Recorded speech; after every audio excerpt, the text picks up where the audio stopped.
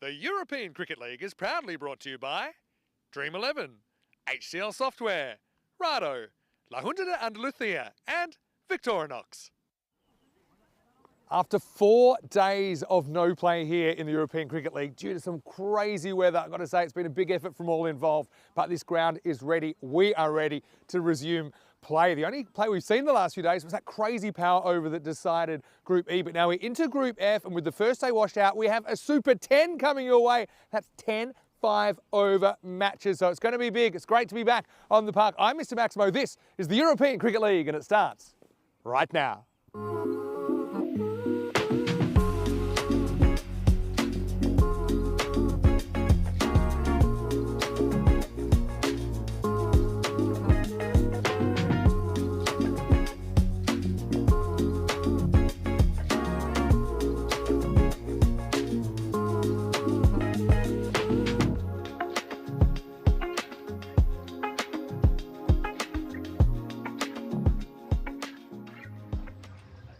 Good morning to you, buenos dias, wherever you're watching from around the world. Welcome to a huge day in European cricket. And of course, we are going to be back on the park in the European Cricket League with Group F. Now, Group F was actually meant to start yesterday, but we couldn't actually do that because of the conditions. And of course, we had that power over tiebreaker, which essentially decided the previous group, Group E. So we are going to push ahead now. And yeah, the big news is that we will have 10 5-over matches. So rather than abandon the matches from yesterday, the idea being that this way we won't have any, I suppose, unfairness as far as who plays who, because we'll still get all 10 matches played. So Vinny Sander here, Mr. Maximo in the box. Got Andrew Ryan, who is going to be with me shortly. We've got Rico Fu, of course, going to be later in the day. And firstly, I want to say a big thank you to all of our fans out there. I know it's been such a difficult time.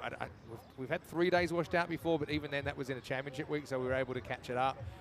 For this situation, though, to have a whole group washed out was kind of heartbreaking. Well, it was heartbreaking. But in the end, it was decided the way it was decided, and now we move on to Group F. So this is match 1. And Ljubljana won the toss in this one. They've elected to bowl. Just repeating, all matches today are only 5 overs. We'll come to that in a minute. You've got Muhammad Ilyas leading Istanbul KSK. Watch out for Ishak Alek. He is electric, listed to open. And Ali Turkmen, let's not forget, he was brilliant for Turkey in the ECC here last September. For Ljubljana, I've got a couple of players I'm looking forward to seeing once again. And the thing is, these teams are probably 2 of the underdog teams going head-to-head first up. Good to see that, isn't it? The teams walking down the famous Khartoum steps as we get ready for Group F to begin in earnest. Just quickly, Ljubljana, watch out for their captain, Izaz Ali. He's listed to open with Ramanjot Singh, the plucky keeper bat, although Ramanjot isn't listed to keep in this game. Ahmed Kal's got that role, and that tells me Ramanjot might be used as a bowler. So keep an eye out for that, as Istanbul KSK, 31%. I don't know, I feel this is a bit more of an even contest than that would suggest. It's, yeah, like I said, this is day 2, but it's essentially the only day of group matches with 10 matches to be played, and each match comprising of 5 overs aside. Big shout out has to go to the ground crew as well, and the blue crew that have worked so hard to get this field up to scratch. I know that some people were looking at forecasts yesterday saying, well, if the sun's out, why can't we play? Let's quick look at the 5-over restrictions here on these games today. So we have 2 over power play, and every bowler is limited just the 1 over. So just going back to that, if you saw the field on Monday, you'd understand why it needed the day to be worked on and to dry out. It's still not completely dry by any means, but it's certainly playable now. And this has only ever actually been done once before. In 2022, in that just after that 3-day washout that I was just talking about, we had 2 days of 10 5-over matches, of 10 5-over matches in championship week. The 20 matches were compressed into 2 days. Then we had a regular finals day. Pakake Badalona won it back then in ECL 22. It's almost ready to go. And it's going to be Ajay Sharma to start things off. So it's great to be back. And making some last-minute field adjustments here. Probably a good time to welcome my good colleague. But first, let's have a look at the first ball of Group F. And the first one's a French cut. It's going to run to the keeper. This is just the outfield. Runs away, bit of foot fielding. ECN's back, only took one ball.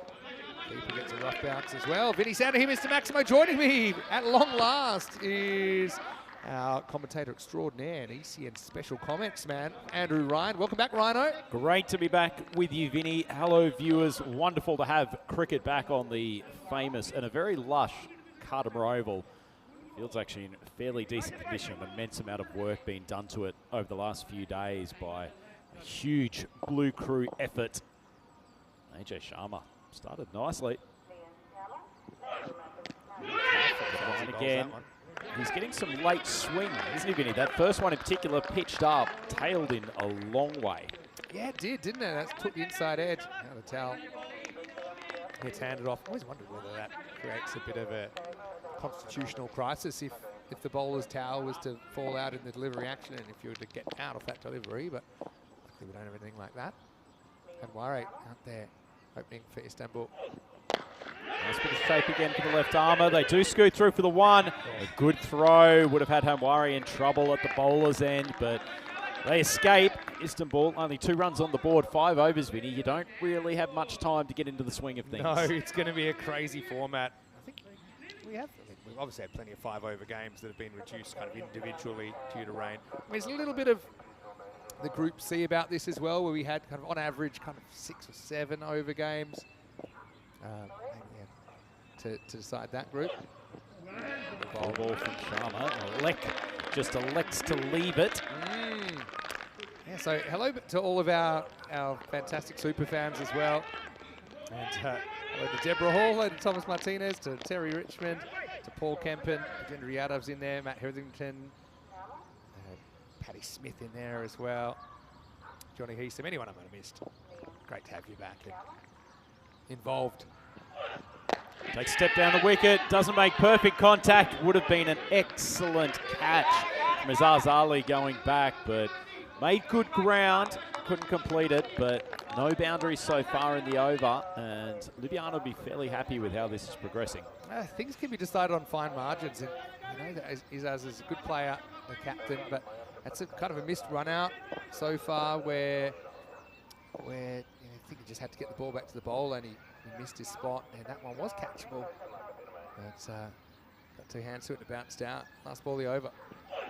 Awari takes a long swing, not well timed, but popped out to where they have the 2 fielders on the boundary, and it will just be a single. So the end of the first over, and Istanbul 4 for none. Yeah, probably lucky that the mid-on wasn't up in the circle. Would have been an easy catch, but this is where we're at with the qualification of teams for Championship Week.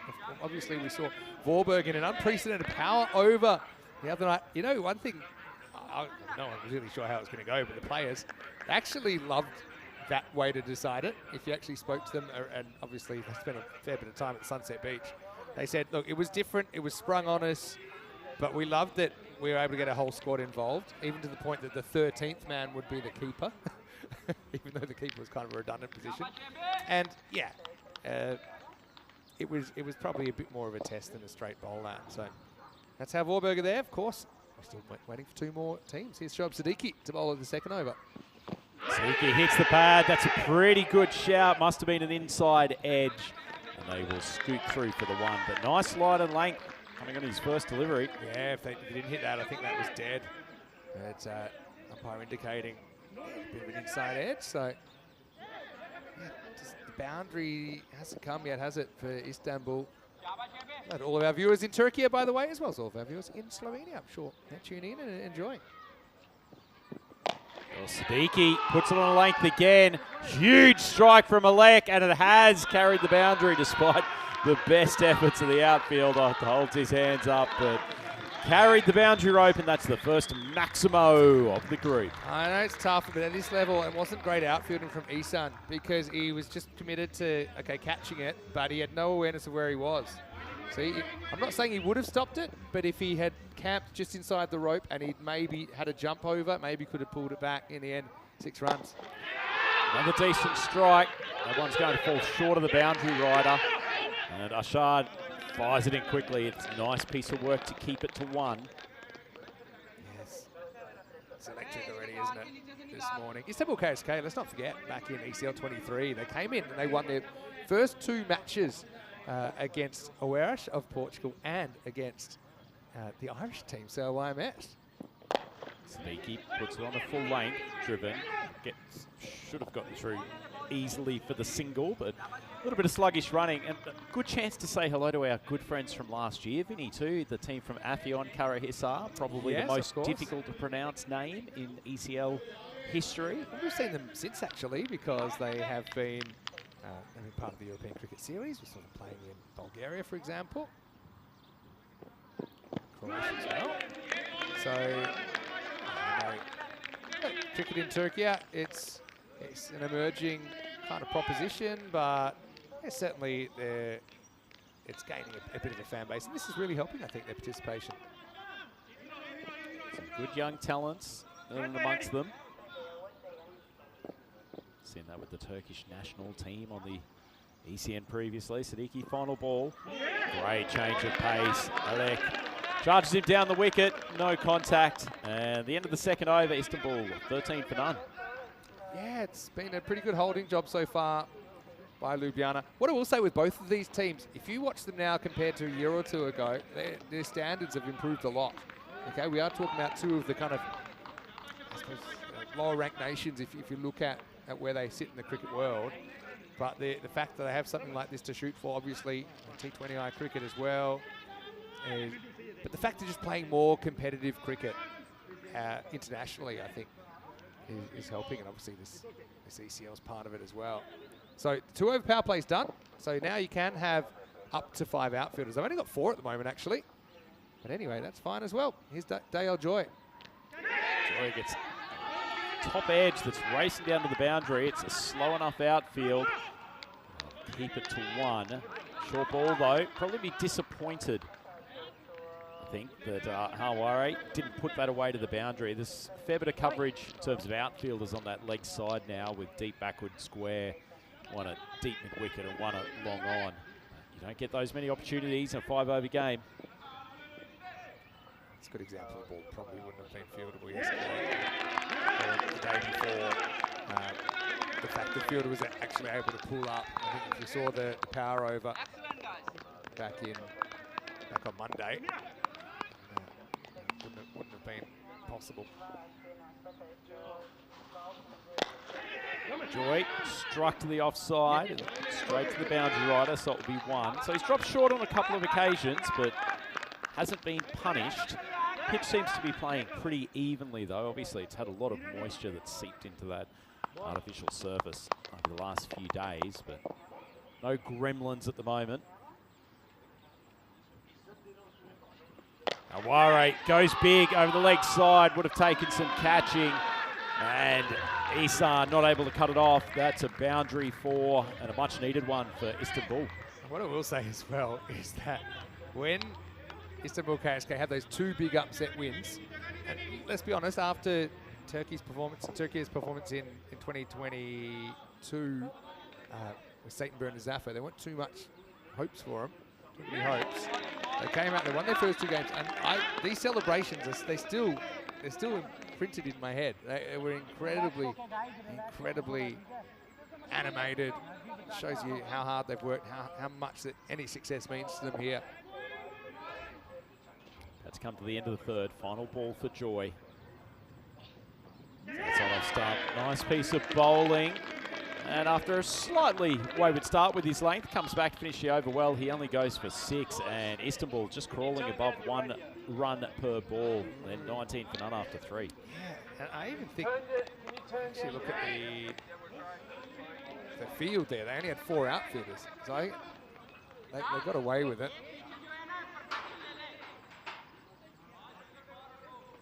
So only 2 overs left to go, and just feel like Istanbul is not quite at the run rate they need at the moment. Vinny, a few boundaries needed. Let's say a quick hello to all the viewers all around the world. Vinny Sandy here, Mr. Maximo. Got Andrew Ryan with me. Welcome back. Cricket's on the park, and obviously we have the first of 10 matches today. It's going to be a huge day in European cricket. You've got all 4 of your matches now 5 over affairs, but at least you do get to play all of your opponents, and hopefully it is a fair way to decide who goes through to final stage. Yeah, and I think the teams will enjoy this 5 over format. Obviously, they've been biding their time back at the hotel, desperate to get out on the field as 4th over is commencing. And an extra wide of the offside. That's Iqbal Samuel, who's come on to bowl the 4th. So 20 for none, 12 balls still left. Expect most of the teams would be looking for targets, I guess, in the wet conditions of preferably at least 55, 60 odd. A little bit of lift off the deck for Samuel, but his radar is off a touch at the moment, and the way that Istanbul started, they're probably very happy to get a few freebies from the Ljubljana bowling lineup. Yeah, it's field now. They have gone to 5 outfielders now. Another short ball. It's up some decent height. He's a tall, lanky man, Samuel. Nice high action. Really digs into the pitch quite hard if he can get his line riders. That ball was still climbing. One for the over there. Rightly called. Judged at the crease. So far so good for the Slovenians. Runs come off the thick higher part of the bat, and it is neatly caught by Ramanjot Singh. Coming in there from the wide, long off position. Neat catch, never easy when the ball's got a bit of moisture on it. And that's the first wicket down. Istanbul KSK 21 for 1. Yeah, and Ramanjot's a very good pair of hands out there. He's actually a regular keeper, but like I said, I have a feeling that potentially he will be used as a 5th bowler here if he's not behind the stumps, because that is his regular position.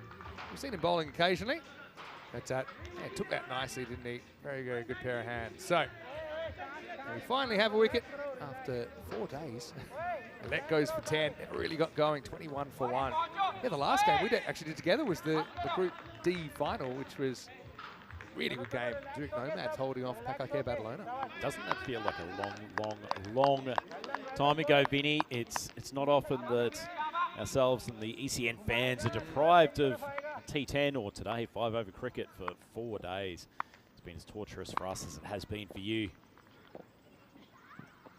Slow ball outside off stump. It's not particularly well timed, but gets enough bat on ball to slog pull it straight down the ground. Just be the single. That's the thing. You don't know what you got till it's gone. There's a very famous song about that. So I know I've missed it as well, as much as anyone. But we're glad to be back, and obviously we'll always do our best to bring you the cricket. Good length ball, bit of bounce off the deck. I've been impressed with what I've seen from Samuel. If he can get the radar on, I think he's going to be pretty handy here. Yeah, I think that's really good bowling. I like his approach. He's got a good slower ball, and then I think the batter was kind of waiting for a slower ball. It was the on-speed delivery. He was just late on it. All right, struggling a little bit. 9 off 10. Another nice ball too, big swing. Bit of an appeal for the outside edge. Didn't hear anything. Just going back to your previous comment, Maximo, that would be my... as it looks like we might actually have a retirement here. Oh, retired out. Yeah, Sabolish probably get that wicket. He forced him to walk the plank. Yeah, that'll definitely be a retired out. And I think they're feeling okay. This is Muhammad Ilyas, the captain. Is saying, all right, it hasn't really worked for you. You know, had some big swings. Hanwari, unfortunately for him, that's cricket. I mean, these guys are coming out cold, but that will be a 2nd wicket down now. I think you've got to credit the bowler for creating that decision. Yep, certainly do. Struggle out there for Hanwari. But while we've got the batter approaching the crease, the point that I was trying to make before that dramatic retirement was, if there's one takeaway I've got from the bowling this year, it's how much the slower balls have improved both in quantity and quality from the bowlers. Almost every bowler coming here with at least one, if not a couple of variations. Summerhill, good example of that. Another one, outside edge as Ilyas tries to slog him to leg. No runs off the ball, and at the end of the 4th, Istanbul KSK 22 for 2. Yeah, they're sitting pretty at the moment, but with these short games, furious 5s, or fast 5s, whatever you want to call them, I just kind of feel any score is chaseable and any score is defendable. So, okay, they might hold him to, say, 30 here or 32. You say, oh, surely that's not enough. But it only takes you to get a couple of wickets early, especially in these conditions. The ball's not running particularly quickly along the ground to kind of keep the runs required above the balls remaining. And if you can stop boundaries and bowl straight, you can win. So, yeah, I think Istanbul still can have some hopes. Last over then. And it is your friend Ramanjot who's striding in. That's actually well pulled out there to square leg. They'll keep it to 1, but nicely timed shot. It's a bit of Ramanjot look-alike, but it's actually not Ramanjot. It's Omkarnath Tunduru, who's the 5th bowler. My mistake. I was one digit. I think he plays Ramanjot at parties as a look-alike in Slovenia, obviously. There is a bit of physical similarity between the two. His body double in the movie. Nice bit of in-swing. It's well played, though. Played very late, and despite the still, I wouldn't say sogginess of the outfield, slowness of the outfield, more fairly, it runs away for 4. Nicely timed shot. Yeah, nice shot. I didn't think it was necessarily going to run for 4, but it shows you there is some value along the ground. Industrious kind of shot. Knows there's no outfielder back there. We've seen a lot of big swings and misses, haven't we? So it's just thinking bat on ball. Let's see if we can graft some runs. Nicely played by Ilyas. Much needed as well. So Istanbul up to 27 for 2. These two have only played 4 balls between the two of them, so they're both fresh. Big swing across the line. No contact. Good comeback from Tunduru. Yeah, well done. This is a crazy format already. The 10 overs, the 5's even crazier. Hello to everyone saying hello to me. Gregor Galway's in there. Nice to see you. Hello to Jay Wild, who must be very close to us right now. Only 3 balls to go. Short ball gets big on him. That's an excellent catch. Well done from the young paceman, Iqbal Summerall. Takes a good catch diving forward, and unfortunately a pretty short stay at the crease. Aurelius holds out in Istanbul 27 for 3. He's got some huge hands there, doesn't he? I thought it was quite a difficult catch, but he made it look easy, and it looked like he was catching a golf ball, to be honest. But it's a good swing in the first place from Tunduru, just kind of cramping the batter, tried to go inside out, but have a look at that. Iqbal Summerall, he's been very, very good so far. Magnificent mane of hair as well. That's the real deal. Istanbul still maybe hunting for 30 or something like that. Maybe if they bowl and field really well, they could do it. But anyway, Ilyas departs. 2 balls to go. Oh, he's got a decent hold of that one. I think it's going to drop inside the line, and it's well taken. And it is that man, Ramanjot Singh, who almost lost his balance, executing the catch, but good take. In a way, he also didn't know where he was on the field. He thought he was right next to the boundary, so he thought he had to be very, very careful. He was hoping for the best. Probably he just lost his sense of direction. Not a bad effort here. Turkmen comes in and he looks and goes, oh, the boundary's all the way back there, so I'm fine. So how about that? It's a hat-trick opportunity for Tunduru in the last. And I'm going to say it's a pretty good hat-trick opportunity. Oh, Ismet Turkmen comes and goes. Golden duck. And 1 ball left to go. Wouldn't this be quite a way to finish off the first 5 over innings of this group? It's got to be a shot. I think we haven't seen a hat-trick since Group A. And it was the final, Abdurrahman Ahmadzai. So Tunduru can put himself on the ECL Hall of Fame. He could be the 15th hat-trick taker. Wouldn't it be quite a start for this group stage? Group F. Got to be a chance. Hat-trick opportunity. Tunduru steaming in.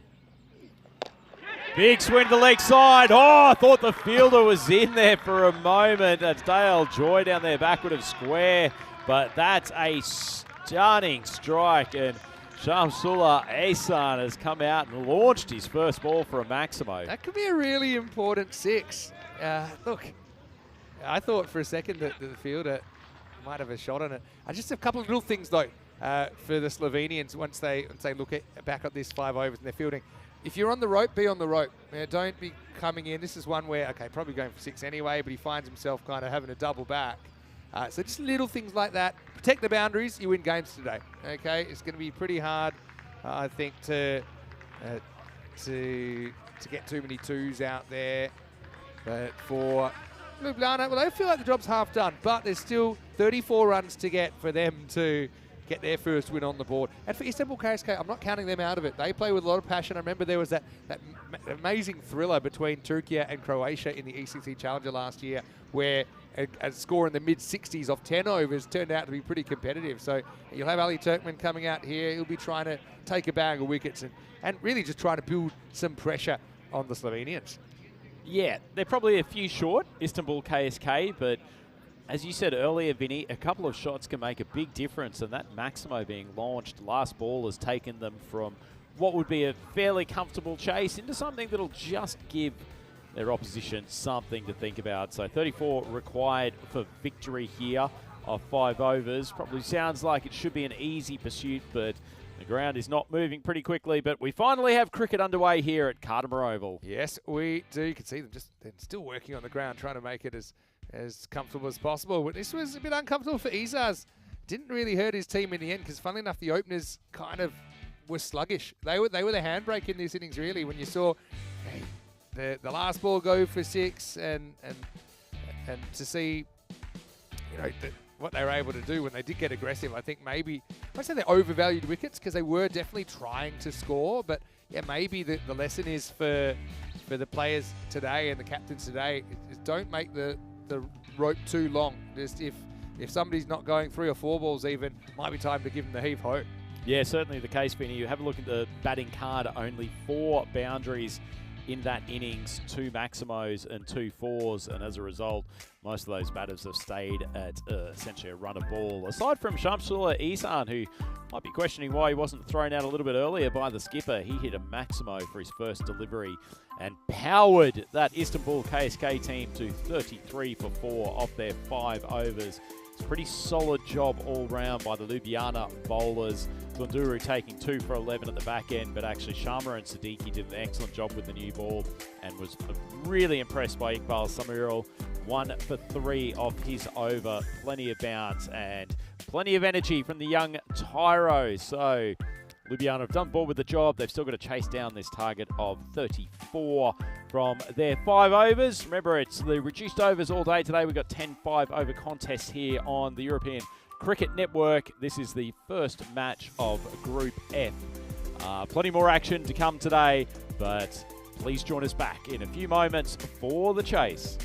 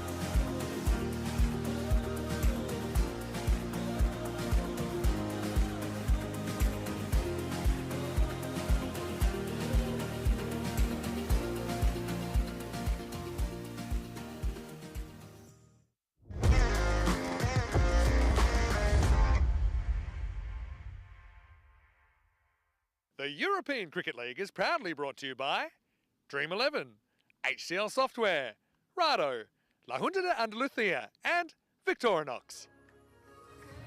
Welcome back, European cricket fans. Tight turnaround today as we have a 10 5-over contest to get through. It's the Smiling Sheriff and Tall Tyrone coming out there in the umpiring spots, and they're followed by the boys from Istanbul KSK, who have batted first, and it was tough times out for them during their 5 overs. They only managed to put 33 for 4 on the board. Just a quick reminder of the playing conditions for today. It is 5 overs per side throughout the whole day. That means the reduced power play, only 2 overs, and each bowler will only get 1 stint at the bowling crease in each game. Well, there's plenty of action ahead of us.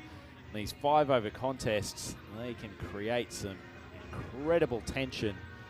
So only 30 balls for Ljubljana to face to chase what's the total that I think they'd probably be happy with going into the mid-innings time of this game. Bowling group did a good job, not too many extras, kept the ball largely outside off stump, and really forced the Istanbul KSK team to swing across the line.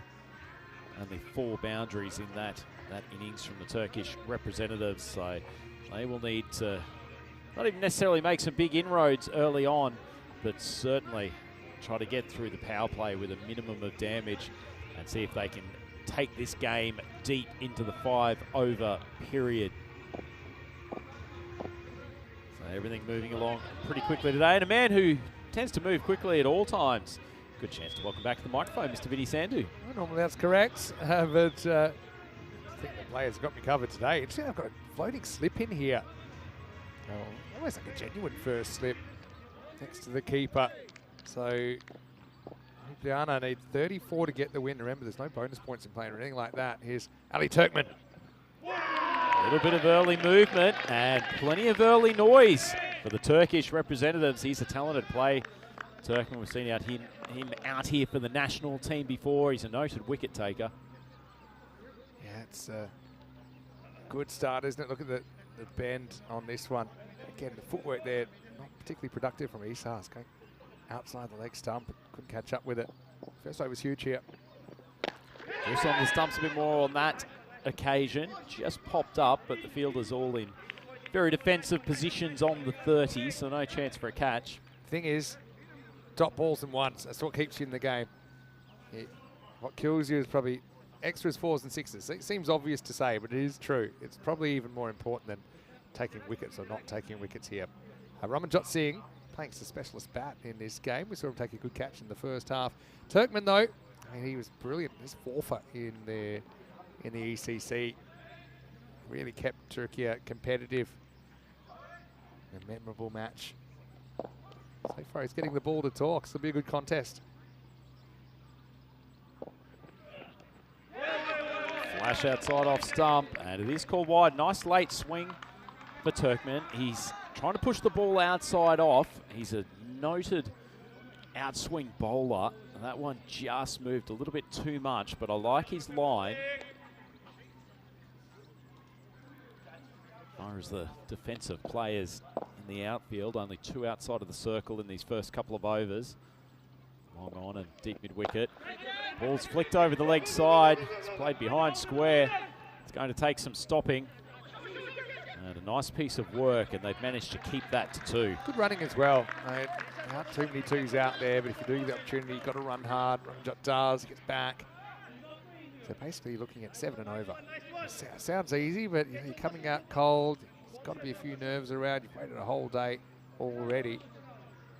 Pretty good stop in the conditions, actually, that Vinny. Very easy for the players to plug on the soft surface here after the amount of rain cut them the last 4 days.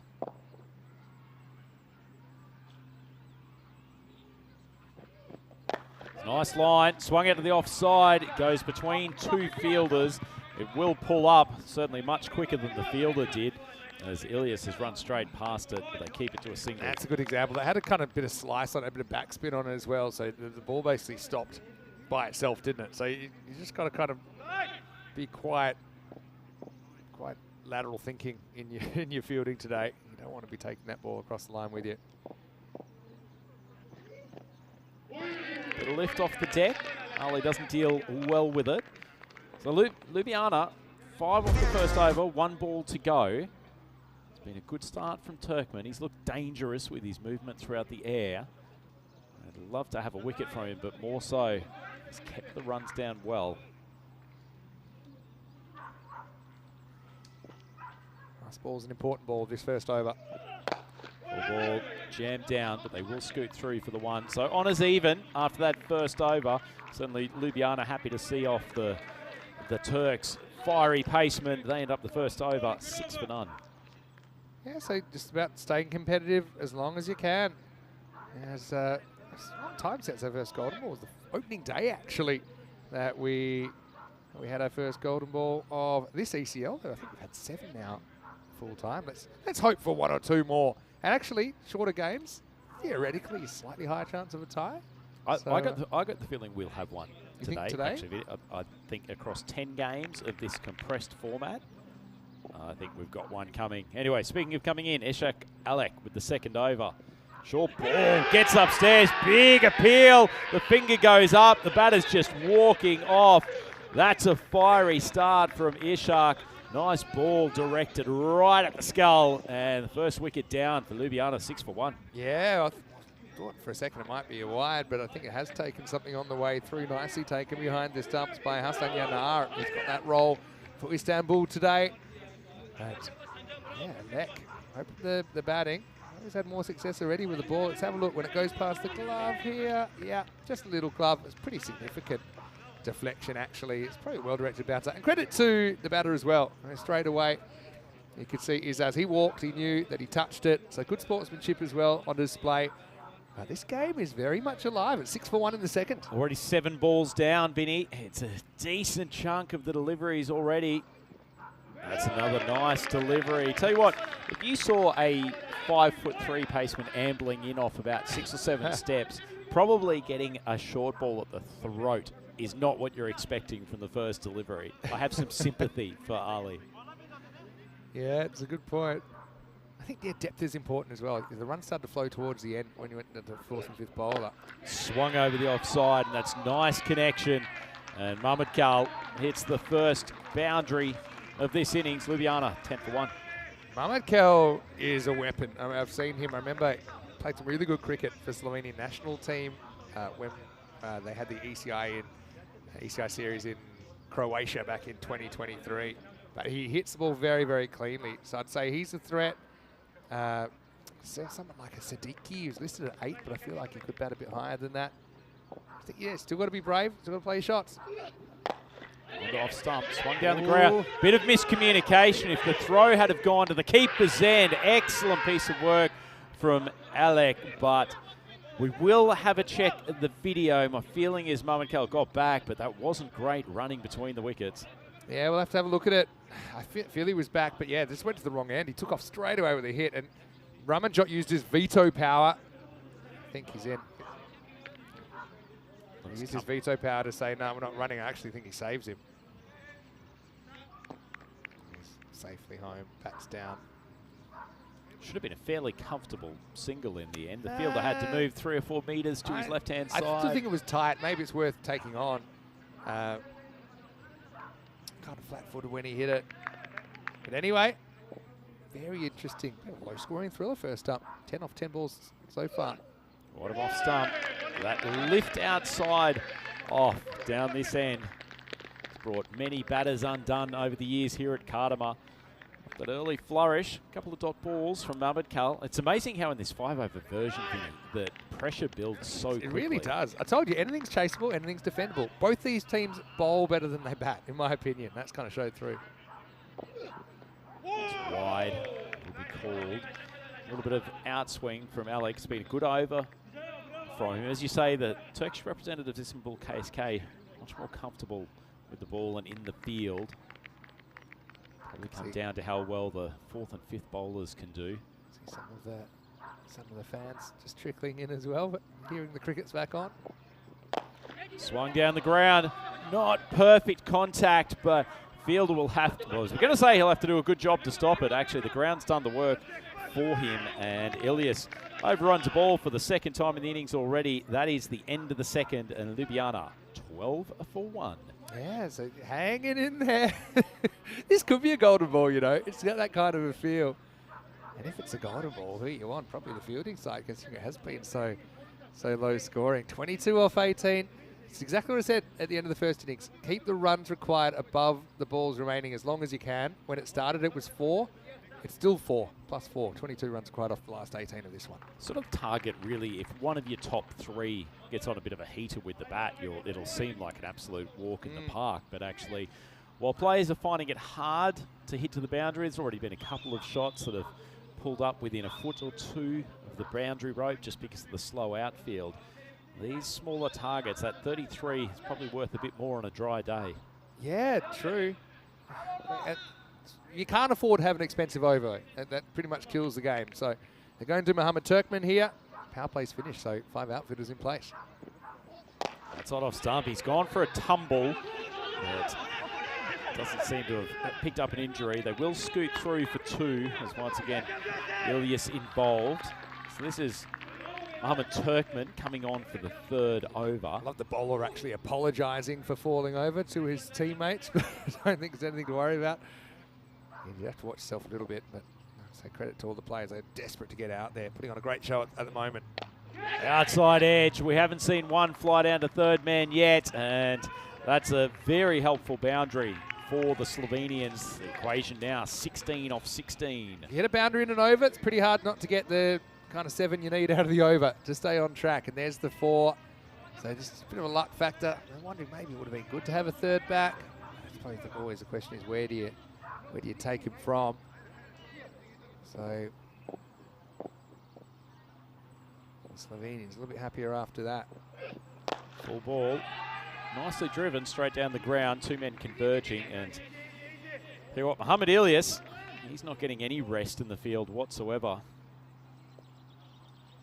Nice length though in the block hole. That low full toss, and particularly with heavy conditions, the ball probably picking up a bit of moisture as it rolls along this Karma surface. They're not easy balls to hit to the boundary.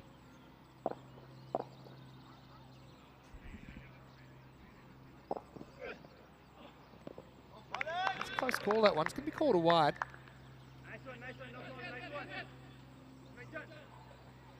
So Turkmen, this is the over field. It's meaning they're going to have to play almost perfect cricket. Second or last over probably is a wide. Maybe just breaks away a little bit when it passes the line. It's outside completely. Reminder to fans, no change in the wide lines despite where the batter is standing. Way outside off stump, and he got exactly what he was looking for. Ball pitched into his waistline, and it swung away for a Maximo. And Ljubljana feel like they're on their way. Yeah, how about that? Ramanjot really showing his hand. And Turkmen, to be honest, he had a decision to make. Did he bowl a regular ball, or did he maybe go at the stumps? And he was so far deep in his crease there. His actual back foot was almost right back in line with the stumps. But Turkmen kind of gives him exactly what he wants. Just look at how deep in the crease he is there. But he got the perfect ball for it, didn't he? Great batting from Singh. Short of a length. It's nicely cut late. 3rd man coming around. And we'll keep it to 1. So Ljubljana, 7 off 13. Last ball of the 3rd coming in, and they've broken the back of this chase. Particularly helped along by that massive strike. See, a few people might watch that 6 and go, oh, what's the bowler meant to do? Well, you've got a couple of things you can do. Number 1 is don't bowl that length. But the other 2 is, if you want, go at the stumps. One was in the slot, but a nice bit of bounce off the deck. Struck down the ground by Mohamed Karl. End of the over, 28 for 1. Yeah, so you've got a decision to make. The batter's challenging you to either stick with your tactic, or challenging you to change tactics and go at the wickets, and then you have to decide what you want to do. So then the bowlers have choices too. Well, one of the best team names we've ever had on ECN. They're finally going to be out here. The Wolfendanger Optimists of Luxembourg to take on last year's runners-up Old Victorians in match number 2. These games are moving along pretty quickly. We're only 20 minutes away from the start there. Old Victorians won the toss. They'll be bowling first.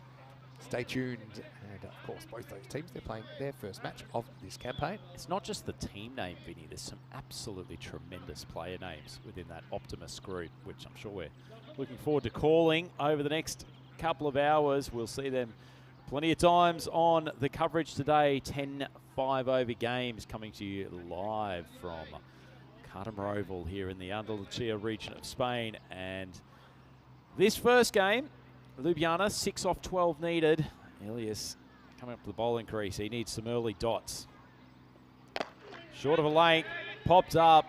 Unfortunately, the bowler not able to make his ground to take the catch. But well, this game could be over if Ramanjot hits a 6. But I mean, I wouldn't say it's impossible. It's just highly unlikely. If you go into the last, maybe you bring everyone up and you get a few swings and misses, you get a bit of panic. Both these two are probably panic risks. Anyway, Ramanjot, see where he's standing. He's standing right in front of the keeper as well.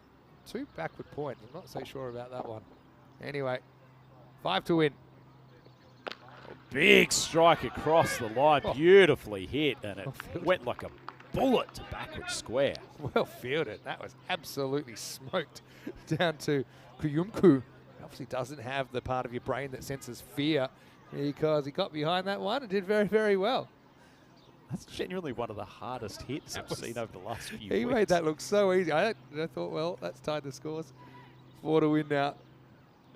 Big swing down the ground, and what a beautiful way to bring up a first up victory for the Slovenian champs. Ljubljana have chased this well after a slightly sluggish start, and these two, Singh and Mamadkal, have looked in good touch in the first game, and they beat the Turkish champions Istanbul KSK by 9 wickets. Pretty good first up performance by Ljubljana. Yeah, it's a good game actually. Probably a bit closer than their final scoreline will show. But I think you look at it and you think, oh, did they just leave those openers out there too long in the first half? Would they have squeezed another 10 runs? And if they had, would it have maybe gone down to a finish? But I mean, it is what it is for the Istanbul KSK side. Obviously, they've got a big day ahead. Their next game's against Farmers in match 3. And then they'll take on the Optimists in match 7 and Old Victorians in match number 10. For Ljubljana, well, they'll take on the Old Victorians in match number 4, so they have a little bit of a break for their next game. So just a reminder that our next game now will be in 15 minutes' time, with the Optimists of Luxembourg taking on the Old Victorians of Jersey. Remember, this is the group with 2 Jersey sides in it. And that's the procedure when there's 2 from the same country. They're always in the same group. Just Mays, very, very experienced player, leads the Optimists. And for Old Victorians, well, they've been here before. Watch out for John T. Jenner at the top of the order. He was hitting big scores for fun in ECL 24 a year ago. Yeah, pretty good team, that Old Victorians lineup. They know how to play. I was about to say play this T10 format at Cartamar. They'll be facing 5-over games for all of today, but I'm sure they'll adapt well, as did our first up combatants here. It was Istanbul KSK up against the Slovenian champions Ljubljana, and in the end it was all about boundaries. The Ljubljana team managed to hit as many in 3.5 overs as the Turkish boys did in their 5. Few slightly dicey efforts running between the wickets, but Ramanjot Singh, he hits a hard ball. And there was some nice play as well from Mamadkal. He used his feet at the end to knock over a little Maximo to bring up the win for the Slovenian champions. The dugout all happy, and that's pretty tidy first up performance from them. Really set up by their bowling attack, which looks to have some depth and variety and should be quite a handful for the rest of the teams here in Group F. So as we finish this first up game of 5-over cricket, Ljubljana 36 for 1 in their batting effort. Not too many batters needed. Izaz Ali went early to the bowling of Ishak Alec. Nice short ball, which got gloved through to the keeper. Then a minimum of fuss for Ramanjot Singh and Rashid Mamadkal. They played the good balls well and then put away the loose stuff and carried away to that chase of 36 for 1 off only 3.5 overs. So fairly comfortable victory in the scoreboard in the end, but a few more dot balls from the Turks in the middle overs. We could have had a tight finish, but in the end, a solid all-round performance from Ljubljana. A look at the bowling card for Istanbul KSK. It was a nice first over from Ali Turkman, and Elek did well as well, taking the only wicket. But unfortunately, Mohamed Turkman and Mohamed Elias couldn't keep up the pressure in the middle overs, and Ljubljana getting their first up victory here in Group F. So Wonderful opening start for the Slovenian champions. Yeah, look, win's a win, and who knows, you might look back and that could be the win. That is the difference between which one of those two teams potentially misses out. And there's still plenty of cricket to play. We will take a break here. It won't be too long. We're back in about 10 minutes with the next one, as we'll see the Wolfendanger Optimists on the Cartama Oval turf for the first time, taking on last year's runners-up, the Old Victorians of Jersey. Vinny Sander here, Mr. Maximo, with Andrew Wright, and we'll be back to bring you match 2 very shortly, live from Spain. You're watching the European Cricket League.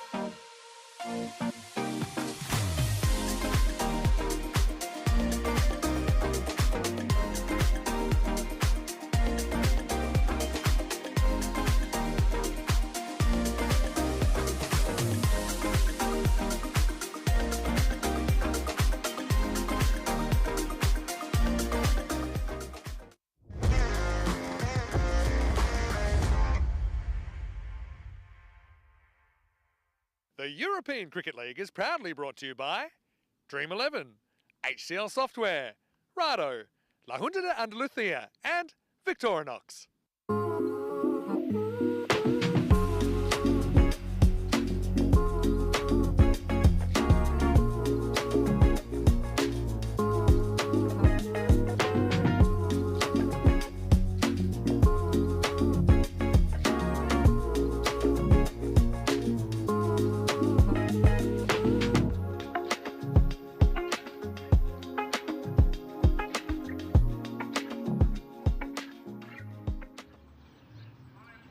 Welcome back to the European Cricket Network.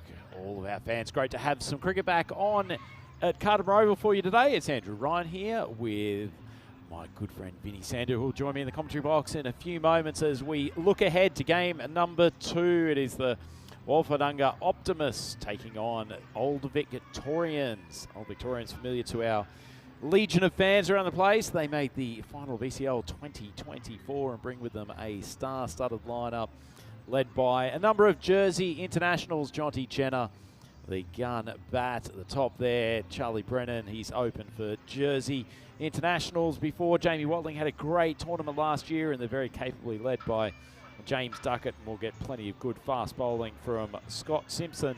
But no shortage of good players in that Wulfardunga Optimist team as well. And won't the kids out there for the Cricket School program enjoy seeing some action here today. It has been 4 days of abandoned cricket, unfortunately, thanks to the inclement weather in this part of the world. But we are pleased to be bringing you 10 games here today. Supercomputers giving Old Victorians a big leg up in this game. 84% chance of victory according to the computer guru. But I'm sure their opponents will have something to say about that. They will get the opportunity with the bat first as Old Victorians won the toss and have elected to bowl. I suspect we might see quite a lot of teams doing that today, this 5-over format, having the opportunity to see just what your opposition have put on the board and how hard you have to go during that 5-over period, especially a team like Old Victorians who have batters who can move up and down the gears with ease. So the Optimists have a big job on their hands to put a good enough target that they will hopefully try to keep out of reach of the Jersey boys. And ready for game 2 as they're very colourfully dressed Old Victorians enter the field. They've got a good travelling support crew with them here today. Jersey teams always tend to bring a group of followers with them. And the Optimists just following them out as Jersey team try to keep warm. They've already been through their warm-ups, the Old Victorians. It's still a relatively cool day here in Cardamar. Looks like no rain forecast throughout the day, which is extremely helpful for us. We saw in game 1, outfit's still a touch slow. It's been freshly mowed, so the grass is good short length, but still some of the pulp around the place. It's causing the ball to just pull up short of the boundary occasionally. But as the sun comes out, no wind at the moment, we hopefully should get the field to dry even more than it is at the moment. But to be honest, after quite a few days of absolute deluge, it's come up an absolute treat, and a full credit to the ground staff and all the blue crew, everyone involved with European Cricket League for getting us back underway and ready to play today.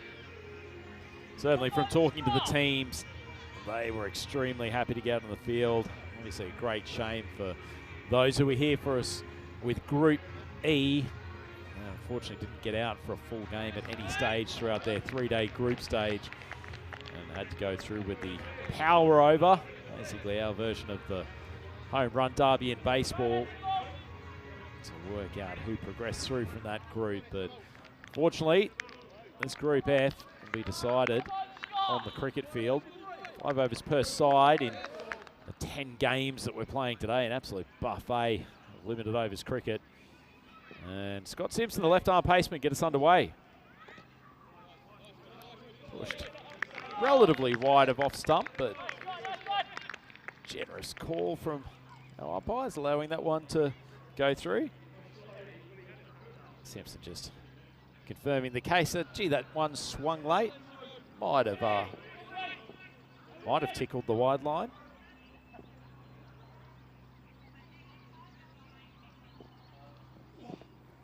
That's a better ball from Simpson. Doesn't move it away from the right-handers. We've got Embleton is opening up with Gamagate here for the Optimists. It's not only a great name, it's a great logo, isn't it? Sure they'll be one of the well-supported teams for neutrals here in this Group F. Late movement again. It's well bowled from Simpson. He was one of the major reasons that Old Victorians made their way to finals week last year. Bowled exceptionally well in the group stages.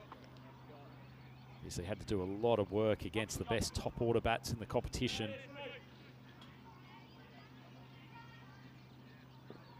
There's a lot of bowling responsibility for this Jersey outfit. Short ball, swung over the leg side, and that will roll along to the boundary. First runs on the board for the Optimists, 4 for none. It's a nice shot from Embleton. Simpson, it does pitch short of a length. A lot that occasion. A little bit too close to the body. Too short. He's not a bowler who really rockets the ball at chest height. So if your footwork is good and you pick it early, runs to be had. That's back on his traditional length.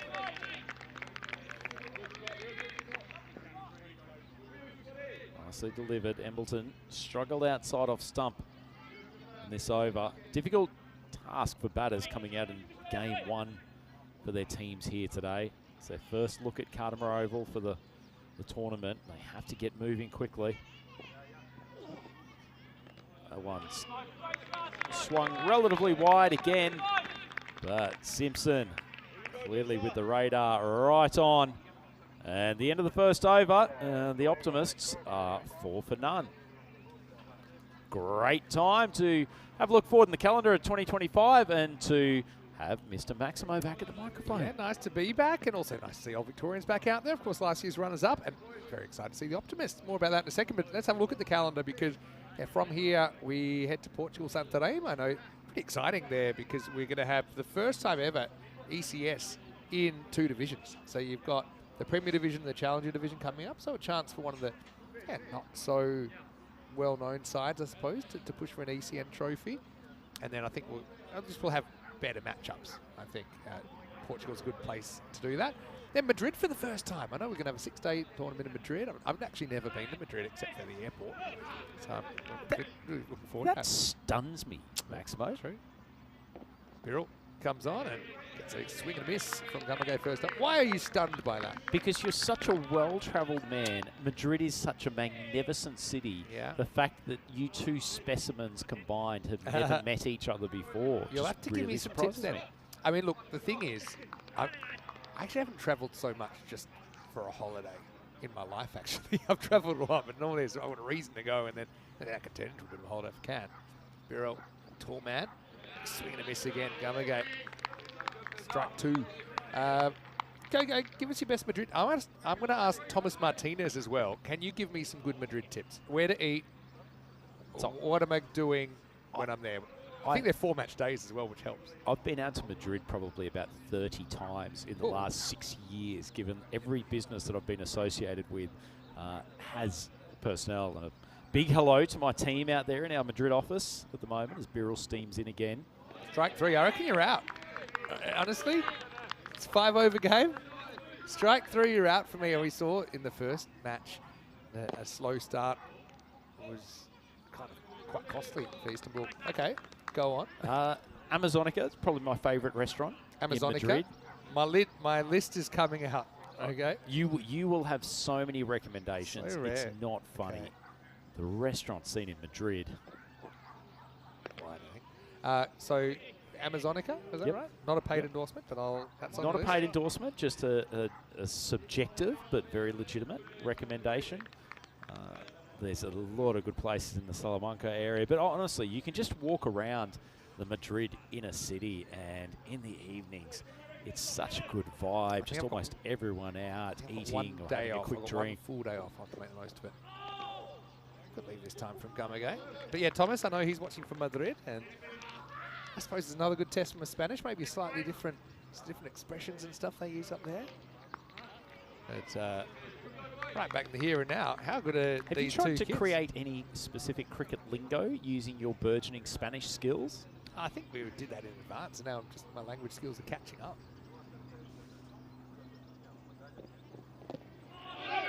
Well, this is going nowhere.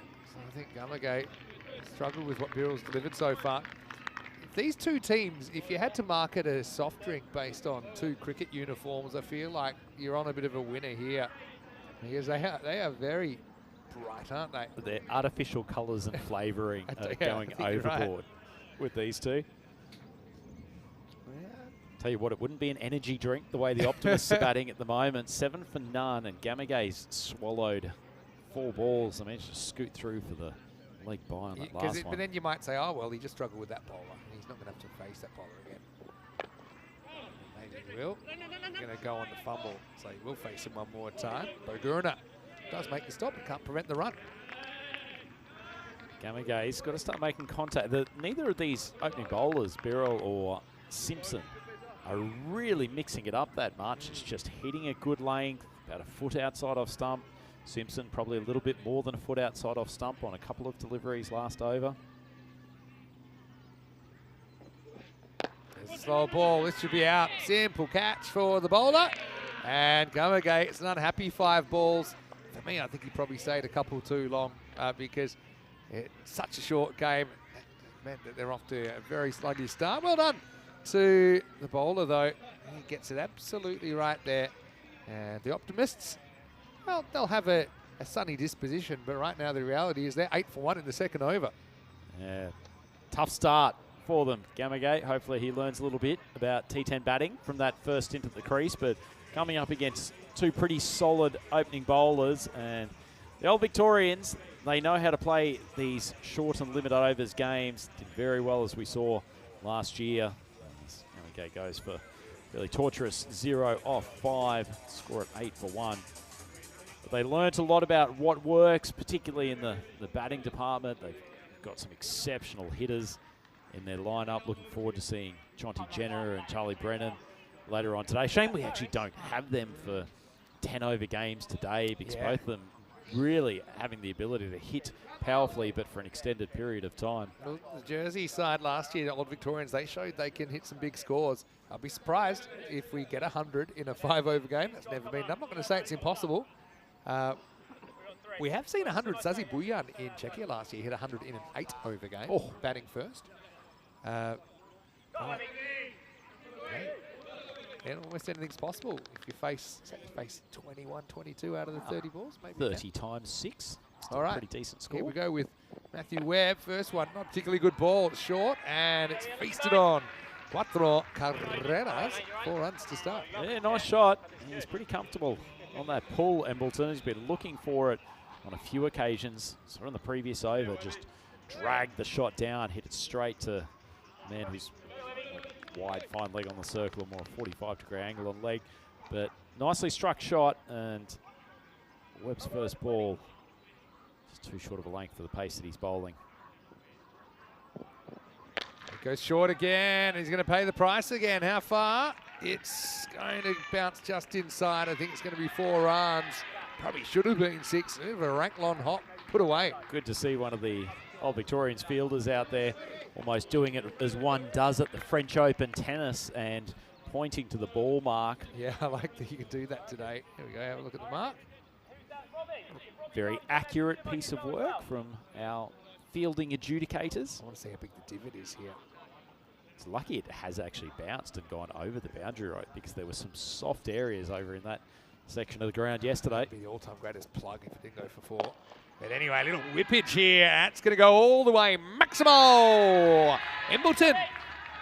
Told you the Optimists will be looking up. It's their first Maximo in ECL cricket. Lovely shot from Embleton. It was actually not a bad correction of length from Webb. Embleton's read it, and he's got the bottom hand flying through. Beautiful pickup. Really some whippage. getting over that leg side. Nicely timed strike for the Maximo. Yeah, what's a good score here? I don't know, these conditions, what's my par? My par's probably around 60, maybe 50s. In these conditions? Still think. I think 55 was probably so? what I was thinking. Guess we'll see. Haven't got too much going yet. Now the short one. This is up in the end. That's going to go. It's going to send the kids scattering. Maximo. 6 more. We are up and we're away. And Embleton is driving at the moment. Lovely striking. Webb's in danger of going for almost more in this over than the boys from Istanbul put on in their entire 5-over innings in the first game. Corrected back to slightly short of a length, but just drifting onto the stumps a little bit too much, and Embleton has got his measure.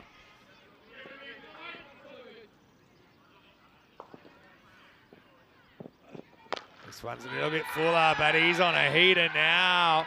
Oh, well, how you like it? It's Big Ben putting it away. Maximo into the crowd. Well, for a man who couldn't put bat on ball from Simpson in the first over, all of a sudden he is breathing life into this contest.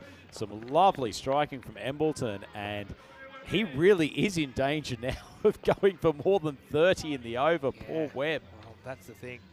Your depth is going to be tested. Obviously, they had 2 kind of premier opening bowlers to be able to bowl the first 2, and Webb, he's a bit of a harsh learning curve here. Last ball, the over, has gone for 26. And potentially more. It's supersonic stuff. Maximo! And 32 off the over. Pretty much the score that the first innings of the day was an entire inning score. And it comes up in 1. Real game changer.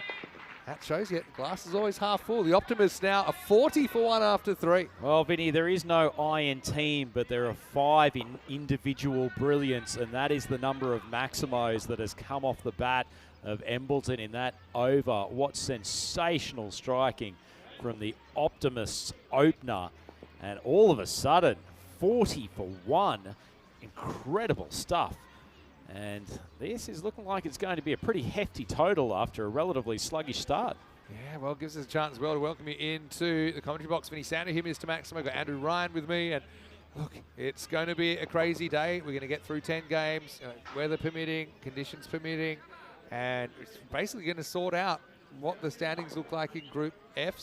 Going into tomorrow, of course, the top 4 teams will go through. The top 2 will take the double chance. But I think we're all just thrilled that we're back on the park. Thanks to a lot of hard work to everybody that put in their time, their energy to get the field as prepared as possible for this big day. Absolutely, and the ground's playing pretty well today, Maximo. I've seen a few balls just pull up a little bit short of the boundary. It tends to get a little bit spongier towards the outer edge, but nonetheless, great to get cricket back on the field. And we've got some high-flying antics here, as that is a fantastic piece of work.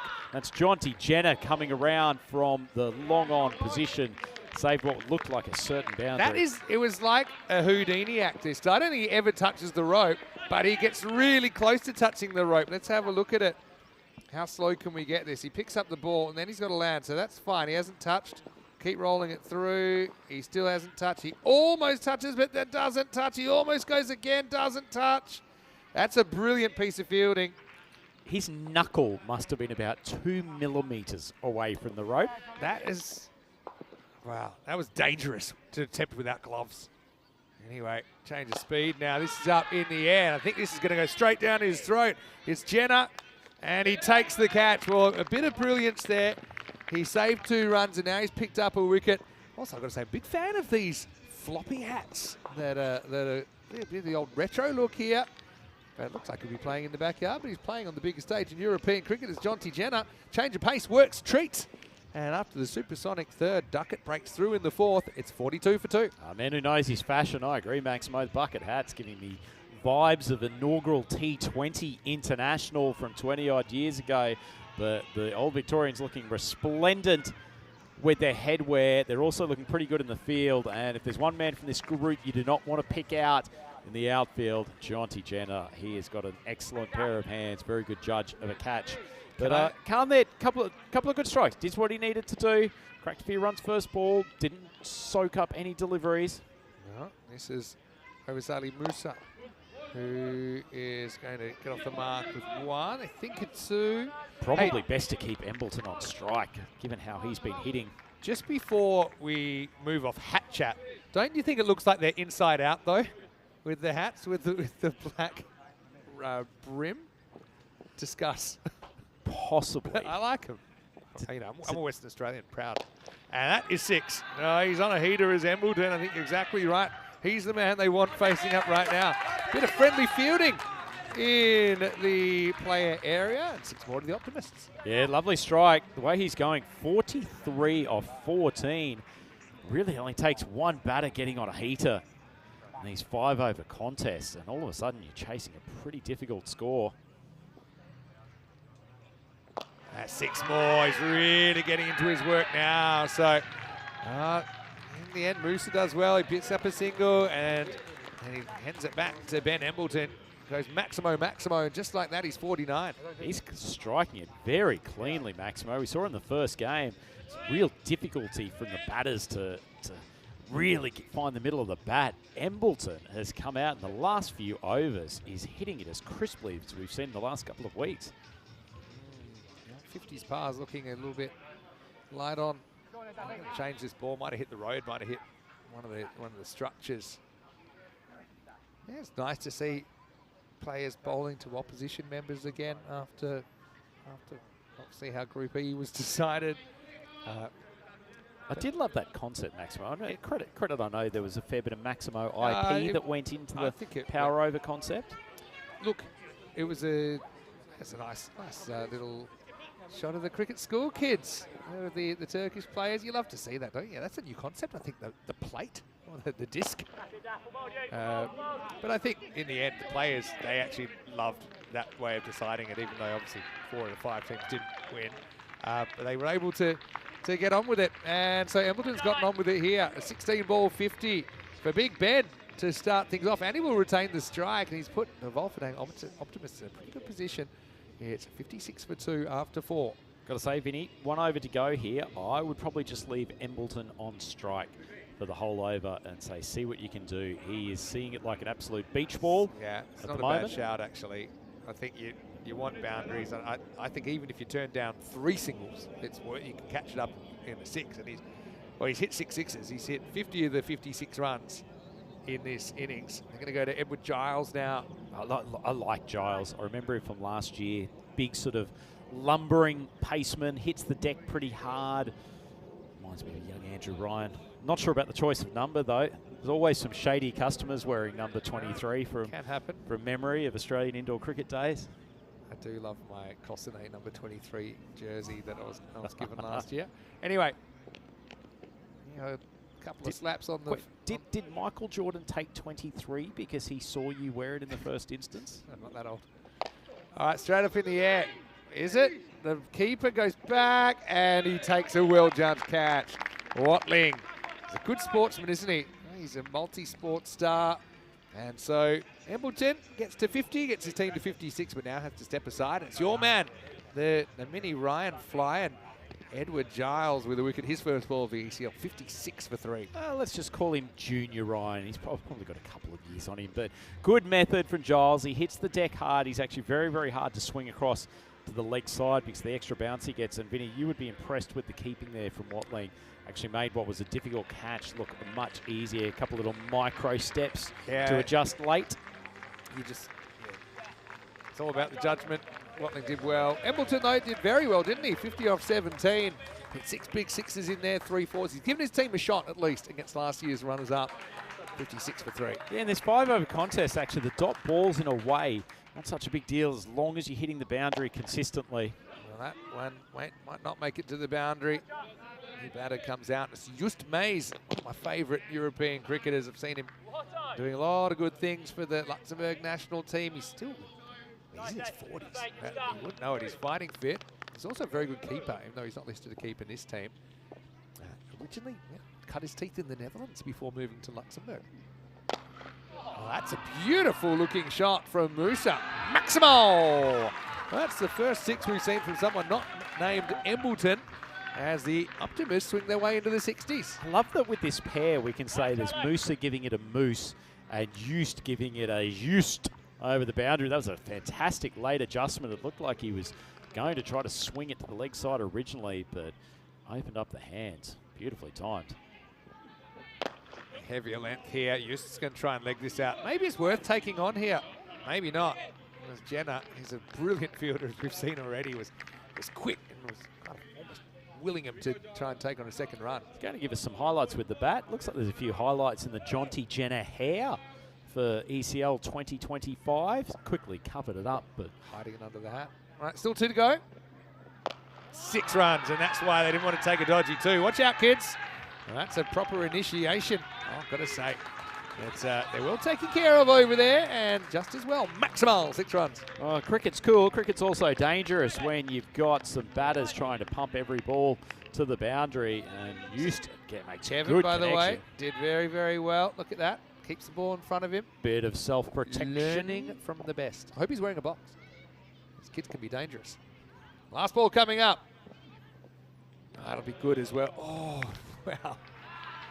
Well, if you remember how this inning started, right, there's a certain air of 2 wrongs make a right about this, because I think, for me, straight over the line, but I think the first one of the innings wasn't. I reckon his opening bowler part, Scott Simpson, will just be saying, mate, why can't you keep it within the tram line? The world is now back in alignment. Let's try it. Last ball. And it's whacked for 6. So that's why Giles would have liked the call. Instead, it's go fetch it stuff. And they're going to finish on walking stick 77 for 3. Wolfendanger Optimus of Luxembourg. Competitive and then some. I think Old Victorians, though, they still feel they've got the batting to chase this down. Yeah, they certainly do, but those last 3 overs, Vinny, have gone for 32, 16, and then 21 at the end. And the Old Victorians, who really did bowl some pretty tight spells back when they were making their way through to ECL final in 2024, have been absolutely pumped in those last 3 overs. And that is a pretty hefty score to chase. And tell you what, the Optimists, after a slow start, haven't they showed that there's plenty of power in this batting lineup? I just think it's a good, it's more than good score. But if you can get a couple of errors out of the top order and kind of build a bit of that pressure, you're going to have to bowl and field really well. But certainly, I think Optimists, they've got a shot as we'll look back at the first 5 overs. And good to see the cricket school kids involved again after being kept away from the ground due to the conditions for the last few days.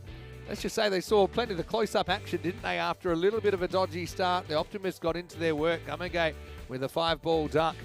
And so, okay, obviously he wasn't able to impact the scoreboard, but his opening partner, Ben Embleton, could. His 50, including 6 Maximos, setting up this score of 77. And didn't he strike the ball cleanly after a little bit of a sluggish start?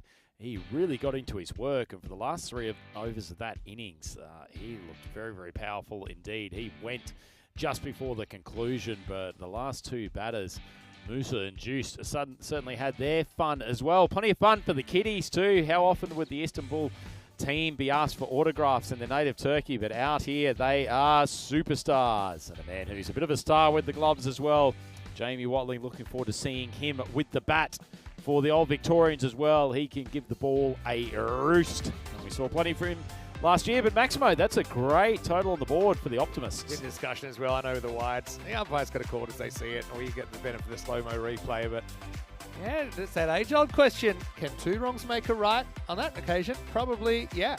Embleton with 50 dominates the scoring for the Wolfendanger Optimists. The Luxembourgers, I was going to say, with a lot of thanks to him, I'm sure. Mays with 13, including a couple of large strikes late in the piece, and Musa with a handy Maximo as well in his 8, just the 4 extras in there. And the Optimists score 77. Bowling-wise, let's have a look at it. I mean, Birrell did a really good job at following up Simpson's work, so only 7 off the first 2 overs, but you can see then the floodgates open. Webb went supersonic, and Duckett fought back, had a bit of a mixed over. Giles, again, he'll be ruining that wide call. It meant he had to bowl another ball, and it went out of the ground. We'll take a break. Back very shortly, of course. It's quick turnover today. 78 for Old Victorians to start with a win. Their first chance with a bat since that dramatic ECL 24 final. Vinny Sander here, Mr. Maximo, with Andrew Ryan. Rico Full not too far away, but stay with us. You're watching ECN, and this is the European Cricket League.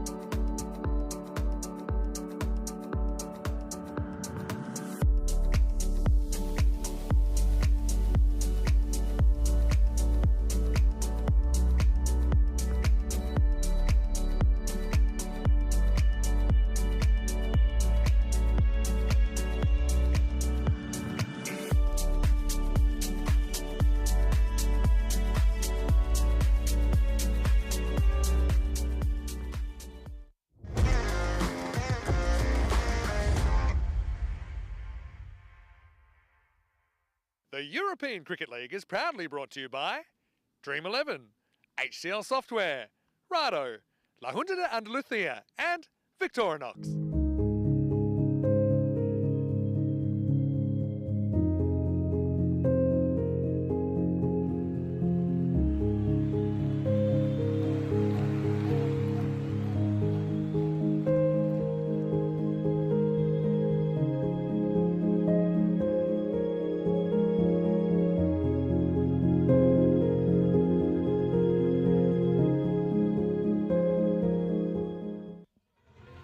Hello and welcome back to the Cardsma Oval, the home of European cricket. It's hopefully going to feel like a home away from home for you as well if you're watching this European Cricket League. Unfortunately, had to do a few renovations over the last 4 days as the weather didn't allow us to take part in any regular play, but now we're back and this is Group F, essentially the only day of group matches. Every match today, 5 overs aside, 2 over power play, with only 2 outfielders are allowed. After that, 5 outfielders are allowed. Each bowler is restricted to just the 1 over. The Wolfendanger Optimists of Luxembourg, their first appearance at the Cardsma Oval here, and they put on 77 in 5 overs. Pretty good effort, I think. A big vote of thanks to Ben Embleton for his 50 off 17 balls. Of those 17 balls, he hit 6 sixes and 3 fours. Old Victorians, though, they pack a punch. We saw them putting up some obscene scores on finals day last year, including a big 200 plus to send Gina Brescia of Italy packing. And, strong opening pair, Charlie Brennan and John T10, 78 to win. Here we go. Big swing in this first up. Atif Kamal bowling. Just feel this score if you can win the first over and push it up to kind of 3 a ball plus. And I think the old Victorians, who do have some good players, but again, like all the teams here, they're coming out cold today. Just maybe you've got an opportunity to sneak a win and be a big win, wouldn't it, for a team in their first ever ECL match. That's up leg side. But I think there's a little bit of pad in this, so it won't be a wide call. One guy who's rarely wide of the mark joining me in the commentary box is Andrew Ryan. Welcome back, Rhino. A quick observation for you, Maximo. Charlie Brennan, outstanding player, played plenty of games for Jersey now. We've seen him on the... Anyway, usually does take a few balls to get going. So we'll see how he adapts to this 5 over format. Right. So that's basically 3 dots. The leg side one must have just brushed the trousers on the way through, otherwise that would have been a wide, but yeah, tough stuff. It's a good line to be bowling to him. Once he gets going, it feels like almost every ball can end up going to the boundary, but can't avoid too many dots. It's nicely bowled again from Kamal, not trying anything too varied, just hitting a good lane. His line's been pretty good aside from that ball that was dragged down the leg side. That does, after 4 deliveries, bring Jonty Jenner to the crease. Just an out-and-out superstar of Jersey cricket. For those of you who are less familiar, been in around the Jersey national team for over a decade now. Outstanding cricketer. Jenner. Upwards, could be in trouble here. Wow, just fell into space. It's Reinhard Heinz out there who didn't want to smother that. So fielder lurking out there. It was almost that first ball for Jenner, who, by the way, got a first ball in his last innings here in the ECL 24 final. Tragic end to his tournament after some magnificent batting early on. Haynes maybe just a half step slow. Off the boundary. Oh, straight up in the air. And this really should be caught. Dixit's under it, and he takes it. So, yeah, it kind of counters what happened in the first innings when we saw Gummergay a 5-ball duck. This is going to be a 5-ball 1 for Brennan, who just never gets going. Credit to the bowler there, Kamal, for keeping the pressure on. And all Victorians lose an early one, 2 for 1. Yeah, exceptional over from Kamal. Full credit to the bowler. Know your personnel. Didn't want to give Brennan too much on the hip for him to whip a few early boundaries. And that's actually a pretty good catch in the conditions by Moet Dixit. Wearing number 1 for the Optimists, and they could not ask for a much better start. Yeah, so they're given the message. Dixit took a catch, good catch there. Had a long time to wait under it.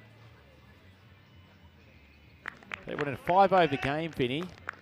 that start for the Optimists. We know they had their own slightly sluggish start, but 2 for 1 after the first. Excellent bowling, and his fielders backing him up. Rate required now 19 and over, just like that.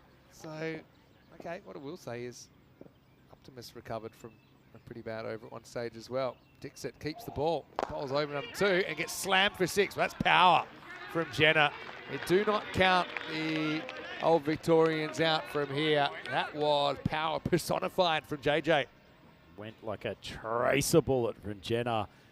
Dixit, ball not coming on with any great deal of pace right into the hitting zone, and Jenner with opportunity to release the arms. Beautiful shot.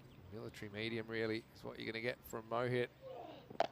Oh, that one's shorter, over-adjusted, and Jenner puts that out of the ground. So back-to-back maximals to start the second. It's the danger with a Jenner at the crease, isn't it, Vinny? You only really need one bad over, and he could really make some inroads into this chase. Just the footwork and the precision body movement at the crease. He's a pleasure to watch. Yeah, Dixit needs to sort things out pretty quickly. Just needs to try and win the rest of the over. Stop this going magical, you'll feel that's a win. Bowling at this pace, you really need some sideways movement. Yeah, exactly. This one is slammed as well, and that's going to go all the way. Maximal. Remember, this is last over of the power play as well. They kind of burnt the first over, but Jenner's come out, and he's come out firing.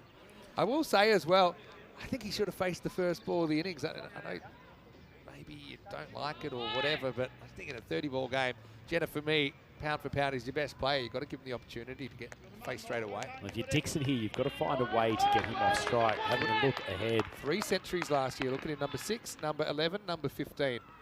Even teammate Jamie Watling with century number 5 that tournament. Right. This is a huge moment then. Someone's got to get there. Used to think, oh no, it's not. It felt like it was his catch. He was coming straight in, and in the end, it falls safely. They could have raffled it between them, Gamagay and Eust. In the end, both of them backed off, and that could be a huge moment in this contest. Maybe. You don't want a collision either. I think even if the mid-wicket might have reached it, it seemed quite unlikely he was going to hold on to it. He just had a straight line to the ball, but just couldn't get there. Now this is in the air, and it's going to hold up slightly. Just gets another opportunity, and he's going to take it. Well, there you go. Well, if at first you don't succeed, try again. Corey Bisson is going to be out first ball. So it's a weird old game at the moment, still up for grabs. Mays does well, readjusts, establishes himself in the field of play, and holds on to a very good catch. Well done to the skipper, and the Old Victorians now 21 for 2. Well, there was a certainty in the celebration after that catch, Vinny, which belied the uncertainty of Eust circling underneath this ball for a few moments. Taken it, stayed within a foot of the boundary line, looked confident with the celebration, but I'll tell you what, I think there were a few hearts in mouths for a few moments while that ball was in the air. Bisson going for the golden duck. And no Derek. Still questions about Derek. I know every day I get messages, where's Derek? I'm told he's waddling back, and he'll be on our screens when he is ready. He'll be lucky to get a freelance contract when he comes back, Derek. Farmers. That's going to be up and over the top. That's a really nice shot. And that looks like Watling. I know that set up.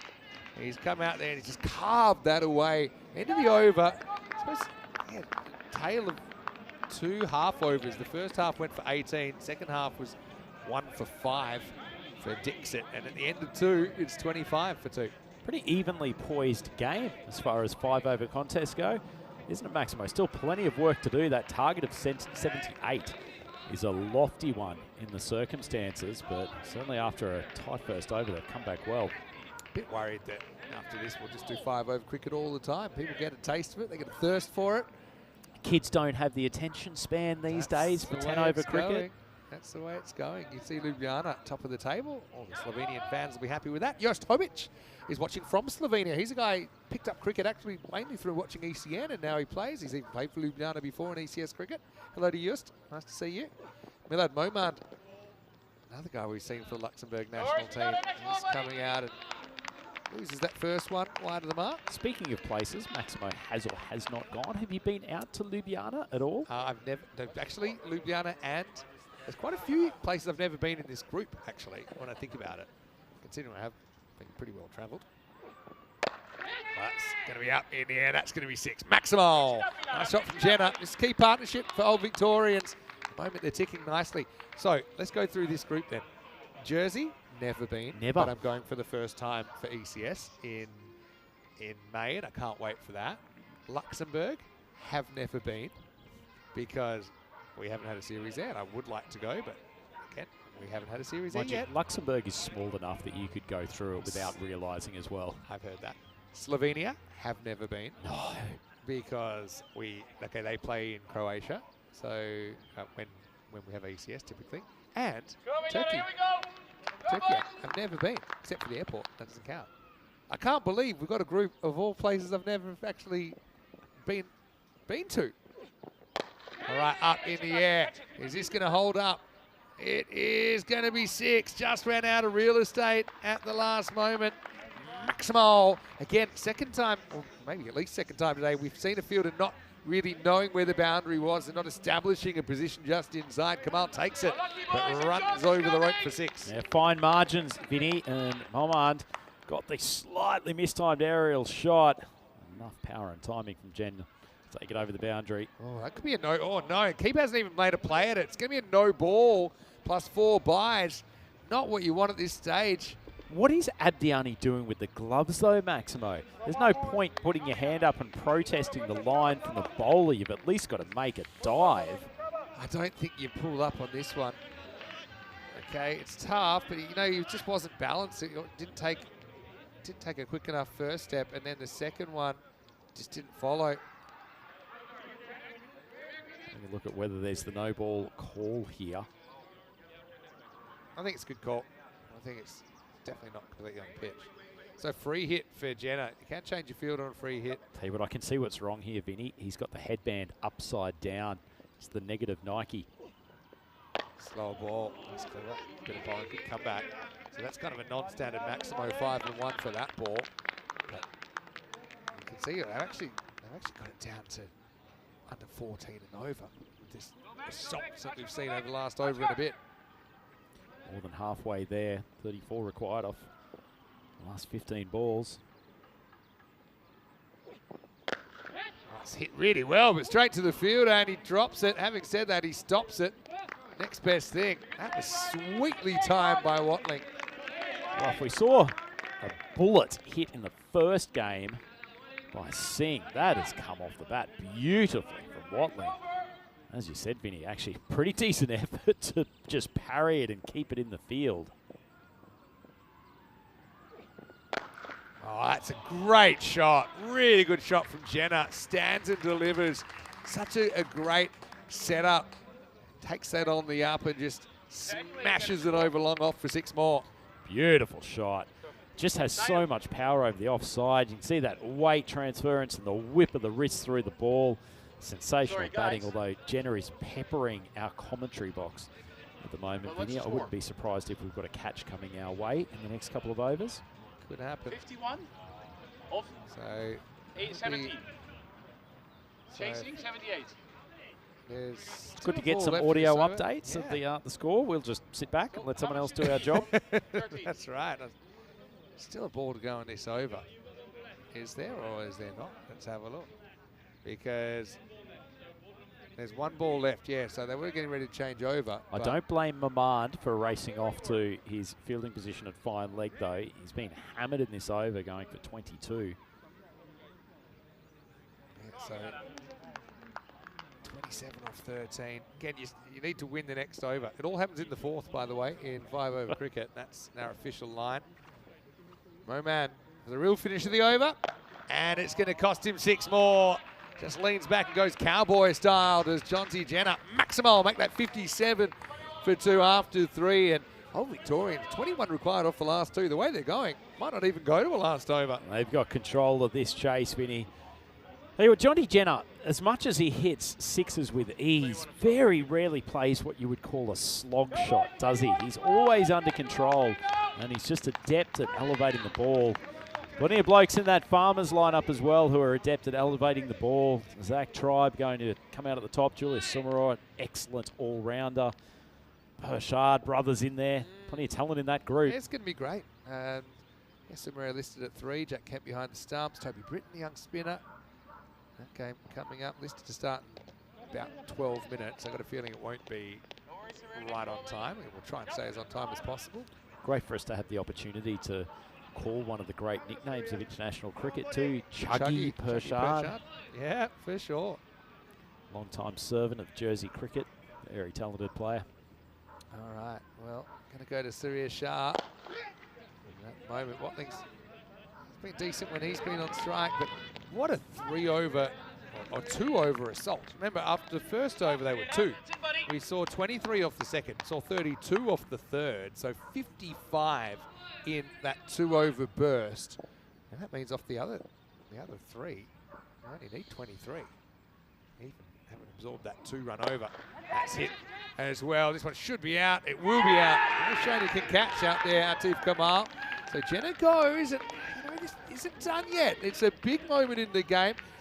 We'll see the depth of the middle order tested a little bit more for the Jersey side here. We'll take it down there on the boundary. 59 for 3. Well, bringing on the left armour. Brought a change in fortunes for the Optimists. They're starting to get a little pessimistic at one stage after being annihilated previous 2 overs, but excellently taken by Kamal. He actually took a clean catch. Only a matter of an over ago, but unfortunately backpedaled over the boundary. Anyway, an excellent innings from Jonty Jenner, 45 off 12. You're completely right, Maximo. You're down to your number 5. Fresh batter has to come in. And if Jenner was there with Watling for the remainder of this game, that target would have been wiped away super quick. But now you're starting to get into the middle order. They're coming in cold. This is a long way off from being over for the Optimists. Still a gap between runs required and balls remaining. With Charles. Mini Rhino. He's going to smash a 6. That's about as comprehensive a start as you could hope for. Was kind of asking for it in the slot. Maximal 6 runs. No signs of nerves there for Big Giles. Well, he may bat a bit. He may bowl a bit like Rhino, but he bats a little bit better. That's a beautiful strike from Edward Giles coming out. As we said, cold. It's the first ball that he's faced in ECL this year. Absolutely hammers it over long on. Yeah, any kind of window of opportunity that you might have, you feel like you just got your fingers jammed in it as a slam shut by Giles. 13 to win. Still an over and a half to go. Reverse swinging, full toss. This time only a single. Back to Watling. It's an interesting case, isn't he? It's a natural kind of bat and ball sport kind of setup. Was it that he's a gun hockey player aside from being a very talented cricketer? And you can even see with his bat swing, there's a, always like to watch Owen Morgan and the fact that his hurling swing actually got reflected in his batting pathway. A little bit the same for Watling. Somehow jammed it over the keeper. Who will have to watch it. They'll get a single there. So well, it looks like we'll go to the last. See how many they need. Kind of talk about like it's a foregone conclusion, but say this is a single and you have to go in needing 10 off 6. Still an awkward 10 to get if the boundary doesn't come early in the over. I suppose you're going to get a bowler from the Optimists bowling their first over in the ECL as well. Been a pretty good over from Shah here though. Got to hit that Yorker again. Has he got one more in him? Oh, it's going to be flying away for 4. Didn't hit his Yorker, to be fair. Not saying Giles wasn't a bit lucky. That edge is taken. It flies away, so we'll need something dramatic, I think, to force a finish. But Optimus still alive. They'll feel there's a chance. 7 required off the 5th over. After 4, it is 71 for 3. Well, I said it was a good over. He's still gone for 14, Shah. A little bit unlucky, but he did get the all-important wicket of Jenner, which has kept the Optimists in with a chance in this contest. But this is going to have to be a super last over. And it looks like Asghar Ali Khan is going to be thrust with the responsibility for trying to keep this to, it can be 6 off the over. Then we'll have a tie and then be going to a golden ball. But essentially, the old Victorians hold all the cards at the moment. All right, here we go. 7 to win. Watling on strike. Just got to avoid the boundary. And if you can do that, not bowl any wides, and you maybe force a force a win or a golden ball.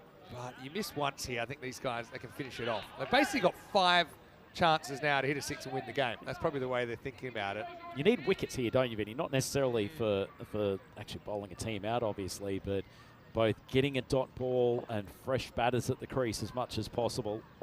Riley Khan, another guy we've seen for the Luxembourg national team. 6 to win. Hit hard, but again, you stay alive in the game. I still think they're looking for this boundary. Because I think you look for the boundary, chances are you get one anyway. If you look for the one, you're limiting yourself. One boundary, you win this game. If you're Old Victorians, and then you've got to look at it the other way if you want to look at it from an optimistic point of view. You say every ball you save a boundary, you're keeping the game alive. Deep square, completely open. Pretty good, staying alive. They can throw, they only get one. You're basically walking between the Petronas Towers on a tightrope and there's no safety net. If you miss your spot, pretty much the game's gone. Any boundary wins it from here. But Asghar Ali Khan, he's hit 3 out of 3. If he hits 3 more, then they're every chance of staying alive in the game. Oh, Ed, can it be stopped? It is, and they'll only get one. Well, that's the outfield being slightly slow. Doing a good job here, 4 out of 4. Asghar Ali Khan, he's mixed it up with the pace, with the Yorkers. He's got a couple just to bloop outside off stump. You get a dot ball here, and all of a sudden, there's a lot of pressure on Giles because 2 to tie off the last ball. Oh, it's like trying to get all the lottery numbers to line up in the one line. Okay, still. Can win here. It's great stuff. Well, they push for 2. I don't know if you can here. Do you don't want to run yourself out? Well, it's going to be a run out. But to be honest, I think that makes more sense. At least you've got somebody there that's already there to face. If they'd gone for 2 there, it would have been a run out at the keeper's end. And I think you would have had a new batter coming out. So where are we at? Is that, so it'd be 2 off, 1 to win, 1 to tie, if I'm not mistaken. And wow, shades of shirt front gate last year when we had the same equation. The likelihood of picking up a double on this Cartamar Oval field, which is, it's only 50 metres of defensive work for the fielding team. I still think that was the right decision not to go for 2 because it was almost suicidal. Eust would have thrown to the keeper, it would have been run out, and then you would have a new batter coming in to face. So I think you'll take your chances with Giles, who's already hit a 6. This is where we're at. So if there's a 1 off this ball, we're going to a golden ball. And if, of course, 2 or more, now you know you need 2, so you will be going for 2 if it goes anywhere in the field. Otherwise, we're going to our first golden ball since opening day of this ECL. So, I mean, there's always the chance you could have missed the throw, and then you've got an extra run. But I just think 90% of the time that's run out at the keeper's end. So the run out of what shouldn't matter too much. Although it means if it does go to golden ball, he won't be able to face. There's every chance if it's non-boundary here, Giles could get run out going for a second. All right, so high drama. What a game of topsy-turvy moments. 1 to tie, 2 to win, OVs. Last ball. Miss. They could actually win here. They've got to still execute the run out. They've completely panicked. We got a golden ball. We've got a golden ball. Can you believe it? Kind of forgot they needed to still get the run out. So the keeper just needed to throw to the bowler. He did, but look, in the end, we've got drama. And guess what, Rhino? This game is still alive. OVs will need 2 off the golden ball to win the game. I picked the golden ball at the start of the day, Vinny. It's only taken 2 contests. As you said, that was a bit of a mashup. It was quite a nice delivery from Ali Khan. The keeper's just had a weak throw. If he had have sent it to the bowler, I thought for a moment the bowler was going to have a shy there, and there would have been a really good chance of an overthrow. I think he did. He was smart to hold on to it. Really, it wasn't really the smartest play from the keeper. You got to. I suppose it's hard to plan for all eventualities. So we're going to golden ball 72 here. Rico Full will be very, very happy about that as well. I know that he'll be in the box and he'll probably tell us how happy he is. But probably shouting himself a drink at the bar. This is the 7th golden ball in ECL history. You can see at the moment 4 have been won by bowlers, 2 have been won by batters. The last time we had a golden ball, similarly dramatic game back on opening day when Darmstadt CCF Germany were able to somehow snatch victory from the jaws of defeat. to get over against Peel and St John. So crazy stuff. I tell you what, how good was that last over from Asghar Ali Khan? He's got a bowl. That you'd have to give him the Yeah. golden ball. And I will say Star CC, they won a golden ball back in ECL 22. So it actually has been a Luxembourg team before. Now, interesting, so you can bat anyone that hasn't batted yet. And Giles looks like he's walking off. I reckon this might be to do with running speed. So if you needed a boundary here, Giles is probably your man. But actually, James Duckett, who's a bit of a whippet between the crease, I think they're bringing him out because they think he's a better chance of running the two. Is he going to face, though? That's the thing. Remember, the other batter, Birrell, came out on the run out of Watling. Again, that's where the run out of Watling has come back to bite them because he can't face Goldmore because he's out. Looks to me like Birrell's going to face up for the first time in the game in this golden ball. Birrell's quite a good striker. I suspect he'll still be looking for the boundary, but bringing Duckett out as the non-striker, you can almost guarantee he will be backing up heavily and sprinting as soon as that ball is bowled. Yeah, so we've got this situation where you need to bowl either the guy who bowled the last over or the second last over. Obviously, it's no-brainer. You go Asghar Ali Khan. All right. And what do you think he bowls here? Jamming in the Yorker I think you or just that slower go ball with wide? everything that you bowled in that last over. 2 to win. This is it. There are no ties on a golden ball. The batting team either gets 2 or more, they win the game. If not, the fielding team wins the game. High drama. 77 all after 5 overs. This is golden ball 72 to decide it. And not going to get there, surely. There's one. Are they going to try? They'll have to try. And that's it. So can you believe it? The Wolferdanga Optimists in their first ever ECL match have knocked over last year's runners-up. They never said die there. It was an up-and-down game. They've come back from a long way behind to force a golden ball and ultimately pick up the win here in match 2. What sensational 5-over cricket, Vinny.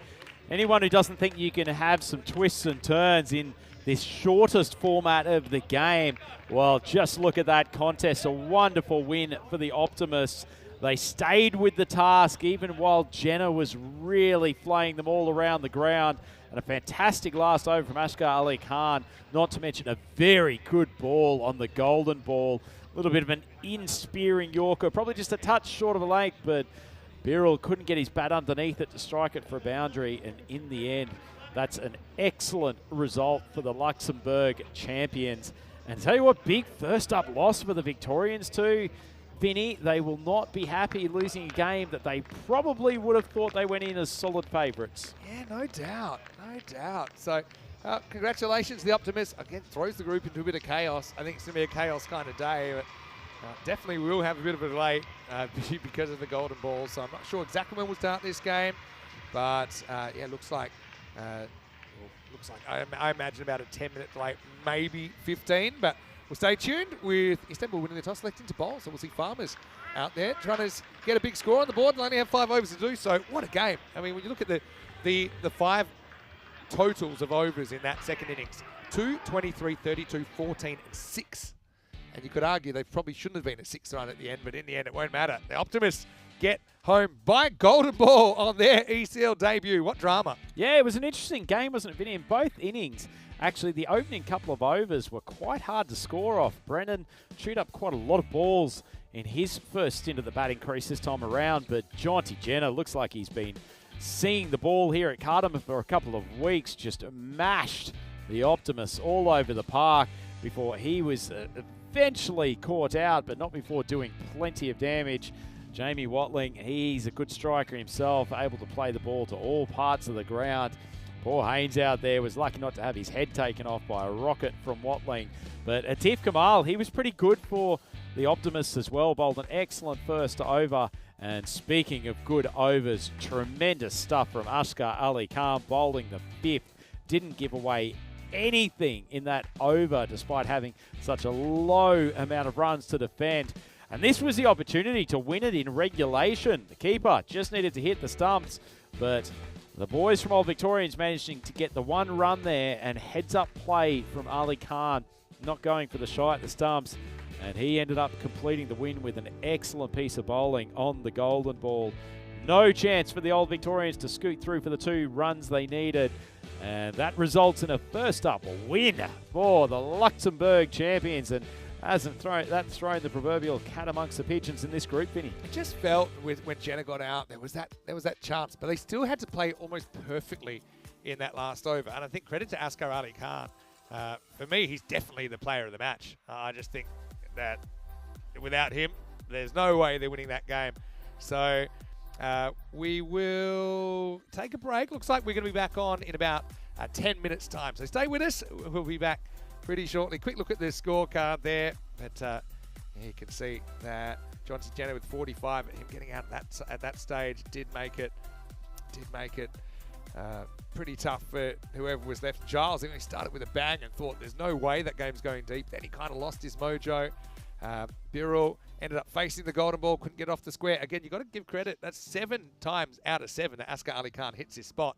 That's why he's my player of the match in that one. And you'll see his figures here. It's got a crazy looking scorecard because it really blew up. In fact, it doesn't even count the 4 buys off the minimo. So Moman actually went for 32 in that over. So 55 off the second and the third. And Surya Shah got them back in it. And Askar Ali Khan finished it off. We'll take a break, back in about 2. Right, I know you'll be back a bit later in the day, but you probably need a bit of time to recover after that golden ball, right? Get the heart rate back down, Max. I was about to call you Minimo, which would just be incredibly disrespectful. But no, plenty of action coming back here on the European Cricket Network. That's 2 of only 8 more games to go, Maximo. So plenty more action. We'll be back here in probably not a particularly long period of time. And please join Vinny Sandu as Rico Ford will join him to take you through for the 3rd game. It's Istanbul up against Farmers coming up shortly.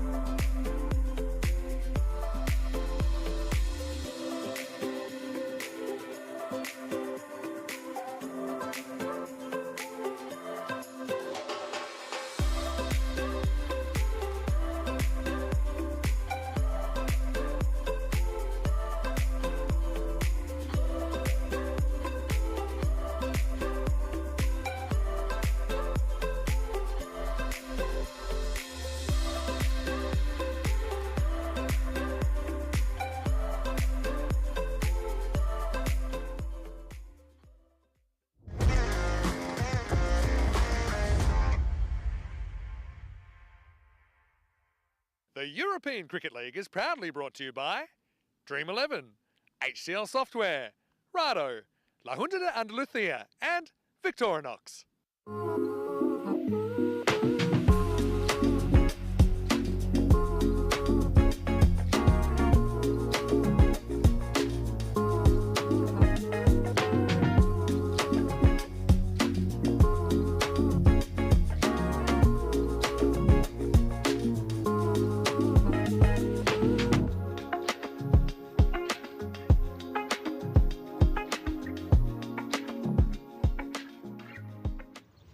Hello and welcome back after that golden ball drama in match 2. We are back and good to see a fair bit of sunshine around the ground right now as well. Vinny Sandy here, Mr. Maximo for European Cricket at the European Cricket League, the Champions League of European Cricket, winter Group F.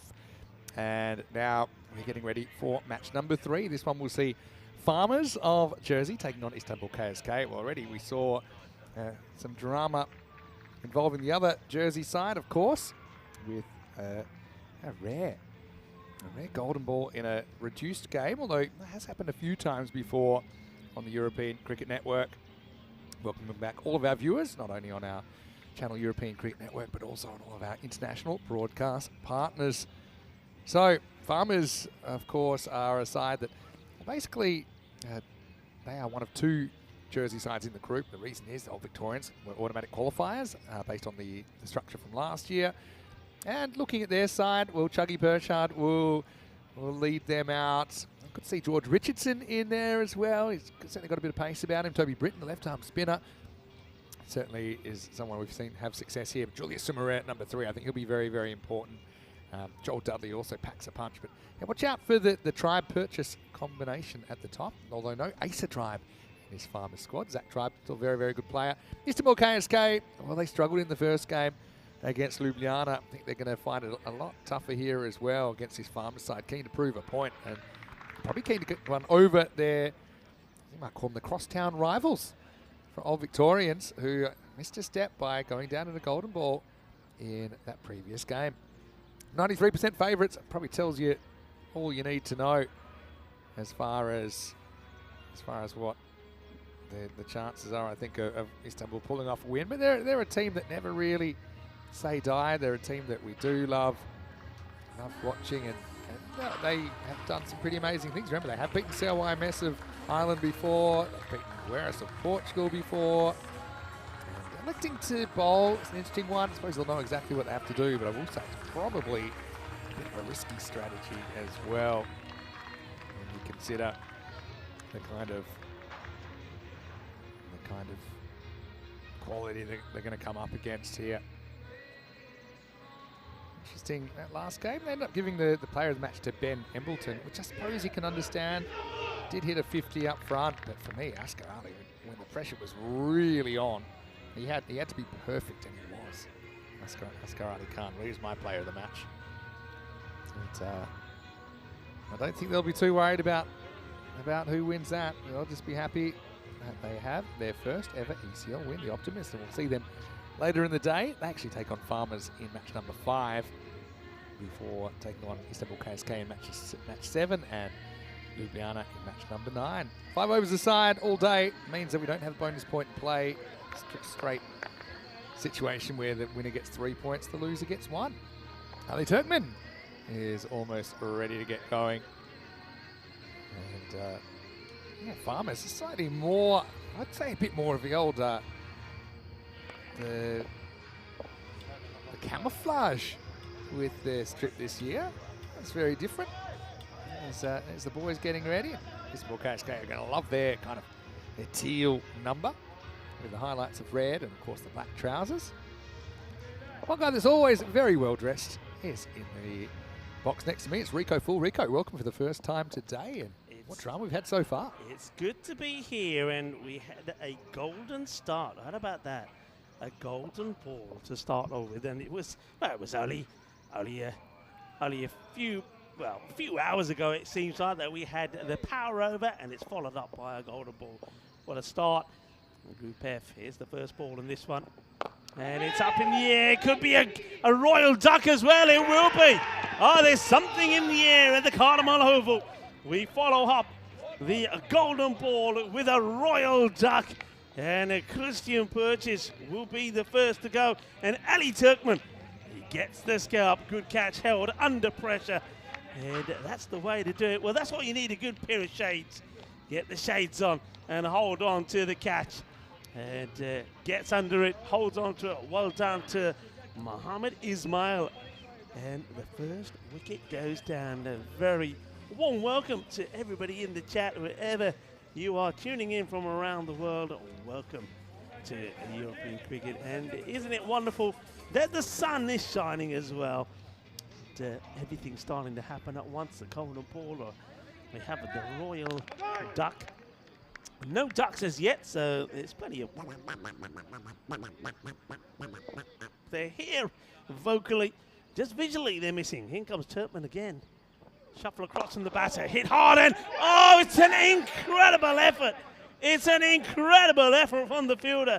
That was motoring. It was like a heat-seeking missile, and Ishaq Alek almost takes a sensational catch. It was almost 2 in 2, and that was Jules Somarora. I mean, if they get him out early, wow. I mean, this was travelling, Vinny. Oh, that was absolutely motoring. And now that's motoring as well, but that one will go all the way. Bolle, horns from the umpire. Tyrone Peters has gone a long way. It's a good, solid hit. Well, this is the one before. They didn't get any runs from it, but just have a look at this. It almost sticks. You can see how quickly that was traveling. For me, it saves 4 runs, but yeah, what an interesting start to the day. Yeah, interesting to say the least. But just having a bit of a look here. I think needs a medicat here. I think this is. That was absolutely slammed, wasn't it? Motoring. I mean, this is why. This is the catching chance to remove Somarora very first ball. I mean, it was absolutely motoring.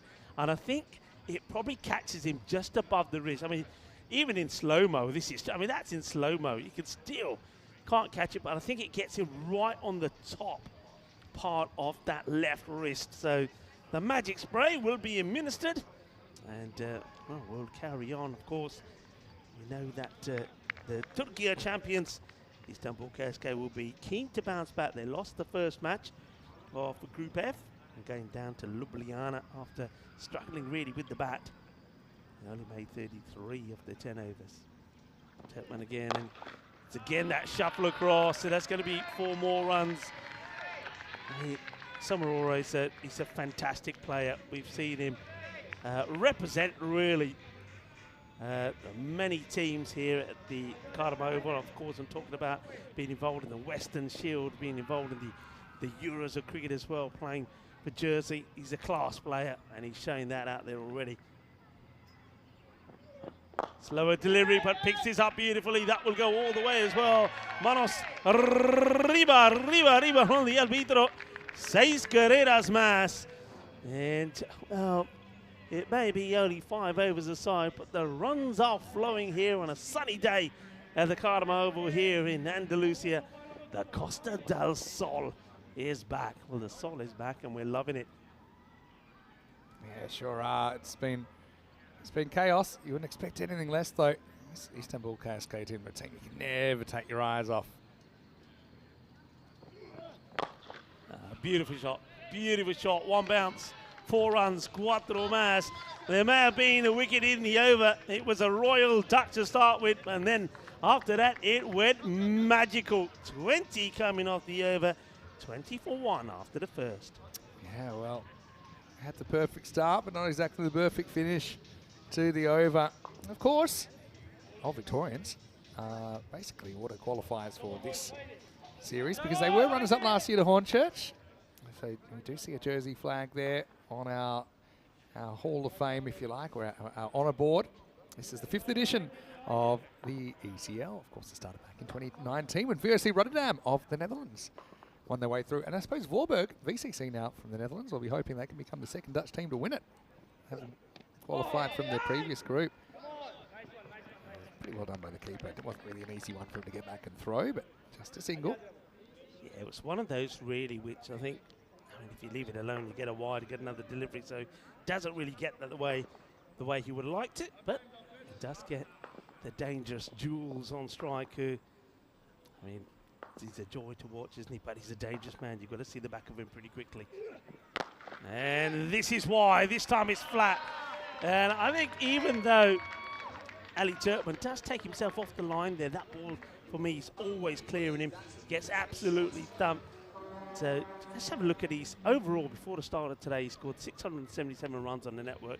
His highest was that 98 not out against Zina Brescia in the semi-final, if you remember, last year. What a knock that was. And it's just an outstanding player. And he's taken 45 wickets as well. So you can see what a crucial all-rounder he is.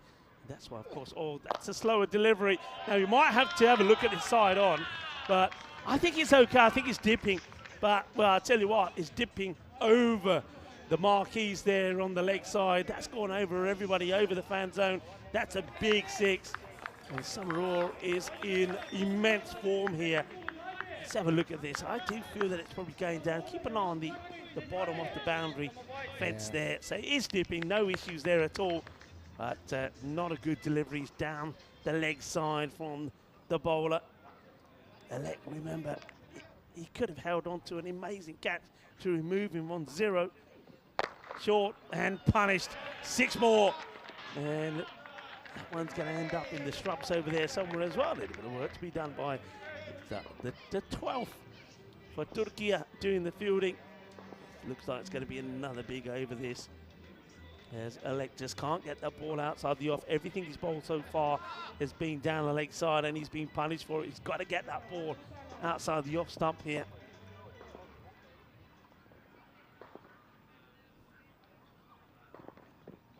And that's going to be 6 more. It's easy picking. It's another one, gets mullered away. And runs are flowing to that now. Takes this over past the magical mark. Yeah, trouble. When you consider that Istanbul Cascade, they couldn't get out of the 30s in their first game.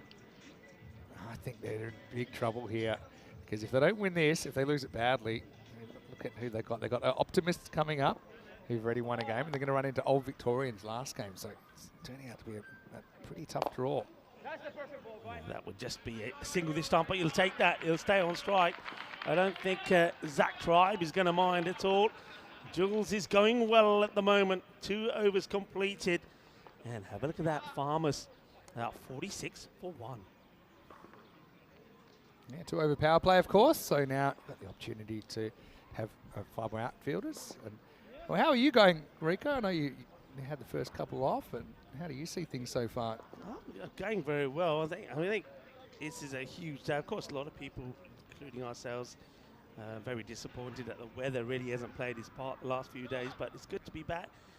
Big day for the group here. I mean, it's worth mentioning, you might have touched on it already, Fiddy, but tomorrow the forecast doesn't look very good, and that means that today could be hugely important for the way that this group goes. I mean, we may even, I hate to say it, but at the end of today, we might even know who qualifies from the group.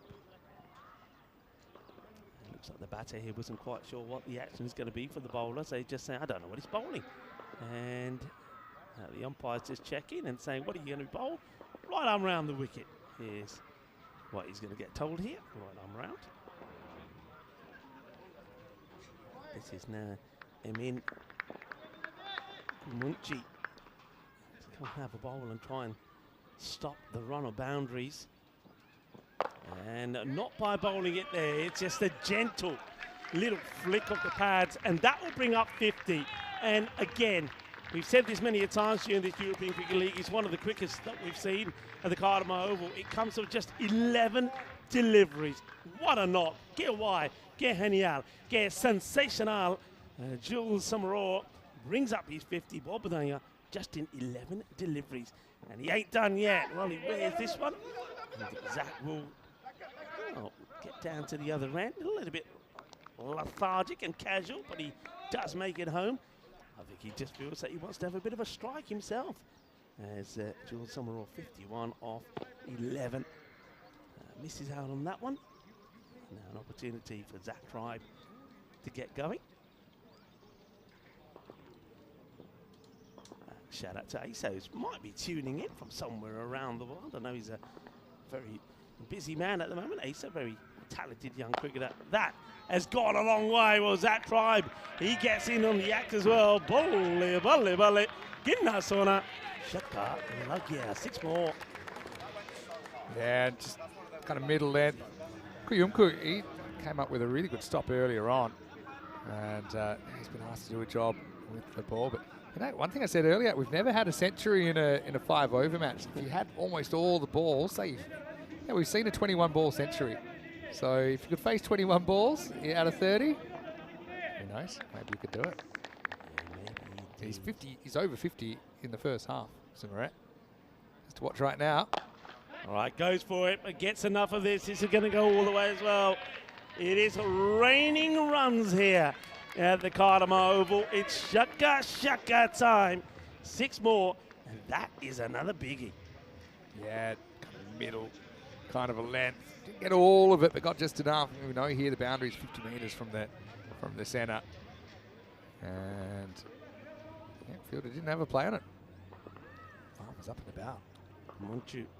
And first one that they've actually tried to bowl wide of the stump. I mean, it might have ended up being a wide actually, but it's the first time they haven't gone at the stumps or straight down onto the pads.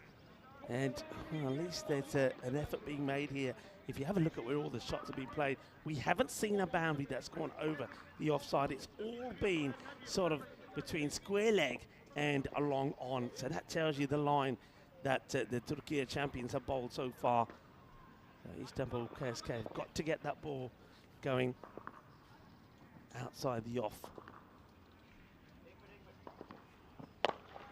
Gets dragged away. That should just be a single, but it still takes a score up to 67 at the end of 3 overs. So 12 more balls to go here, Vinny. Looking very dangerous as we invite our viewers around the world into the conference box to say hello. Yeah, great to have you with us as we welcome you in as it's our new dream box, our new background here again for this year as well. And obviously, we love being here. It's been a shame, obviously, with no matches with 4 days. Or we did have that crazy power over. You called it with me. It was something like we never seen before. It was nuts. But it was nuts. It was very European cricket. But you know, chatting to the players and all that. I mean, they just loved the experience to actually get out there to, even if it's to bowl 1 ball, to bat 1 ball.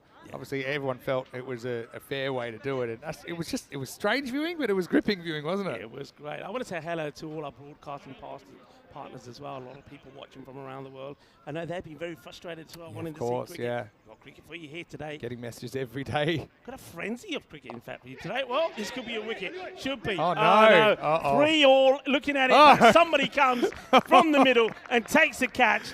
And it can only be that man. The man wearing the shades does it again. I've never seen 4 human beings move their eyes so much in about a 3-second period, because it went behind the keeper who couldn't really track it. So he just basically looked at the 3 fielders. They all looked back at him, and then they looked at each other. And eventually the catch got taken. I don't know if this will show up as well on the replay. You need the wide shot. And then eventually Mohammed Ismail says, right, fine, I'll do it. Yeah, I had a feeling that was going to hit grass. But Simmerat, quick fire, 50. He's gone from winning the Western Shield with the British and Irish 11 to representing Farmers, and obviously he gets them off to a very, very good start. Well done, though, to Mohammed Ismail for taking that catch. Yeah, well done, and it's Mohammed Ilyas who gets the wicket. That's you know, that's commentator's curse. You started talking about the century, and what happens very next ball? Bad luck, Julius. Oh. He's been in good form, hasn't he? Really good form for the Knights. Yeah, so from wherever you're tuning in from around the world, however you're watching, welcome. Welcome to what's going to be a magical day, I feel. Already started well. Well, could be 2 in 2. Should be 2 in 2. It will be 2 in 2. And Mohammed Ilyas, what a start for him. And Joel Dudley is going to get a golden duck. Wow, that's absolutely a dream result, isn't it, for Ilyas? 2 balls, 2 wickets. He's on a hat-trick. Let's check it out in the replay. Just got a little bit big on Dudley. He's a good player, but simple catch. for Amit Valley. You can see every little moment they can get. It means the world to Istanbul KSK. Looked like he was very, very happy, and you can even say he loved it. I like, look, the one thing about the Turkey, here we go, a little bit of love for you all. Well, I was saying it's great to have our partners around the world broadcasting the cricket to millions of people. Well, there's a little bit of love for you as well from the players there. Nice catch taken, nicely done. Well done to Amit Valley, who holds on to that one. Right, hat-trick ball this is, by the way. And there's nobody there. Nobody there. Oh, if you had an orthodox mid-wicket, it would have been straight down his throat, and we would have been celebrating not just a golden ball, not just a royal duck and a golden duck, but it could have been a hat-trick as well. Gee, that would have been amazing. Why doesn't he have anybody up there? It's a hat-trick ball. Couldn't believe it. I don't know. Because there's only 5 overs in the game, but anyway, Ilias. And that's well picked up. Yeah, well, you might have seen a few wickets go, but you still got Zach Tribe there, and he muscles another one to the boundary. That's going to be a big 6. Moves into the 20s now, 20. Just 5 deliveries. That's number 3 for him. Jules, by the way, he hit 7 sixes and 2 fours for his 53. And Zach Tribe, you know, he's played a bit of cricket in Australia now. It's in different conditions. Very, very good player. Oh, that's huge. That's humongous. That is a big hit. Oh, is that roof? It is. That's in the roof of the... Well, someone might be sitting... That's actually where the facilities are, the restrooms. Someone might be just sitting in there quietly minding their own business and almost had the roof cave in on them. Watch this one. Oh, knock, knock. Here we go. That's a bad knock, knock. Dunk. Anybody in there? Oh, well, yes.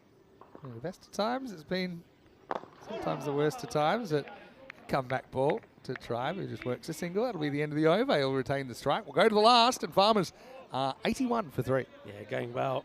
It's the highest score so far in this day of 5 over per side matches. And that over, not the worst. In the end, it does go for just 14, but does pick up the 2 wickets. And remember, the 3 overs before that all went magical. So good over from Mohamed Ilyas. Thanks to everyone who has sent messages saying it's nice to hear you and me calling an actual game. Obviously, we had Monday, but then you had a little mini break before that, right? Break, and yeah. so it's been a little while. I know that since then we had Group D, of course, which had the dramatic Nomads win over Pakai Care. Pakai Care getting knocked out. Okay, Amit Valley took a catch earlier. Now he's going to get the ball. And the first one is hammered out of the ground. Maximal. A potential 100 on here for Farmers. That wasn't the worst ball. I mean, actually, a lot to like about Amit Valley's bowling. Remember, in Turkey, you've got a lot of kind of native players. Small margin of error there. It's beautifully struck by Zach Tribe. Yeah, looking to go past the 100 here, I feel. And Zach Tribe on strike. He's going to be looking to muller every one of these. Expected score up 103. Comes the Valley once more. Okay, could get a... Can anybody get there, though? They're coming in from everywhere, like they whacking races, and almost effort. takes a great catch. Oh, he's gone fingers up. Yeah, he's wiped him. That's Turkmen out who's come in. Great effort, but it's a pretty tough one to take fingers up because he was always coming forward. So he gets some of it, and then he hits the turf. Yeah, it's the wrong way to take it. I'm with you, Vinny. I mean, he runs out of space trying to take the catch that way. You've got to really be going the other way. I think his elbows are going to end up hitting the ground before he takes the catch. Does well to get there. I thought it was going to land in the middle of everyone. Yeah, I thought so too. No ball called, and that's going to be, well, it's a drop catch, which won't matter. It's a boundary save, which is important from this time. It's Ali Turkmen, and this has got to be a foot fault here. Yeah, it has to be. Let's have a look if we can see the front foot here. Yeah, let's have a look at it here. Yeah, it looks like it's going to be from here already. It's a big one, isn't it? Yeah. I mean, Tyrone, it's quick to say to the youngster, look, this is why it's a no ball. So make sure some part of that foot's behind the line. It's going to be a free hit coming up. I think the drop catch was kind of inconsequential. Good running, actually, from the 2 batters. Double up. And that's hit down the ground. Will it be stopped? Should be, and it will be. Good footwork. That's nicely done. They're taking 2 again, and they'll get there. Good bit of cricket all round, actually, here. That's Mohamed Ilyas, who's doing some good work on the boundary, keeps this one in play. He flicks it back to Ali Turkmen, who then gets the throw in. Let's just check the boot here. It seemed okay to me live. Yeah, good work there from 2 circles. There you see, actually it comes from over the boundary, but does land inside. Beautiful. And so, result will be no boundary. And so Valley. Just having another check of that. I think, yeah, it's no issues there, I don't feel. All the foot fielding fans rejoice with that one. 3 to come. Oh, Gandhi, that's the 7-up. That's a no ball. It's a Gandhi ball. Ball to Gandhi. Batke Shaka Maria. 6 runs. Shaka time. Gets it completely wrong. And poor old Veli is gone all wrong here. Well, Veli gets it wrong. But the batter, Zach Tribe, gives it some Veli. That's gone big. Yeah. That's really a gift for Zach Tribe that he had no problem cashing in. So that'll be a no ball for height. First and final warning. Another free hit coming up, and really this 100 plus seems a certainty now. And quite dramatic because of course we saw Purchase out off the first ball. In fact, we've had 2 golden ducks. Yeah. So what's the lesson? You'd rather have golden ducks in your innings than a 5-ball duck or a kind of 2 off 6 or something like that in this 5-over format. Right, free hit to come. Okay, all good. He's happy with what he has.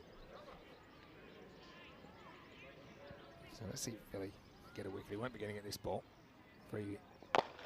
Well, it's going to probably just beat the fielders. Yeah, it does. He's hit that pretty straight, right in between the 2 fielders. It's going to be 6 more runs. The 100 is up. And there's still a couple of balls to go. Yeah, end of the bat. But the fielder was a long way wide there at long on. I think something they might have looked at getting that fielder straight, and maybe would have been able to keep that in the fielder place. The 100 does come up, but 2 to go. Farmers are certainly making a pretty strong statement here. Still the slip in the gully, you know. Oh, wow. He's asking the question. I think he's got that, well, in the gut or around about that region. He's got it Showing somewhere. no pain. He's got it somewhere. It'll be James Smith to face the last ball. Let's have a closer look, even though I'm not sure that Zach would want us to. Well, they've got the sort of combat gear kit on, and oh, look at that. That's the old Victorians last year, they certainly had a few moments, a bit like that. Last ball then. It may not be, because that could be another 6, and it definitely could be another no ball as well. I reckon this is borderline. This might get called. There might be another ball to come. This 6-6, is it a 7-up? Let's have a look. Well, 2 circles. Show us your magic. Yeah, we'll have to have a look at it. Yeah, but benefit of the doubt normally goes to the batters on these. I got a feeling this is okay, but at that pace, I think it's there or thereabout. So I think gonna have to have a. Yeah, it's being called. Yeah, it's being called as an. I think a ball like that, even though it's borderline, you've got to call it. There was pace on. yeah. So it's going to be a 7-up, 113 with a ball to go. Oh, this over's gone supersonic. 31. 36. And this one will be an error from Ellie Turpman, who really should be looking to get set and take the catch. Doesn't get anything on it, and it'll go for 6. It's going to be a supersonic finish to the over. Ahmed Valley will go for 37, and Farmers, they'll finish on a very healthy 119 for 3. I've actually just recounted. It's actually 38. 38 off the over. Went 6-1, no ball plus 1, 2. No ball plus 6, 6. Leg bite. So the leg bite is probably what makes it go for 38. Yeah. And then a 7-up and a 6. So, look, it's a tough one for SML KSK. I don't think they're going to chase this down or get close, but the closer they get, the better their chances are of qualifying for tomorrow. And that's really what this is all about for them now. But, well, Farmers lost a wicket first ball, but then a big partnership between Zach Tribe and Sumare put them on the right course, and they have blown the Istanbul KSK bowlers apart. Having said that, there were 3 wickets taken and some highlights for the Turkish. There were some highlights. I mean, this was the big highlight. It was a catch taken by Ismail. It was a royal duck. And, yeah, wicket went straight away. But then who would come in? Now, how about this? Remember that. Imagine if that was taken there by Ashak Alek. That would have been amazing, because then after that, of course, we know the next 10 balls, a 50 came up. That's right. First one was a dot ball. After that, 10 balls later, he's on 50 already. That's what somebody like Jules Summerall can do for you. And of course, you also had Zach Tribe at the other end who could mash it up pretty well. Well, this one was, again, another good catch. He came from behind. He had two in front of him. He runs through the middle, does his mile, and he holds on to the catch. And then it was just like that. It was 2 in 2. And to be perfectly honest, if the field was set right, there should have been a hat tip, because the hat tip ball would just hit up into the mid-wicket area and not taken. This was one that probably should have been taken, but a number of things there. I mean, yeah, fingers pointing up, probably not the best way to do it, but also I think when you look at that again, you can see that the legs underneath Turkman also started to go from him. That was Mohammed Turkman, so he wasn't able to take the catch. And then towards the end, it was Zach Tribe that hit 7 big sixes, no fours at all, to finish on 48 not out and help the Farmers get to 119 for 3. So good hitting. 2 big sixes there from James Smith, who was 14 or 4 not out. So have a look at the scorecard there. And yeah, 2 big names on the European Cricket Network doing the work. Jules Summerall, 53 or 14. And then Zach Tribe with a very healthy and very quick fire, 48 of 13 himself. On the bowling front, yeah, I think Vinny's right. I mean, Istanbul Cascade, they had their moments. They had a good start. I mean, with that start of wicket, the very first ball, they were probably thinking, okay, we could maybe keep the Farmers to a score of about 60 or something, but it didn't go to plan. Those wickets, even though they would fall, they couldn't get the key batters out. So Ali Turkman 1 for 20 of his 1 over. And even, I think, Amin Kumanchi, you won't be too disappointed. He goes for 21. Mohammed Ilyas, the pick of the bowlers, 2 for 14. But that big over at the end there, Amit Veli, who went for 37, certainly does hurt them. So we're going to take a very short break, but we will be back in under 10 minutes' time to talk you through the reply of the Turkey champions, Istanbul KSK.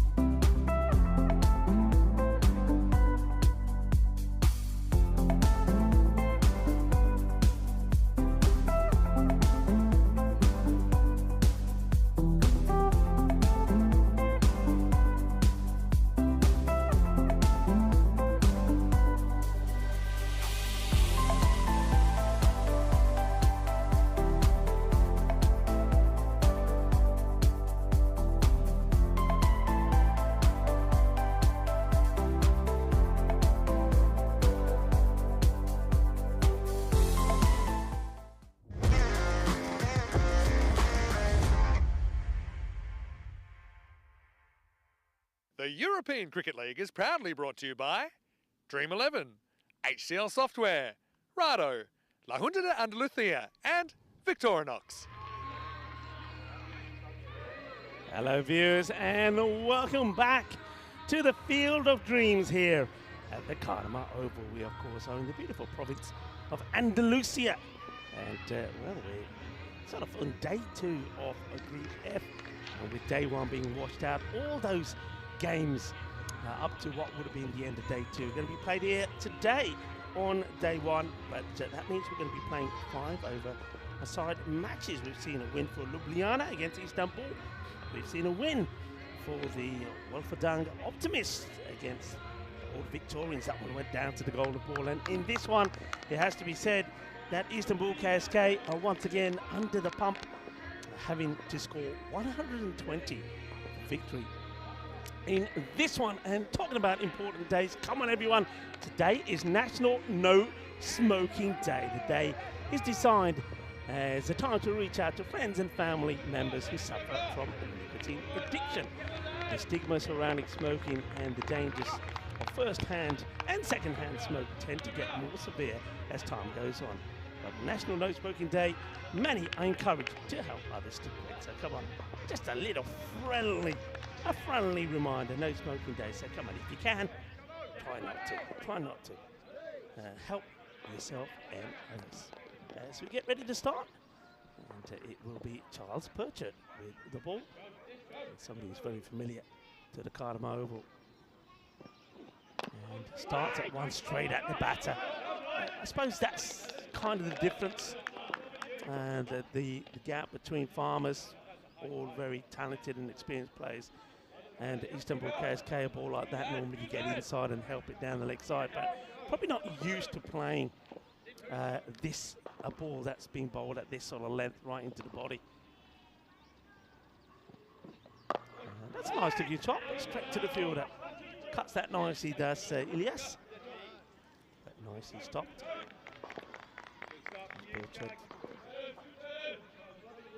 Very good leader off the side. Gets a lot of respect from his players, and he leads very well as well. And useful with bat and with ball. Handy all-rounder. Oh, straight through, swing and a miss. So 3 balls, no runs. Quick look at the field. They've got the mid-wicket and long on the boundary. But there's that kid. I mean, it's very, very sort of, ready for action combat style, isn't it? It's got the old military camouflage feel to it. Farmers. And that's up in the air. Now that one could and will be the first boundary. That will go all the way. Balle, horns from the umpire, Tyrone Peters. Ilyas is off the mark with a big 6. Istanbul KSK, well, just don't want to put a fight in here. Gutsy effort. All teams will play 4 matches here today. This is their second. And you're always going to get a point. That's the other thing here. So they've got a point under the belt already, despite losing earlier. Now that will go all the way as well. That's bigger than the last one. And this time, I think Purchas tries to do the same. Goes for the body for Ilyas, but Ilyas is ready for it. He rocks back, and he clobbers this. It's a good strike. Brutal hit for 6. So after 3 dots, he comes back firing with 2 6s as Purchas just gets his line wrong. I feel that he may once again try and go outside the off here. Got plenty of bodies on that offside. It's down the ground. It's not going to carry to the fielder. They'll take the single as the throw goes into the keeper. That's Jack Kemp is behind the stumps. So first over comes to an end, and 13 come from it. Just the start wasn't ideal, was it, the 3 dots, but they finished well. 13 off the last 3, and Mohamed Ilyas will take himself back on strike. Ilyas also bowled a very good over. Only went for 14 2 wickets. And how about that? The old 0. It's always nice to see the 0. Number of matches since the golden ball. Like it. Some raw. The ball over number 2. Remember, has a tally of 45 wickets. So he'll go, pretty sure he'll go past the 50 mark. It's up in the air, and it's going to be a good save. We'll just have to maybe have a look at this one more time. That looks like that's Toby Britton out there. He's grown a bit since the last time. Is that Toby? It looks like Toby. Anyway, let's have a look at this again. Just, he makes the save well, but it's his foot afterwards. So here's the stop. Now, let's see where the foot is. It's outside there. Well, we never got to go back to that, but back to the action. It's a dot ball next up. Yeah, it was when he picked it up, whether that foot was back inside or not.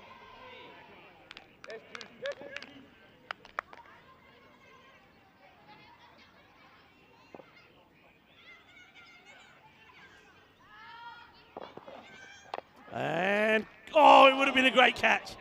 It would have been a one-handed jalebi. Mata socha na dekh lo, swere jalebi mil jani hai, but he doesn't take it, puts it down. I mean, it's a little casual little flick from the batter, just trying to get it over the fielder. But almost, yeah, he'd be disappointed he doesn't hold on to this. That's Joel Dudley in the action. Short, and doesn't know a lot about it. Doesn't go anywhere. It's another dot ball here. Good variations from Jules. Jules is the name, but it's always called Jules. Slower ball, but he gets that, and he gets it away. Good hit. And this is Ishak Alek who gets going. And he opens his account with a Maximo as well. Good hit. 6 runs. So 6 good hit, a smash. So better, isn't it, from Istanbul Cascade? Remember their first match against Ljubljana, they struggled with the bat, 33. And lost 4 wickets getting there in their 5 overs, and Ljubljana got it with 9 balls to go. Right, high up in the air, somebody's got to put a name on it. The keeper says it's mine, and will take the catch. No problems there from Jack Kemp. It's that heavy ball again from Jules. That was the one that was going to cause trouble for Alec, to be honest. He got one earlier in the over, which he didn't really know too much about. But does his bit, gets bat onto it, could have gone anywhere. But unfortunately for him, it goes to the safe hands of the keeper. And also it's the end of the second over, 22 for the one. First wicket does fall there, so that's the end of Ishak. Just up 1-6 to him. The 3 balls that he faces. Kemp takes the catch, and Samaro takes the wicket. New batter comes out. We'll have to start at a non-striker's end. And yes, 1 strike, looking to maintain some good strikes here.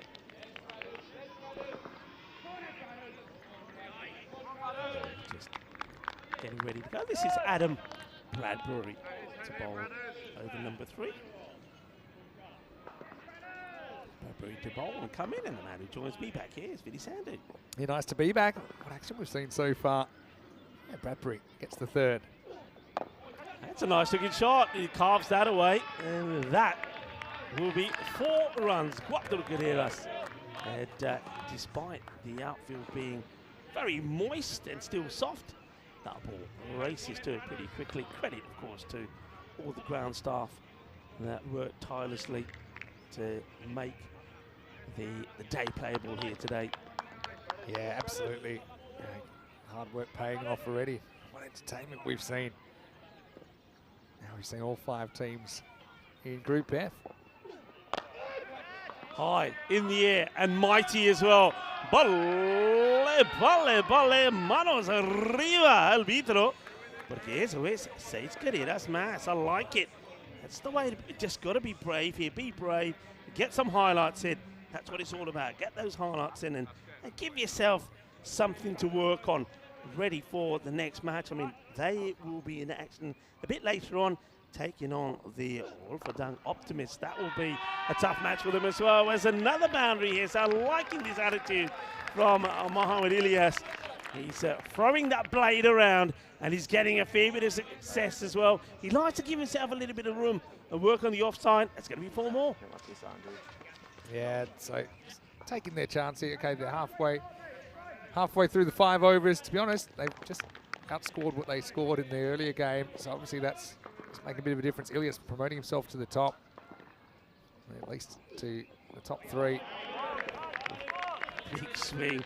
I think if he caught hold of that, that was going a long, long, long way away. It misses out on it, dot ball though. But yeah, that's the way to be. Keep swinging and give yourself a little bit of a highlight. He's moved to 30 of 12. Good striking. And that one's hit well, and well, the fielder's only a few metres away from that, but he's got that so well. That is clean out of the middle of that bat, sweeter than the bowler, Rasmalai, and that will go for 4. Cuatro carreras. Yeah, I mean, I think Farmer's learned a few things here as well. I mean, Bradbury's going to work out where you can get away with and where you can't get away with the ball. You have to do that pretty quickly. Farmers, we have seen them in Championship week before as well. Let's not forget, a couple of years ago. Did have a bit of a rough start to their group stage. There's this one kind of game. It was against the American University of Malta back in 2023, where just kind of found their mojo towards the end of that. They came from behind to win that game, and from there, they made quite a deep run. Here we go, it's 34 or 14, pretty good going.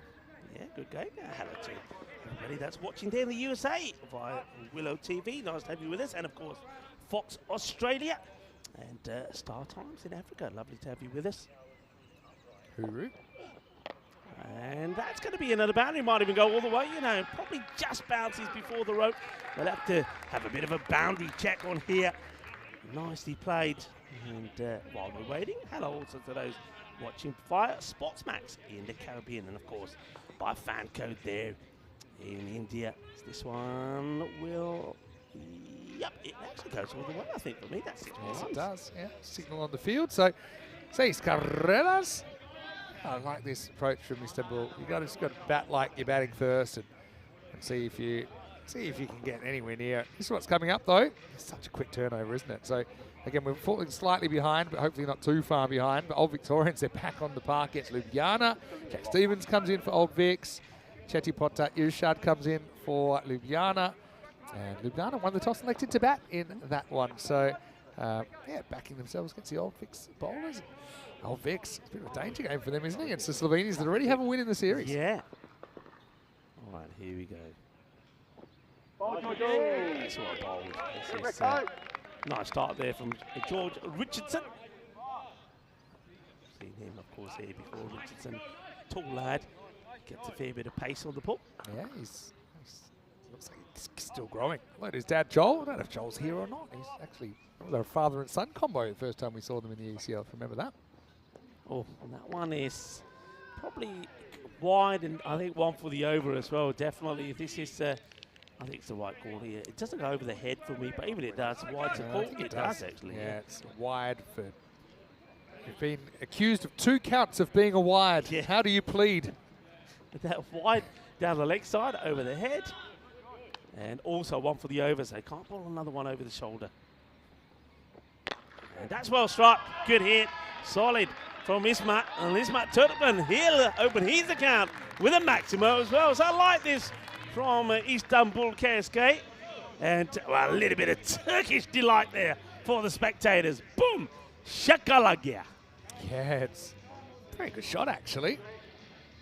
But, see the players waiting. They never got too long before they're back on the park. See the Old Vics there. No ball called.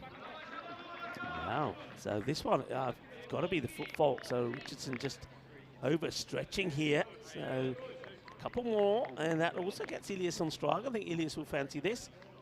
So, yeah. Anytime we see that back foot landing in front of the stumps, it's a sign that you're probably going to overstretch, and so we'll get to have Ilias on strike for a free hit.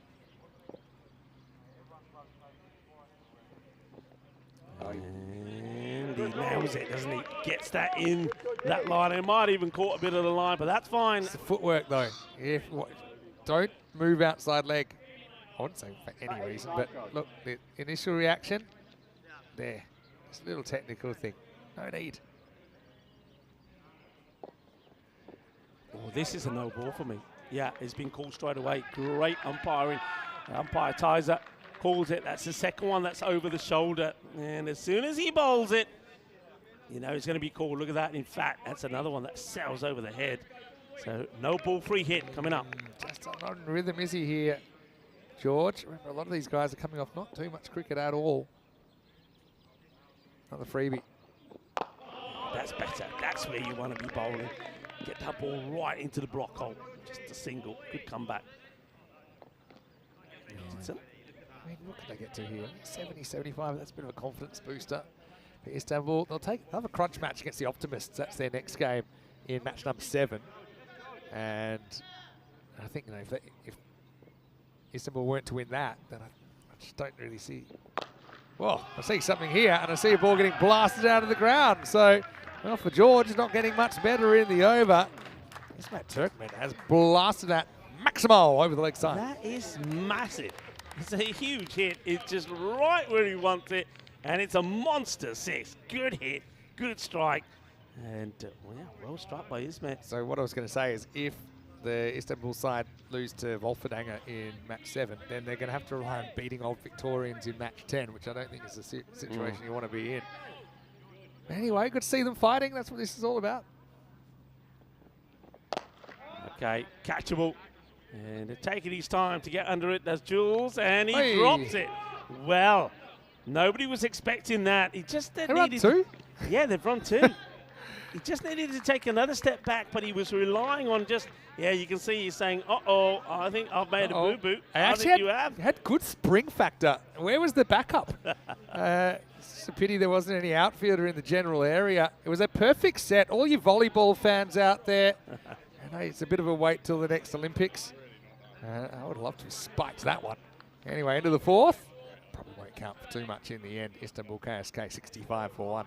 Yeah, and I'm liking who's coming on the bowl here. Remember this young lad, Toby Britton. He's grown a little bit since I saw him the other day, and he certainly has shot up. He had a bit of a haircut Still as well. missed the hair, though. Yeah.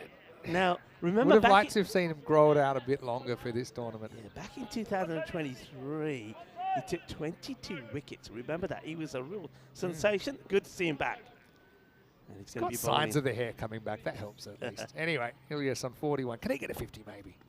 Well, the thing with Toby is, you mentioned he had that brilliant series. He also kind of had some struggles here since at the Cardinal Oval. So he'll be hoping that he can find his mojo. Yeah, last year wasn't his best. Just picked up the 1 wicket in the 4 overs that he bowled. It's better. I think this is a good opportunity for him to just, with the match situation sort of the way it is, he could just, wrap the fingers around the ball, give it a bit of flight, and see if he can pick up a couple of wickets. Southern Crossfield in play here as well. Slightly quicker one. Oh, this is a bit dangerous. Will he get back? He will make it back. The thing is, I think he's hoping that they chase that. That would have been a wide. Gets chased, gets clunked, no run. So Britain pretty wily there, I think. And gives it flight. Will carry and will be caught. No mistakes in the field from James Smith. Comes across. And Toby Britton, well, there you go. I said he only got the 1 wicket last year. Well, he's got 1 already here. And he does exactly what I think is the right thing to do. Give it a little bit of flight outside the off. Take all the pace off it. The batters are going to have a go.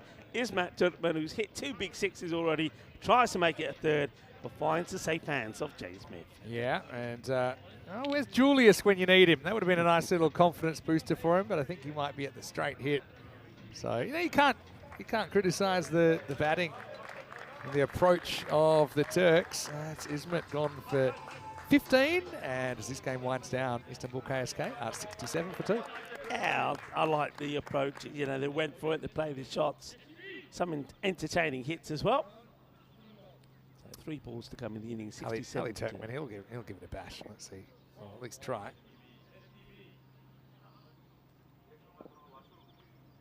Britain.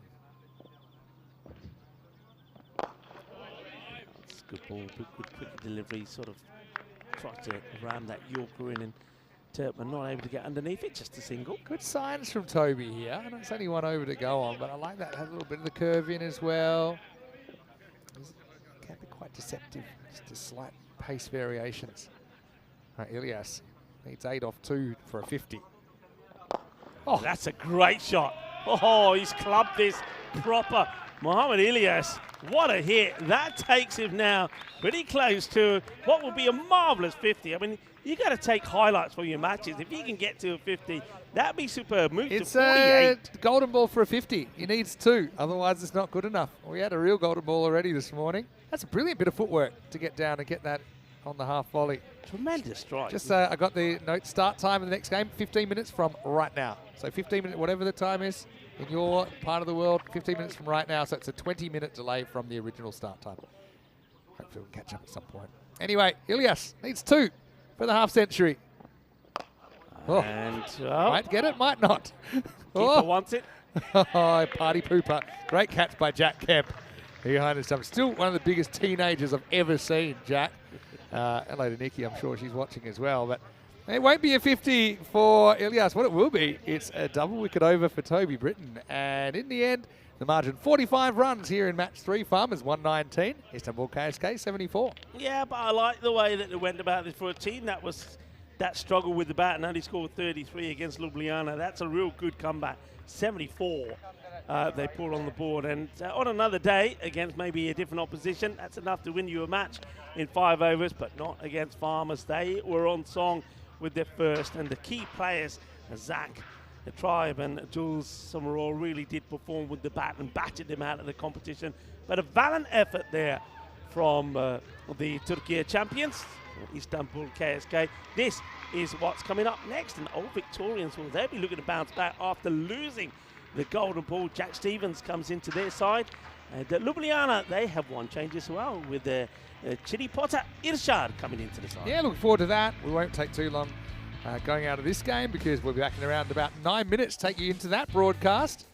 Like I said, running slightly behind. Farmers, good to see them back here at the Kartama Oval wearing their famous green, and well, I think the Turks are a bit green with envy, the amount of runs they had on the board. Having said that, we saw some good blows, didn't we? Particularly from Ilias, 48 off 21, 5 6s, 3 4s for him, and Turkmen down the stretch a little bit. But Farmers, just the start they wanted. This is one that he almost kind of went out before he fielded the ball, but I think it was just okay. That would have been an amazing catch up and away, Dudley. So in the end, he probably didn't have the game he hoped for. Golden duck and a drop catch. Nice under the high ball here. Kemp a couple of times was tested. We saw him take one at the end of the game as well. But yeah, Farmers from here, they actually have the most compressed schedule today because they play all their games between 3 and 8. So we're going to be seeing a fair bit more of them in the next few hours. So they're up against the Optimists in match 5. That should be a really good one. Then they're back-to-back going against Ljubljana in 6 and Old Victorians in 8. And that much awaited the Jersey Bash, or whatever you want to call it. It's going to be a huge match. It's going to be a big game, but this is the way it finished with Kemp. Nice catch there to get Ilias. He went for a spirited 48, but in the end, a fair distance between the two teams. 45 runs the margin. Yeah, and well done, of course, there to Toby Britton. Finishes with 2 wickets off that over and just concedes just the 9 runs. So, well, the young spinner is back, and maybe he's going to have another tremendous year on the network this time around. So good win, as you said, there, Vinny, by 45 runs. And a quick look, though, at the scorecard. And I like that from Ilias. I think good move for him to come up at the top of the order. Scores a fine 48-21.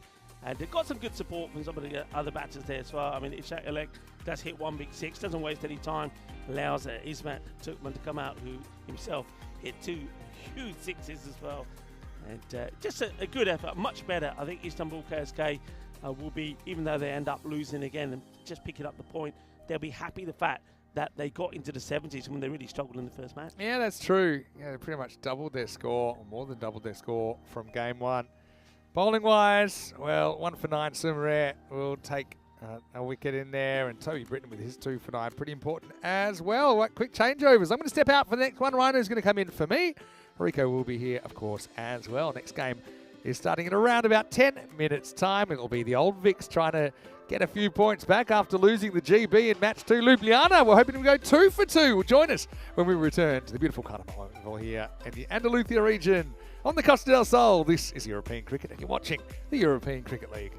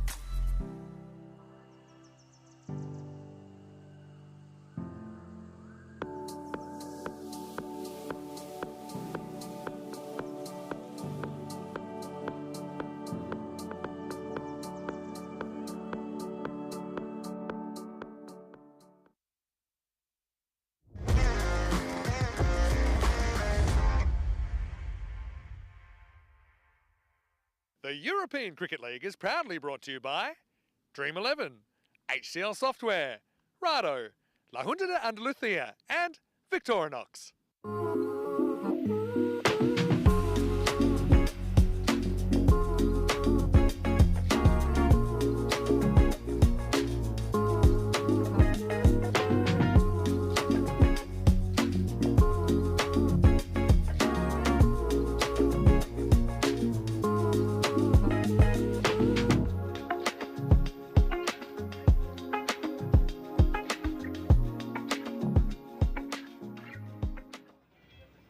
European cricket fans, welcome back to a quite sunny and bright Cartermore Oval here for first day of actual action, but the second day of play in Group F. There has been no shortage of thrills and spills in the opening three contests. This is 10 games of 5-over cricket. It's Ed Ryan here on the European Cricket Network. I'll be joined a little bit later by Rico Full to take you through the fourth game played today. It feels amazing that we've already gone through three. So much has happened already. And for this contest, we have Old Victorians, who were first up losers to the Luxembourg champions, Wolferdanga Optimists. And they will be taking on Ljubljana, the Slovenia representatives, who disposed of a plucky Istanbul KSK in the first game this morning. But lots has changed since that first game. Certainly the runs flowing a lot easier now than they were during the heavy conditions at the start of today. So the Old Victorians, they have a star-studded lineup. Plenty of those young men there have applied their trade for the Jersey national cricket team, and they have the experience of being runners-up in ECL 2024. Ljubljana, not so much experience compared to their Jersey opponents, but they played very well earlier today. And a man who has no shortage of experience himself, not just on the cricket field, but behind the microphone. What a pleasure to be on the mic with my good friend, Rico Full. Well, it's great to be here with you, Andrew Singh, I think I'm going to call you. Because the last time I saw you, you were wearing the, I literally had to find something a little bit more dazzling this morning, because I thought, well, now that Rhino's in the hat, I've got I see a number that you bought with you. I'm looking forward to you wearing that bit later. Quite fittingly, a bit of gold on it, because we had the golden ball as well. And you called it. You called it this morning. 10 5-over games. It felt like it had to come at some stage. And thankfully it did. And wasn't it an absolute cracker? The Optimists defending, I think it was 6 runs in the final over to tie things up, and then winning the golden ball. Just a wonderful performance from the Luxembourg superstars. Yeah. It's a great match, wasn't it? Really good match. And the 77-77 tied, and then Ashghar Ali Khan bowls that last over. What an over. Great over, and then he bowls, of course, the golden ball, wins the match. He was my player of the match there, but of course, with Ben and Embleton also scoring 50, he gets to pick from those that make the decision. But the umpires are on their way out. It's Taran Peters and Hemal will be leading the teams, and as you heard there from the news from the coin toss, is that Ljubljana will have a bat first. I like that move from Ljubljana. Yeah, gets them to put down a marker. They actually batted reasonably well in their chase. Ramanjot Singh and Rashid Mamadkal scoring most of the runs after a little bit of a sluggish start. Speaking of sluggish starts, Old Victorians probably wouldn't have come to the ground today, planning to be 0-1 after their first contest. That was a big boil over. Supercomputer, I think, had them as 84% favourites. Supercomputer, once again, backing the Jersey 2024 runners-up. Yeah, well, there you go, 82% to 18. But, of course, that's the thing, though, isn't it, Rhino? In this sort of 5, I call it kind of it's like a 5-over smash, isn't it? Anything can go. One batter clicks, it changes the content of the game. And I think we've seen that already. And also, if you bowl a good over, like we were talking about that Ashghar Ali Khan's over in that win for the Wolfgang Optimist against the Old Victorians, it makes all the difference. So, it really is, as you say, the battle of bat versus ball. That's what it's all about. The first over here to be bowled by Scott Simpson. He was moving the ball a fair bit this morning, Simpson. Left arm paceman, tends to move it away. The right-handers bowl touch short of a length, but gets some good bounce. Nice strong action. Taking the ball for just about every, I was going to say T10 contest he's played for the Old Victorians, but we have to add 5-over cricket to that. So Simpson steaming in. Ljubljana batting. Nice movement right on his line and length. And with some late tail away. Good start from the Jersey paceman. He's been impressive over the last couple of years here, Rico. Yeah, he has done, and it's something which I talk a lot about, Andrew, is that when you've got a bowler that's got a bit of pace, bowling that heavy length, short of a length, getting good carry through, batters around Europe will struggle with this kind of length. I mean, that's about the chest high. On these pitched up, and he's swung and missed at this one as well. So dot ball, having a look at the umpire really, but I think this one is quite comfortably a legal delivery. Ramjot Singh gets beaten. Yeah, it's a nice piece of bowling. He's got good control, Simpson. They're a well coached and well managed team. Skipper James Duckett does a good job. Well, that's one way of trying to deal with it. Singh has stepped about a metre outside of the stumps. That ball was probably not too far off, passing outside of I think the leg stump. Yeah, I think the umpires just signalled there to the batter to say no, it went over the stump. Let's have a look. So I think, I don't know. Rhino, how do you see that? I can see what the umpire's thinking there, but I actually feel that it has just missed the... Showing how things do even out, though. Simpson probably got away with one or two in their first game, so he's got the rub of the green at the moment. Slow ball, well bowled, clever, very clever. And a little bit of the old, it was the kind of the old slower ball grunt there from Simpson, but yeah, I mean, not for the first time we've seen a number of dots mounting up, so 3 become 4 dots in the over. Feels like the first over has been hard for all batters. It's been these 5-over contests. It's been the pattern of the day, hasn't it? Simpson, can he keep going? And well, he could pick up a wicket here. He follows the batter here. That's very good bowling. It just goes to show that Simpson is class. He's looking at what Ramjot is trying to do here. Sees him trying to give himself some space, and he says, "Right, I'm just going to follow you." Tucks him up.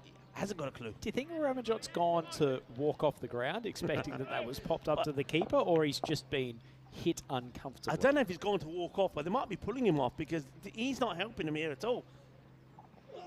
And it's going to be a maiden. We are going to start with a maiden. Can you believe it? And look at the celebration there. Great stuff from Simpson. Excellent over, as well bowled. He got the ball in his preferred channel. Just enough movement to make things difficult. And despite Singh moving all around the crease, just could not lay bat on ball. Yeah, I mean, and you can see him fist pump the over at the end of it just to say, there you go. You don't often see that in T10 at all, but in a 5-over match, that is huge. This is what's coming up, by the way, on the network. So if you think we're just doing this here at the Cardinal Oval, well, you're wrong. But here we go. Look at the celebration. He said, yep. I mean, that is something special. That means they've got to try and get, I mean, what are you thinking here?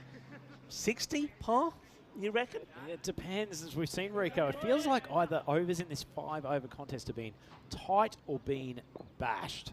Birrell, he was tight earlier today. It's nicely struck. Diving effort from the fielder at wide cover, but it will beat them all.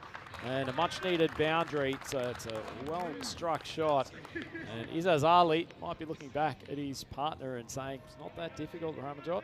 Yeah, good shot. 2 slides, but the ball still makes its way to the boundary. Kafi koshish ki thi field ne, but chauka lag gaya. 4 carreras. Good length again. Be a chance to shy the bowlers and stumps. Batter takes a slight deviation from the dead straight, but makes it through comfortably. It's actually both of these 2 bowlers, Rico, they do bowl what you would refer to as a heavy ball. Birrell bowled very well, didn't he, in that last match? Just the 3 came off his over and he picked up a wicket as well. So yeah, it's not going to get any easier here for Ljubljana. Ljubljana, remember, at the moment, they're going to this contest ahead of their opponents. I think Singh will like this more and plays out that way. He does finally get bat on ball, but the catch is dropped. You're kidding me. Charlie Brennan, generally a very good fielder, positioned out there at deep square leg. That is a dolly for a man of his class. Yeah, well, that would have been a 7-ball duck for Ramjot Singh. Well, he gets lucky. I wonder if that's going to change his fortunes. But yeah, you're right. That's a dolly. Can't believe he's dropped that. High outside edge. How often do we see it, Rico? A dropped catch and then reason for the bowler to unleash some fury as he comes up with a nice ball just outside off stump and gets the flying edge to the boundary. Yeah, it goes pretty fine. They have got a third back on the boundary, but they're not going to catch up with that one. So a bit of frustration building in here for Biro. I mean, yeah, of course, he can't believe that catch has been dropped down. Daniel Biro trying to put that behind him. You can see there, just trying to laugh it off perhaps there. Not sure he'd be laughing at the moment, Rico. Ali takes the slower ball, over pitch, nicely struck. Well, he struggled in the first game today, Rico, but he's looking a lot more fluent than his batting partner in this second game. Yeah, look, I've seen Ljubljana when they've come and played there in Croatia, and this guy's a very good performer. We've seen him captain the side there in Croatia. He's a good player, very good hitter of the ball when he gets going. So I just feel, 5 over smash, something that these Ljubljana boys would fancy. Short ball really climbed, and white call eventually comes. It's not a bad short ball from Birrell, but yeah, let's have a look at this. We'll have the advantage of having a look at it, the side on camera, and yeah, I think that's probably a fair call there from the umpire. You can see umpire Tizer has a look and then asks for the replay, and that I think confirms it. I think it is over the head. It's a good call, so it will be a wide, and that's the one for the over as well. Good change of pace, rolled the fingers over that ball, nicely bowled. Rico Full giving it some motion of congratulations in the commentary box. Either that or he's dealing with one of the local cardamom bugs flying around the commentary box. End of the second, Ljubljana, 15 for none. Being attacked by a wasp is obviously like the colours that I'm wearing, maybe. You do look like a walking hive with that combination. So hey, talk to me about your outfits, by the way. So come on, what's started all these glitters and I'm ready for a Britney Spears like costume change partway through the day. So I've got my 2 outfits that were part of my collection of 4 from the Mumbai wedding I attended a couple of months ago out in Navi Mumbai. Very, very comfortable clothing, Rico. It is. I think I should have been born as a subcontinental person. When I'm wearing my guritas and that in the summer, people say, "Aren't you hot?" I say, "No, you're getting it wrong. They keep you cool and they do their job when it's cold as well. Well, that will do the job. Swing hard, and Ramanjot Singh, who should have been out for 0 after 7 balls, hits the next one for a boundary. So he's just going to swing and try and get as many as he can now. He knows. He's out of life. He's trying to cash in. What about these bucket hats from the old Victorians? I mean, Vinny loved those, and I don't blame him. They're gorgeous citrus colour. Yeah. Bucket caps. Doesn't having a team wear yellow just add something to the visual complexion on screen? Love the Victorians outfit. He's basically running off the field. I think even if he did make contact with that ball, I think the retirement would have been on offer. And Webb gets his man. It's first wicket down for Ljubljana. They are 21 for 1. Yeah, Jamie Watling taking the catch. No mistakes from him. But yeah, he was doing a lot of this moving around in his crease, wasn't he? You can see in this one, he goes right outside the off peg. And I don't think the umpire was... Well, you see the umpire here, they're repeating, and Tyrone in the end finally says, well, he's going anyway, so I'll just give him his marching orders. But do you think he was ready to give him in the first instance? I'm not too sure, but Tyzer will say, yeah, I was giving the batter the benefit of the doubt. So Ramanjot doesn't really click this time around. And struggled, really. But that's not a bad thing, because you mentioned this earlier. Rashid Mohammed batted very well in the last match. So he's a good partner for the captain, Izaz Ali, to have out there with him. Gee, I love the way you pronounce that, Rico. Can you say his surname again? Mohammed Anyway, let's see how he goes. Mohammed big swing, first ball. No timing whatsoever, but they will make it through for the 1. So whose wedding was it then that you went to? To be fair, not a personal contact. Actually, the best friend of one of my good friends, Anmol Prabhu, who you would remember from the Cosnay Cricket's efforts at the ECS St Gallen tournament last year. So big hello to Anmol. I'm sure he's watching the coverage back home in Lausanne. That's a big swing down the ground. Pretty decent contact, but unfortunately for Ljubljana, it has gone straight into the very, very safe hands of Jonty Jenner down there at long on.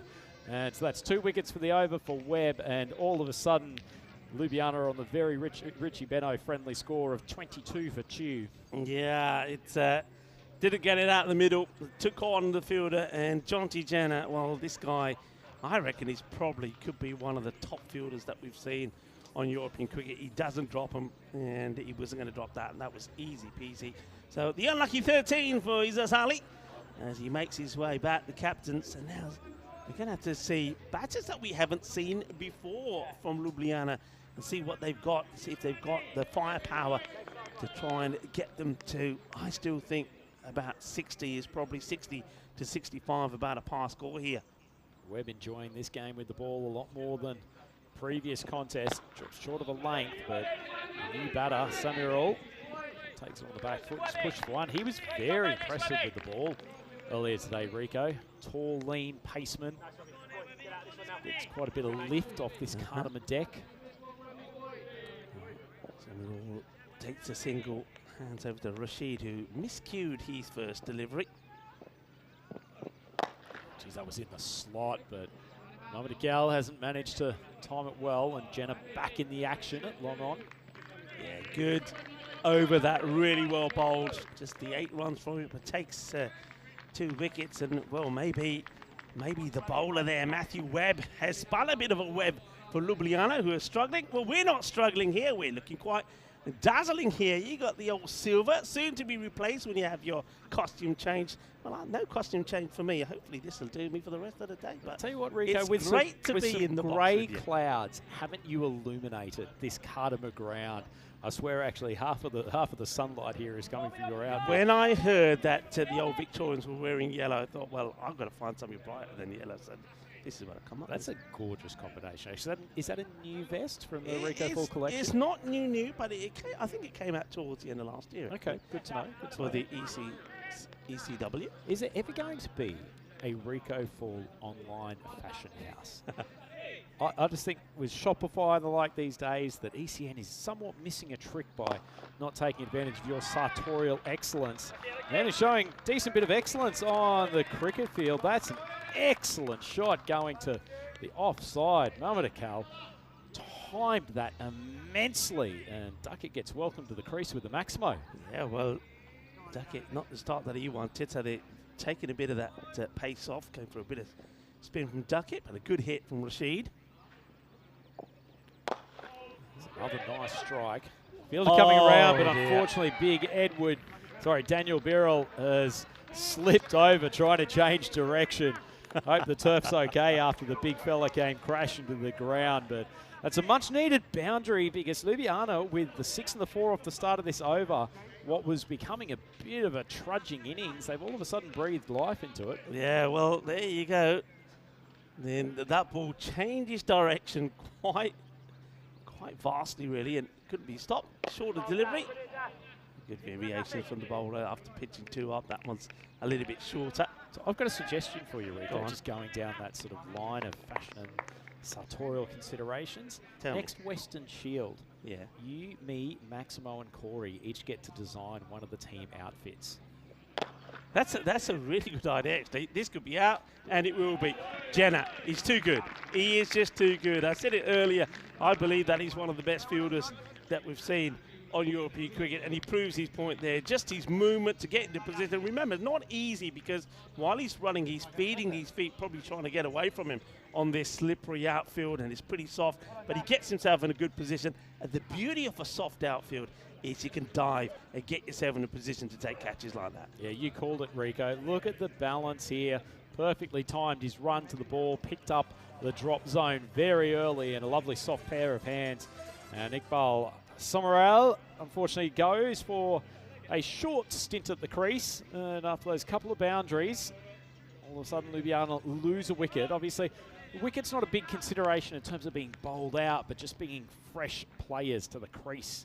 Crucial for the bowling team. It's just going to be a single as the man who was wearing the the bucket hat, and we saw him fall down in front of us earlier. Danny Birrell will do the fielding.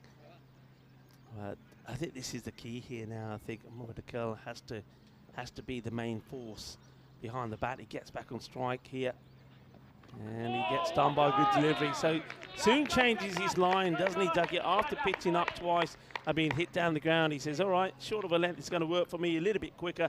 And he finishes the over very well. Just the 12 come from it, including that wicket.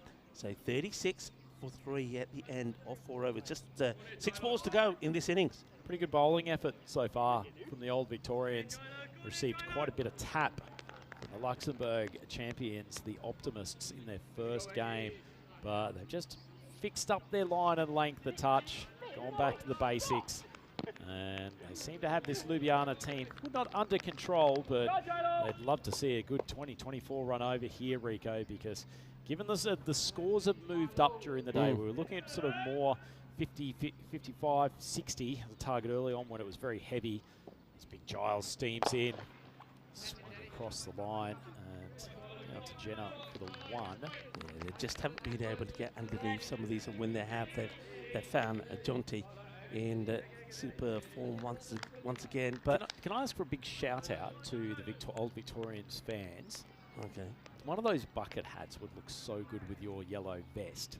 Someone out there organise one of those for the big Rico Full to don in the commentary box for when they're next on board. Come on then, we'll do it. I reckon you're right, actually. It will go pretty well. Good delivery that, by the way, from Edward Giles. It's a dot ball. Hey, you know what? Today, with all teams, there's no bonus point on offer. It's going to be a 3-1. Net run rate could be hugely important. And for Old Victorians, after losing that first match on the Golden Ball, a match which they feel they should have won, when you needed, what, 6? Did they need 6 or 7? 6 or 7 on the last over they needed to win. So if they get a big win here, if they can really contain, maybe keep it to around about that 45, win this well, the net run rate will really take a big boost. And that's going to be key for them, I think. It's nicely swung down the ground. Good contact, and even Jenna can't stop it from going for a boundary. Much needed for. Marshad slaps it straight down the ground. It wasn't actually a bad ball from Giles, but managed to step forward and change the length. But you're right on that point, Rico, and suddenly that game between Old Victorians and Farmers, the Jersey derby becomes even bigger in terms of positioning on the ladder. That's in the slot. It's hit very high and very, very hard from Ashad. And so Giles has been pumped for a 4 and a Maximo in the last 2 balls. Well, the first 3 balls were going beautifully well for Giles.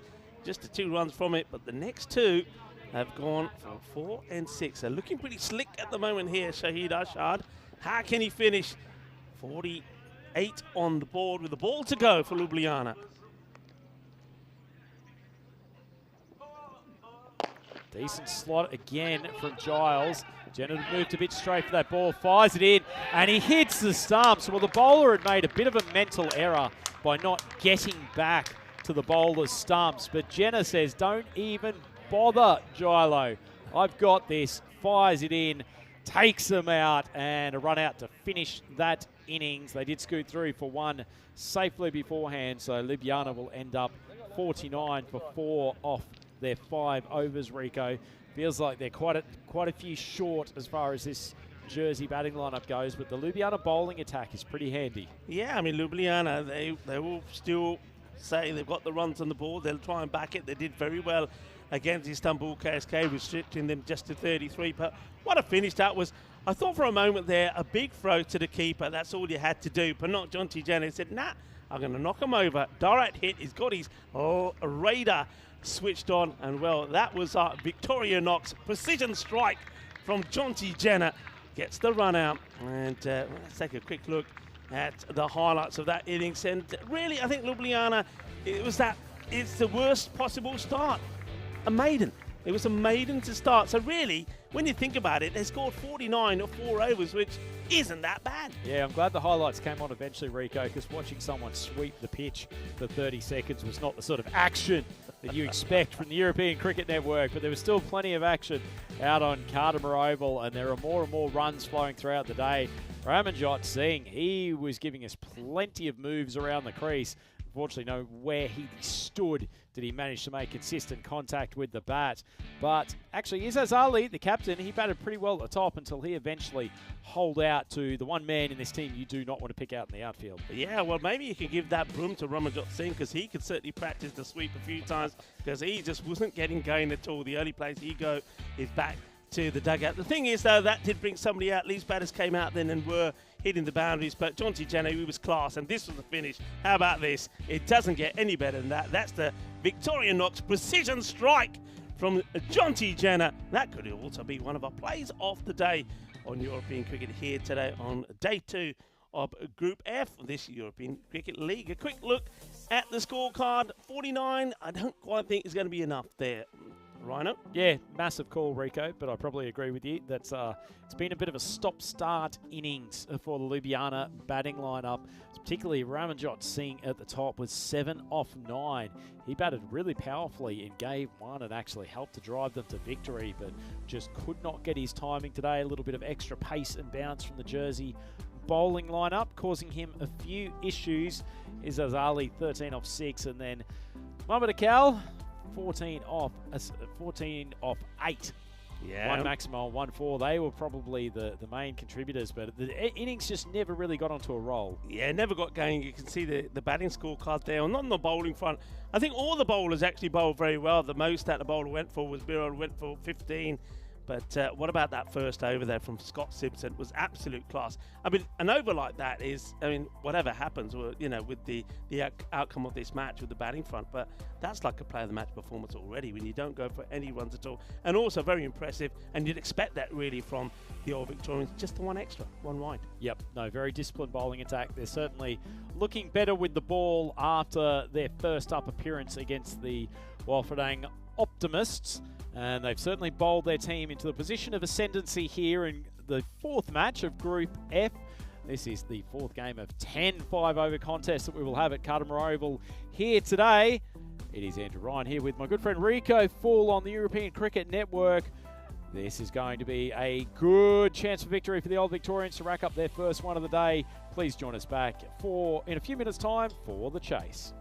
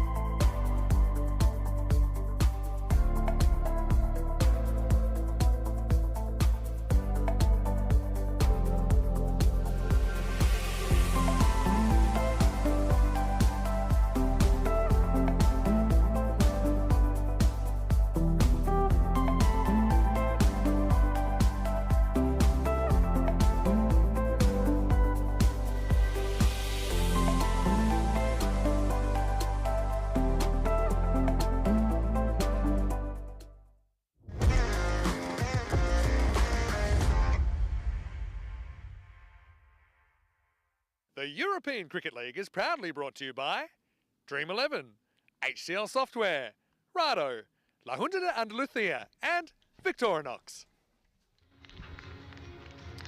Hello viewers, and welcome back to the dashing Cardimer Oval as we get set for the completion of match number 4 of Group F. Ljubljana, the champions there from Slovenia, they've been out there, they've had a knock, they've got to 49, and that means that 50 required for Old Victorians, and you'd expect them to go out there and knock these off pretty quickly when you think of some of the batters they've got.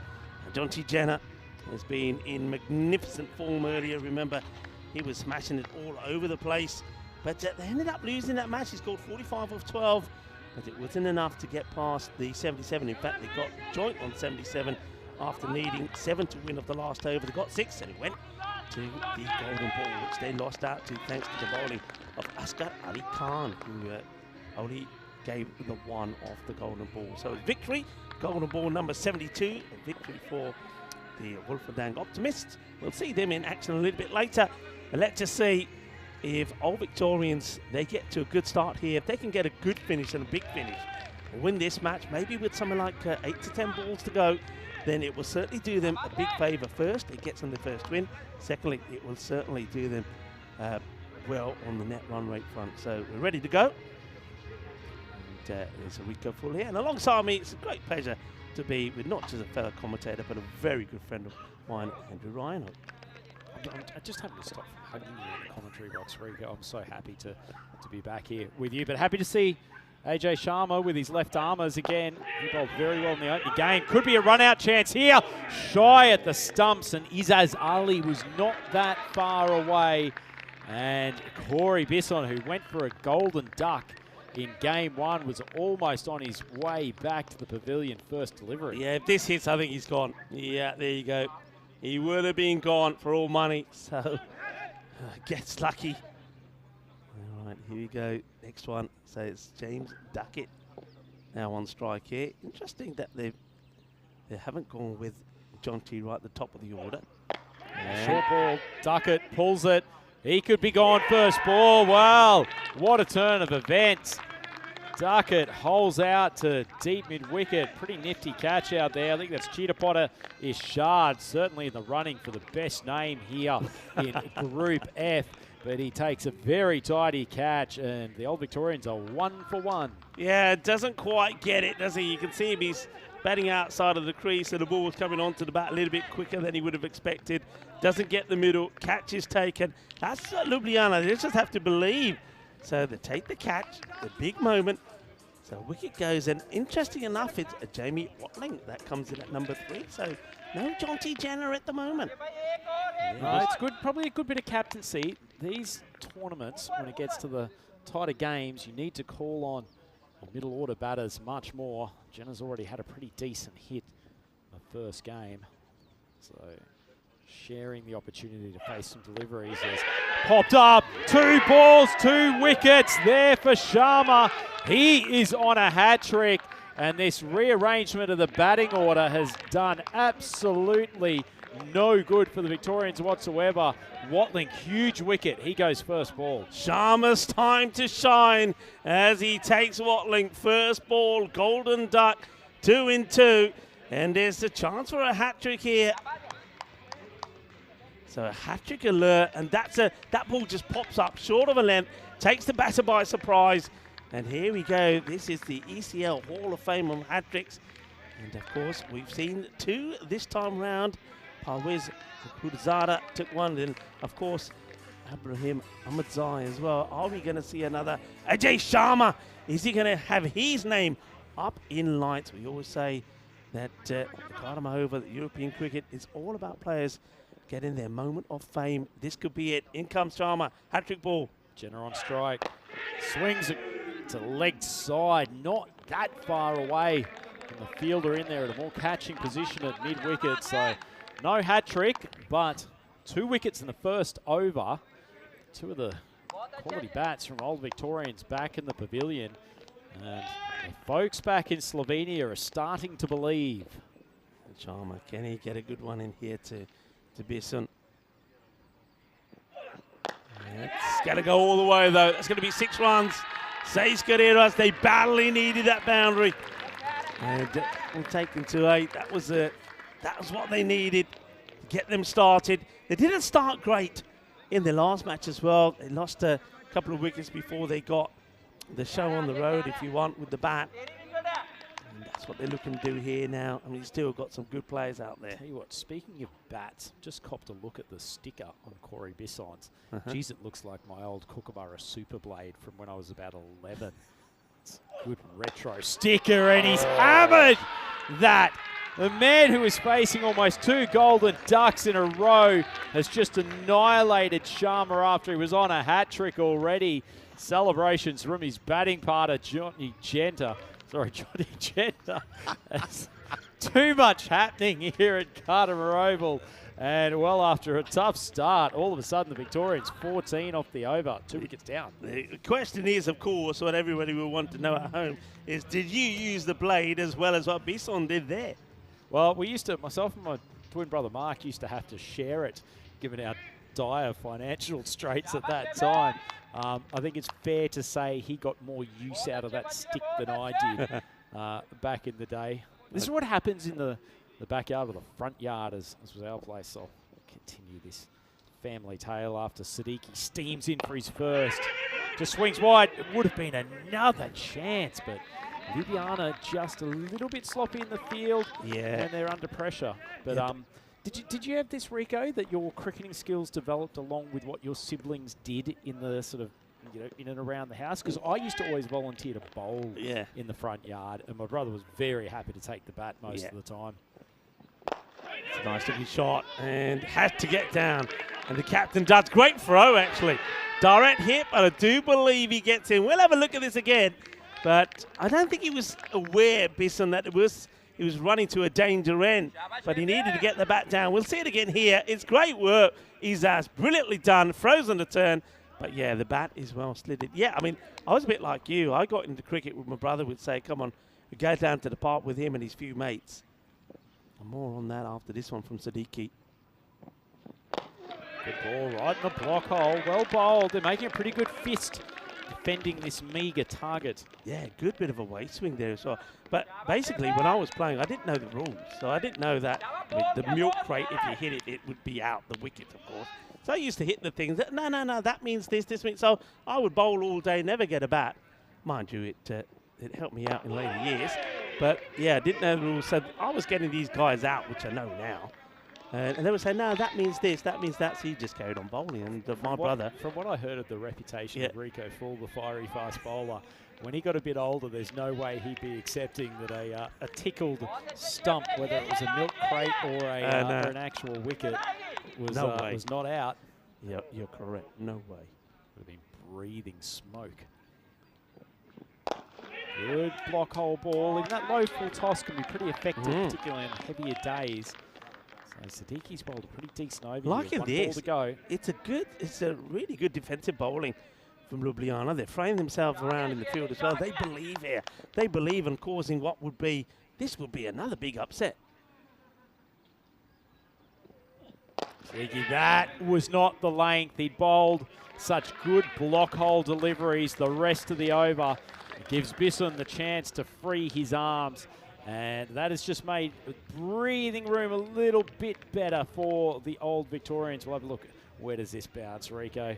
Yeah, it's all about, I reckon, I mean, you were saying about us doing a fashion show thing and designing kits. We should have a song as well, all about the length, because it's all about the length. Nice and full, couldn't get it away, slightly shorter, and that's the boundary. It's almost like the batters, they're waiting for it.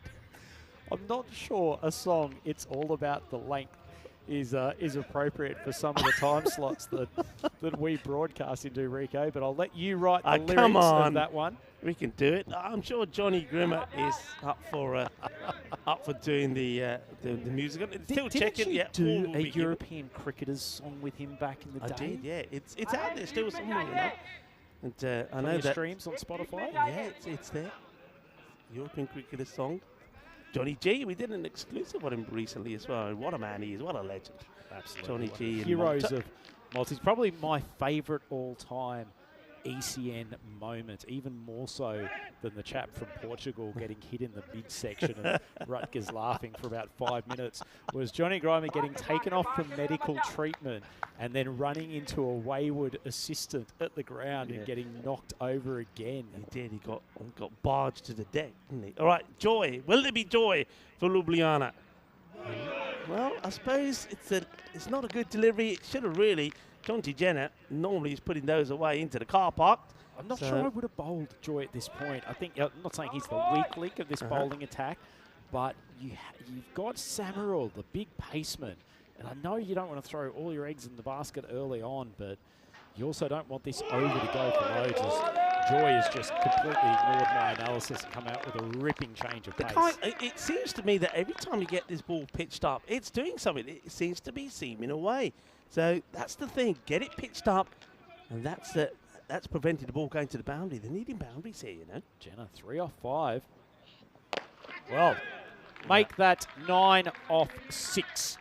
Beautifully struck. He's held his position really, really well with that strike. Very uncomplicated. Lovely shot. All about the length. There you go. Okay, well, somebody can come up with the lyrics. Well, we can work on the lyrics, get the tune to it. Do you reckon the backing music could be wang, wang, wang, wang, wang, wang? We could have it's all about the length. Boom, shakalaka, all about the length. Sure. We might not ask ChatGPT to write lyrics for that song. We'll just have to emphasise it's to do with the sport of cricket. Anyway, next one. Good comeback. Dante trying to lost his over the offside. So it's, yeah, this one is a bit like a roller coaster ride, this match at the moment. You can see Old Victorians wanting to get on top here. Ljubljana, no, get the wicket of Jenna here. That would be huge. I agree, Rico. Tell you what, there is a spot wide of off stump that really gives some pep. I'm just looking at the percentages there. 3%, well, maybe that's why. They know what Jenna's going to do next, but it was 97 to 3% in favour of Old Victorians. Well, that will maybe take it to 98 to 2% now, but I still feel a couple of wickets here and Ljubljana are back in this contest. They certainly are, but I think it's showing why now with the target they were defending. Bowling Joy in this over. I just don't think it was the right strategic choice. He gets Summerall in, he gets rid of Jenna, bowls a 5 or a 6 run over. Scoreboard pressure is really needed for Ljubljana to defend this, and just a couple of boundaries this over have just eased the tension for the Old Victorians. Crack down the ground, keep it to 1, so they will have this on strike for the final delivery. Yeah, he's been looking to latch on though, hasn't he? And if it's not in that Yorker length spot, then he's going to be looking to go over the top here. I think Old Victorians are sensing that a big win here is going to be key to them. It's a decent size wide, easy call for the umpire. Just thinking about the name. I assume we should put a French flourish on Bisson rather than just Bisson, because there's a lot of French spoken on the bailiwick of Jersey. Okay, we should emphasise the song. Does make him sound like he's a lovely extravagant name, as he shows an extravagant range of cricket shots. He enjoys that area, going wide of a long on, and that's a lovely shot and has really helped the Old Victorians to take charge of this game, Rico.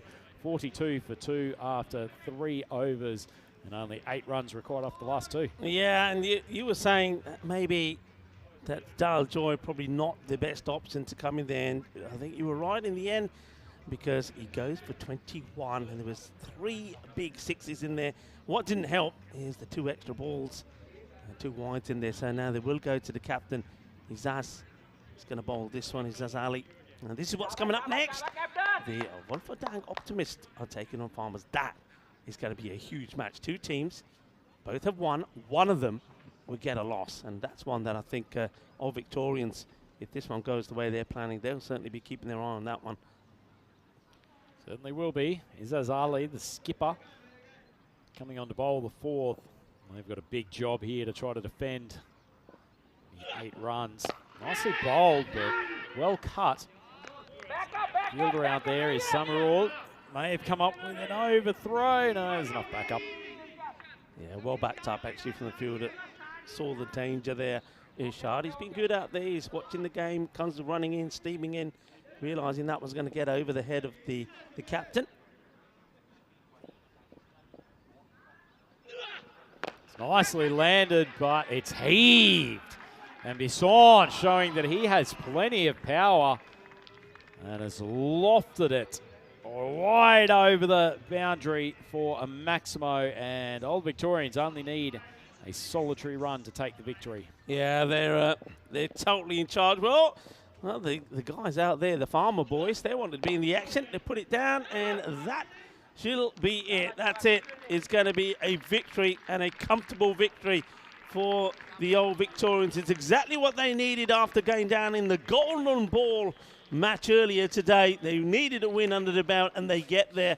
Ljubljana, I think it's just a classic case of not having enough runs on the board. If they did have that 60-65 on there, I think it could have been a bit more of a battle, a bit more of a contest. But Jonty Jenner, handshakes all around from him. And also, Corey Bisson shows his form with 31 of 9. Well, 4 Maximos in that innings from Bisson as well. Lovely striking from him, and showed that it's not just a one-man game as far as this Old Victorian side go. When that batting lineup fires, and we didn't see Charlie Brennan at the crease today. Obviously, Watling, very, very good bat as well. They've got plenty of men who can put it over the boundary. Speaking of big hitting, didn't Ben Embleton do a job for the Optimists this morning, but they've got a huge task ahead trying to control the Farmers batting lineup. Yeah, Farmers as well. Remember, Jules Rory's in good form. Zat Tribe hitting it well. A couple of ins for them in this match. Stanley Norman comes in, and Reece Palmer also comes into the side. So Storman Stanley Norman, what a great inclusion for the Farmers. He was a young gun of the ECC last year for Jersey. Really looking forward to seeing him in action. But in the meantime, plenty of highlights from that batting innings as the Old Victorians really started with a grind. Mixed the batting lineup up Rico, but it certainly didn't pay dividends. Could have been a run-out first ball, but as it was, James Duckett holds out second. Yeah, that's a good catch there, taken in the deep. Just added a little bit of pressure, didn't they? And, yeah, they just needed to pick up, though, a couple of more wickets, especially that of Bisson and of Jonty Jenner. If that was the case, and if they could have done that early on, then it could have made a big difference. But you see that some of those hits, when they were hit, they went a long way. Yeah, certainly were. Both of those men at the crease have undoubted power, and always felt like an innings that, despite the loss of some early wickets, that the Old Victorians were in control of. So the ECL 2024 runners-up have picked up their first victory today after a golden ball loss to the Optimists earlier on, and a pretty comprehensive victory to them. Ljubljana, a little bit of soul-searching after that performance.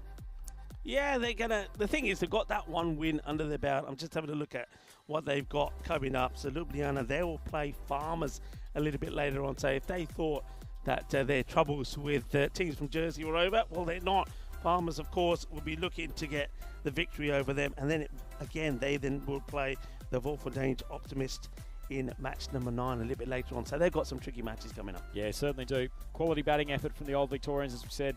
2 batters going for a golden duck earlier on, but Bisson and Jenner did plenty of big hitting and took them to total in 3.5 overs.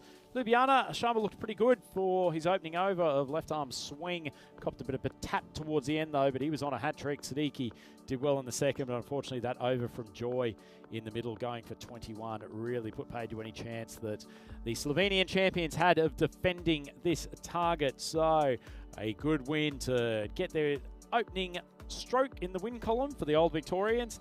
Wouldn't expect anything less from the guns from Jersey. They've beaten Ljubljana by 8 wickets. It's Ed Ryan here on the European Cricket Network. Great to have Rico Full with me. We'll welcome Vinny Sandhu back into the commentary box for the next game. Please come and join us then.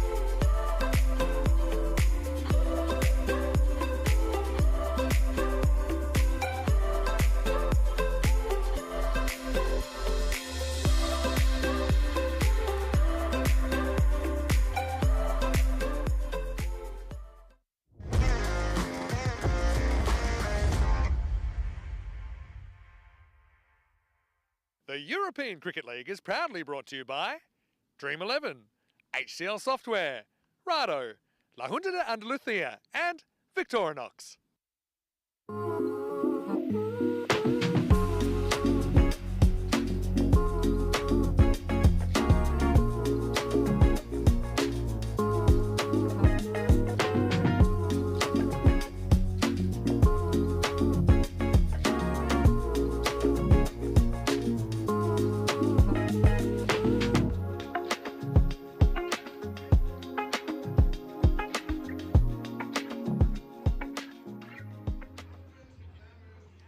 Welcome back, European cricket aficionados. We're here at Cartermore Oval and remarkably about to start Game 5 here on the second day of scheduled play for Group F.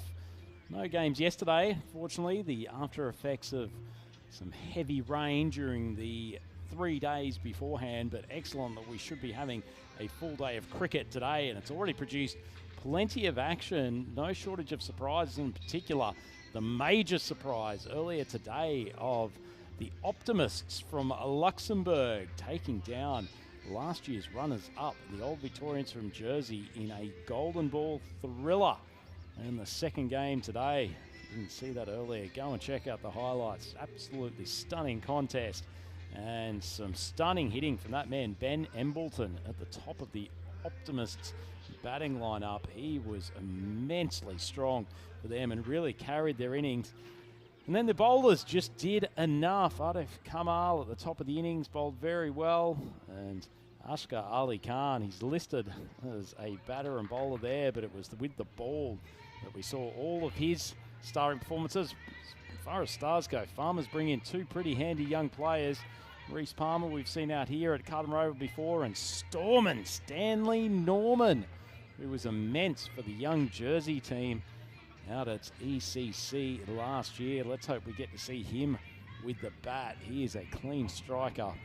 And that power back batting lineup giving the Farmers the edge as far as the supercomputer is concerned. 77% chance of them taking out the victory. A man who's always on top, though, especially when it comes to European cricket commentary. Great to welcome back to the commentary box, Mr. Maximo. Yeah, if you can get on top, why wouldn't you? And Optimists, they probably see that as a glass half full situation as well. 23% to go 2-0. Really got out of jail in that earlier game against Old Vics. And well, along with Peel and St John's, they become the second team in this tournament to have a golden ball in their first ever ECN match. Because that happened back in Group 8. Where's the Camo Warriors, the Farmers? I feel like they could easily get lost in the fields there with that that outfit. Battle of the Greens, not something you see very often here at the ECL. Well, the Wolfgang Optimists, I was kind of referring to them over there as the frogs in a blender kind of a jersey. Or the Kermit the Frog special. But yeah, Battle of the Green Machines here. And look, the other thing is these are 2 teams that haven't lost yet. So it's amazing to think we're into Game 5 already, but we are. Of course, it's a 10-match day, and we're already 40% of the way through. So every game's important. Again, no one knows what's going to happen with the weather tomorrow. So I mean, the top of the table will be a pretty good place to be tonight for any of these teams. I just hope none of the young Farmers boys go walking into the forest, Vinny, because I'm not sure we'll find them with that camouflage outfit. That's one of the best designs I've seen for a long time from the ECN creative crew. Not only wear it well, though, they play some pretty good cricket as well. And putting a power-packed performance against describe them as plucky Istanbul KSK team. They showed some form with the bat in their second game up against the Jersey Guns, but it wasn't enough after some belligerent hitting from Tribe and Summerall with the batting innings. But a little bit of time to cool the heels for the Farmers' bats. Chuggy Pershard's got the ball top of his mark. Embleton and Musa opening the batting for the Optimists. Yeah, so ready to roll with Chuggy Pershard. And Ducker first up, gets past Embleton. Didn't Embleton bat really well earlier on? He was the reason they actually got to 77 in the first place. I know the late mail was for Asghar Ali Khan maybe to take the player of the match, but you can understand them giving it to Embleton. Without him, it wouldn't have been close. Another in-swinger this time. Well, he's overcommitted here, and that would have been gone by a mile. Just think that Musa gets caught ball watching there. I don't think Embleton ever was interested in a run. A missed opportunity for Farmers. That was young Storman Stanley Norman. I know you must be thrilled to have Stanley back. I think we're contractually obliged to refer to him as Storman every single time. Right. Takes place today. This one's in the air, and guess who? Storman Stanley Norman. You can't keep this young man out of the game. He's got a giant pair of mitts. Very good fielder in addition to the other skills of the game, but that's such a huge wicket. Embleton did a lot of damage to the Old Victorians batters in the first game, but unfortunately he goes for a duck and the Optimists none for one. Yeah, let's have a look at it here on the replay. Just never gets a lot of it. And the thing with Chuggy, he does swing it a lot, but it is a bit of a banana ball. He swings early. He tries to adjust to it, but well, guess who's back? That is Stanley territory. It's a big one, isn't it, with Embleton going without scoring. So we'll have to see someone else step up for the Optimists. None for one. Just a gravitational force, Storman Stanley. Just cannot keep him out of the game.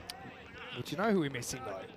Because actually that's a rare one because of the rain around. I actually didn't end up doing any of the Jersey games last year in the ECC, just by freak of nature. They ended up making an early exit. Big in-swinger first up as Asghar Ali Khan has come out. He was a bit of a hero in the first game of Wolfdanger's journey. We need agent 611. Is it 611? Oh, Barney Aston. Was it 611? I think it was Agent 611. I'm going to say Agent 611. Yep, big call for such If a you're young watching, man to go the triple number. Another big in-swing inside edge onto the pad. So, well, we had a maiden in the last game. We're staring down the barrel of a wicket maiden to start this one. Those who were watching last year would remember I was calling incessantly for Agent 611 to get to the bowling crease. He finally did, I think, in the final Jersey game, and took a big scalp. They got some talented young players. It was very much a developmental squad. Came out for ECC last year, but some talent in there. All right, in the air, and 6. So there goes your maiden, Maximo. Asghar Ali Khan. Thing is, it's been such a crazy day. You probably could recover from this, still win the game. Feels like almost every game, Maximo, I almost keep calling you Minimo. This is quite worrying. The first over has been a real struggle to get balls away, and teams have capitalised more third and fourth overs. You wouldn't say the ball's old by that time. I think also you get your premier new ball bowlers in conditions that are, I suppose in theory, bowling friendly. We have seen a fair bit of swing around today. But now we're going to see. Speaking of premier bowlers, I think there's not that many other guys trudging around the European cricket scene that I'd less like to face than Big Julius. Yeah, Julius, even though he is fully grown, he seems to get bigger every time we see him. Anyway, he comes out to bowl over 2, second of the final of the power play. This is in the air, but should be stopped. We've seen a couple of overruns already, haven't we, today? But it's well judged out there. It's William Perchard. Could see him back as well. Like the Ferrari's just getting a little bit of a warm-up drive. That first ball coming off a couple of steps. Nowhere near top pace, the big man, but he can get some disconcerting lift. This Cardamom surface.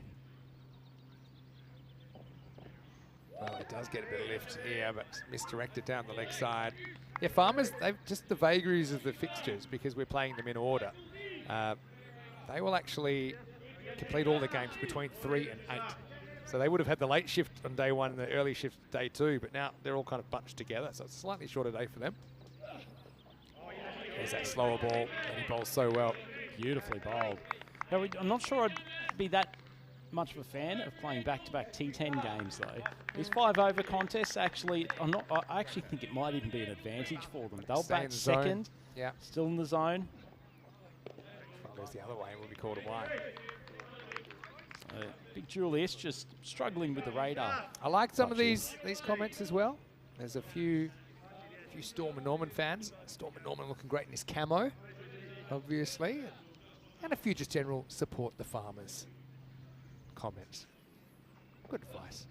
Slow ball goes for it, reaches high. I think that one is going, it's going, and it's gone. Maximo! They picked that one well, did Askar Ali Khan.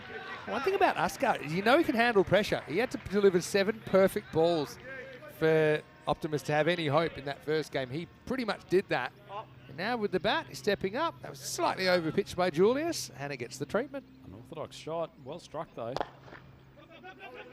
Just driven to the offside. Shy of the stumps. Would have been close. Ali Khan took a few random directions as he was running between the wickets. I think this would have been out, It had to be one stump hit. Let's have a look. There's the ball coming in. Yeah, just out for me. It's a slower ball again, but this time it's sliced straight up in the air. And another wicket fall, so Musa didn't have too much of the strike. And it'll stay that way. Chuggy Perchard will take the catch. And the Optimists have lost the second wicket now on the second over. It's 16 for 2. Chuggy, one of my favourite nicknames on the European cricket circuit. He's a tremendous player, a great fighter for both the Farmers and the Jersey national team for many years. End of the over from, getting towards the end of the over from Big Julius. A little bit of outswing, not a huge amount of pace from him this over. We almost need someone to get him a little bit angry. Can I run a couple of things through? Please Firstly, nice catch by Charles Chuggy Perchard. But I know that he's also going to be married pretty shortly to his fiancée Diana. So it's your classic Charles and Diana love story, hopefully with a slightly happier ending. But congratulations to those two. Anyway, some rare, quite ready to deliver this one. The other thing When's the wedding coming up? I'm not sure. There's some talk that there might be the pre-wedding festivities this weekend. Basically Jersey royalty. Oh, we'll get to this one, but it will be the end of the over. Mays makes an appearance, and he'll keep the strike. He's off the mark. Samura goes for 11 in the second. Picks up a wicket. It is 17 for 2. 17 for 2, 2 overs in. Big news. Talk to me.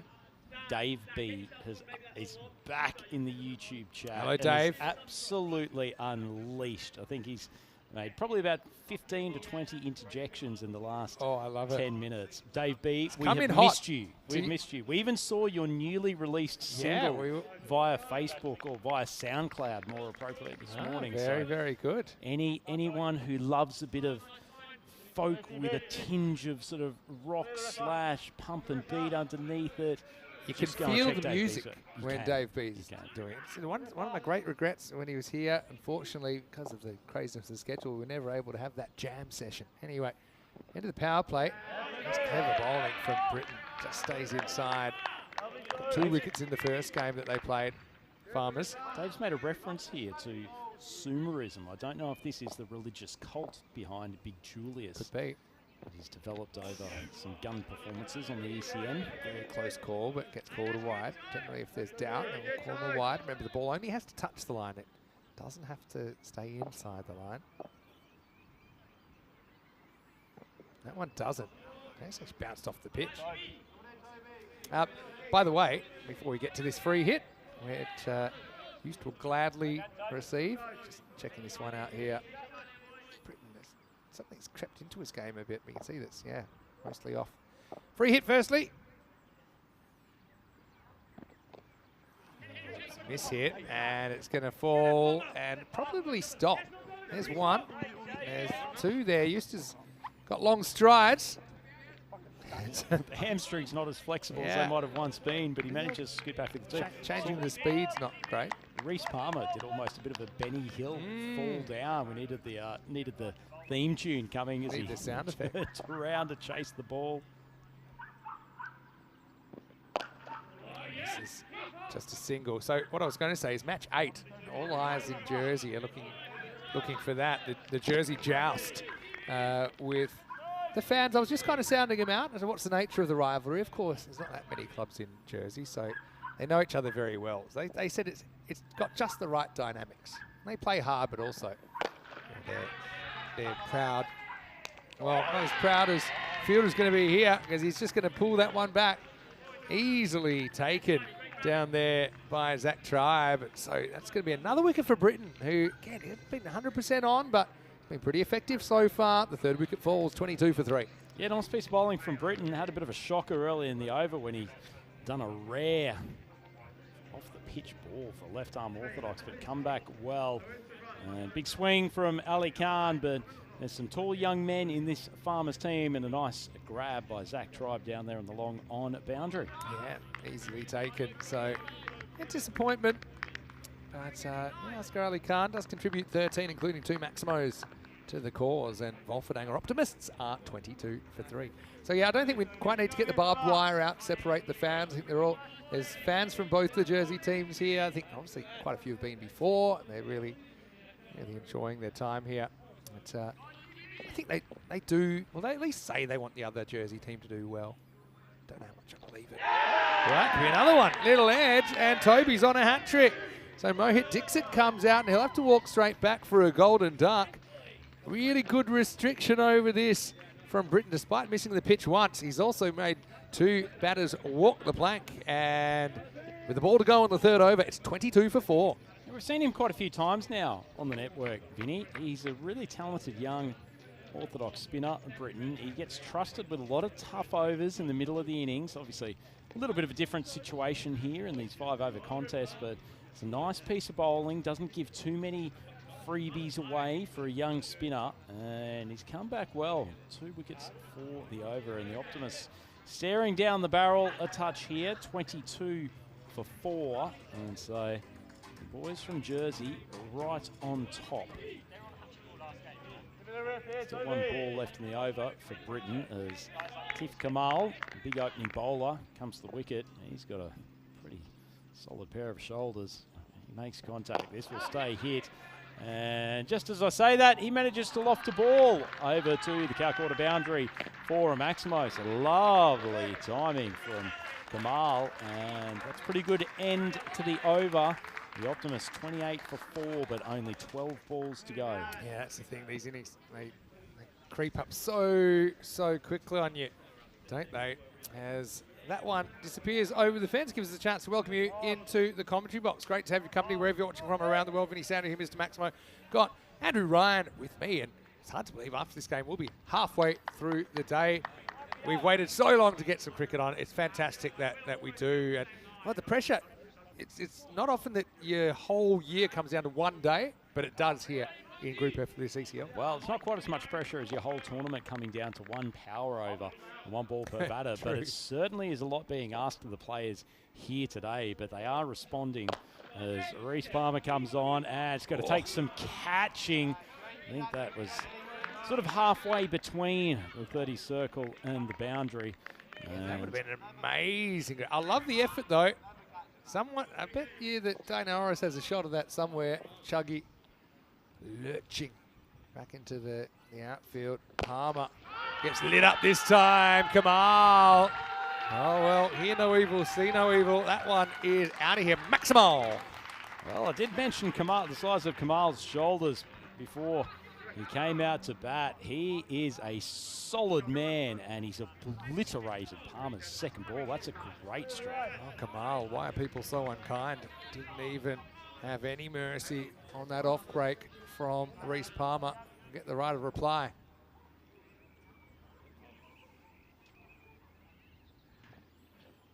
Oh, he overdoes it, and this is going to be caught.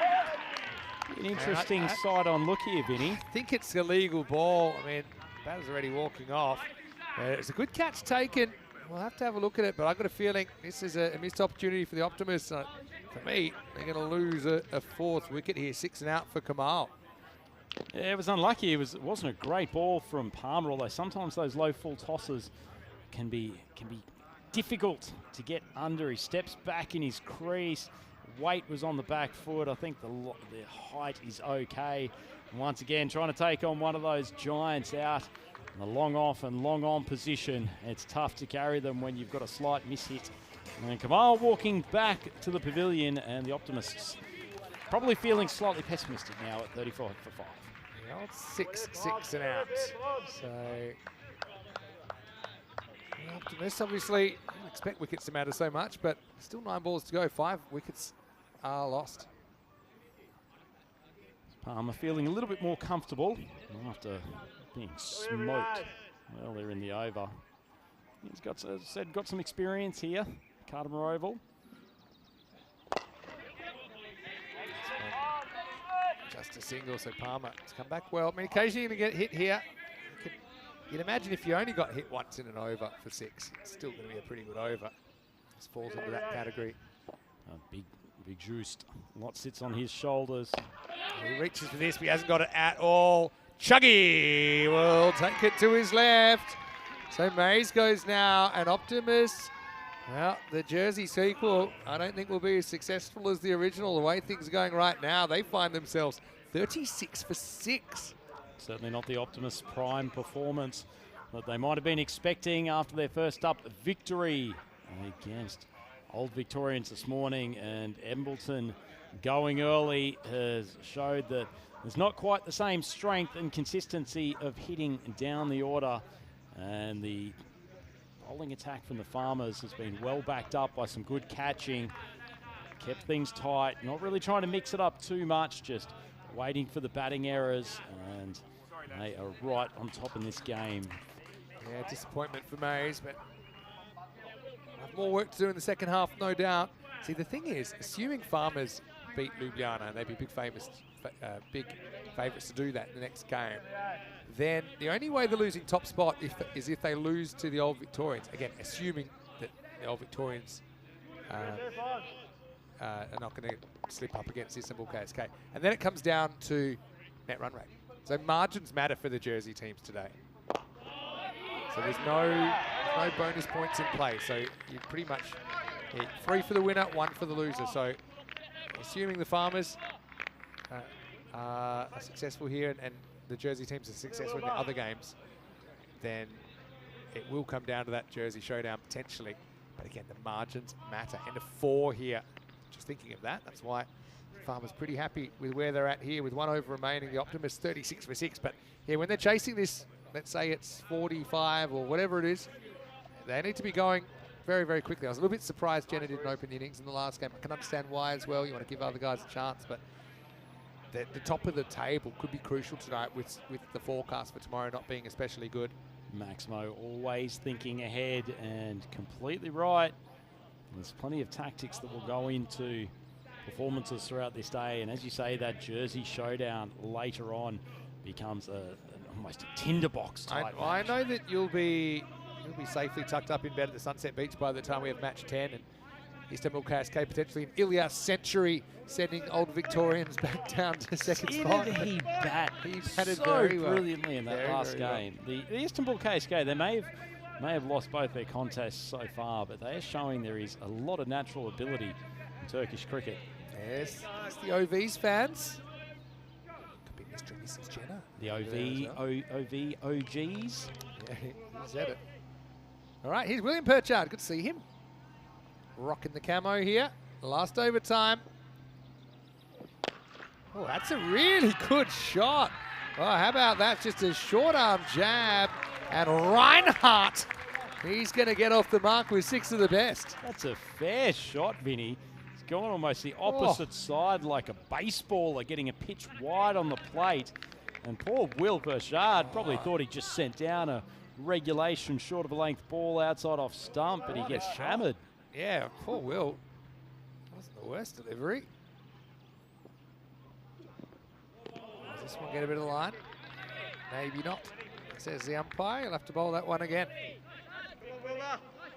So, growing young man, Will Perchard. Remember seeing him a couple of years ago here at the ECL. His action's tightened up a lot. He's got a bit more upper body strength, bowling with good pace now. Full toss dug out. Should be fielded. They think of 2 here. Oh, good throw. Has him in trouble. Just took time to get to the bowler. Probably the bounce of the ball slowed it down significantly, didn't it? And it allowed the batter, Gamagay, to scramble home to the non-striker's end. Which is good, because I think Gamagay still hasn't scored a run in his 2 visits to the crease thus far. So about time he had some fortune. I love this from Thomas as well. A comment regarding the weather. It's going to be called. It's been a couple of tight ones. Remember, the umpires aren't sure, they will give it a wide, but if any of this ball's over the line, should be good. got a piece of it. But, you know, the farmers, normally they welcome the rain. Just in general life, this is probably one time the farmers would like the rain to stay away. Depending on what happens, of course. All right, that's another one of your classic Reinhardt. Oh, well, what a catch. Oh, boy. He's got it up over the top. Now, Julius, who dropped an absolute Class A goober earlier on, he just loped back like Steve wore in 1989, heading back towards this Skype screen. He took it clean as a whistle. And so Reinhardt in, Reinhardt out. It's 46 for 7. That is a sensational grab, Maximo. You've called it the big mitts of Big Julius.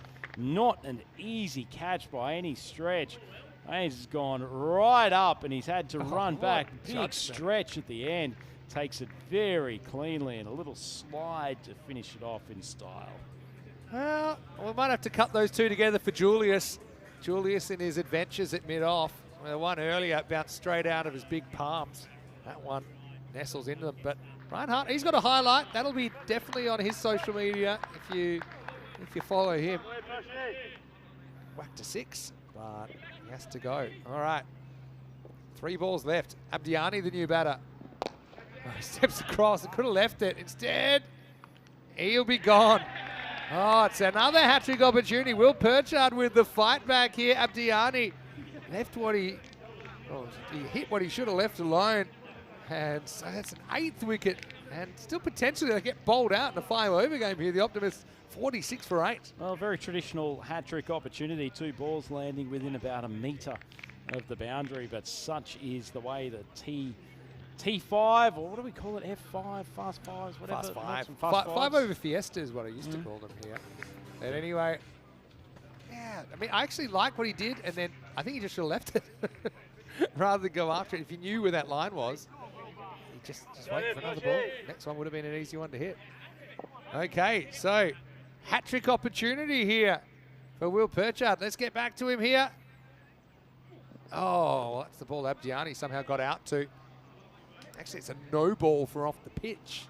It's not a great pill to come up with for your hat-trick ball. Oh, good movement. Watch the swing. Just off the pitch, according.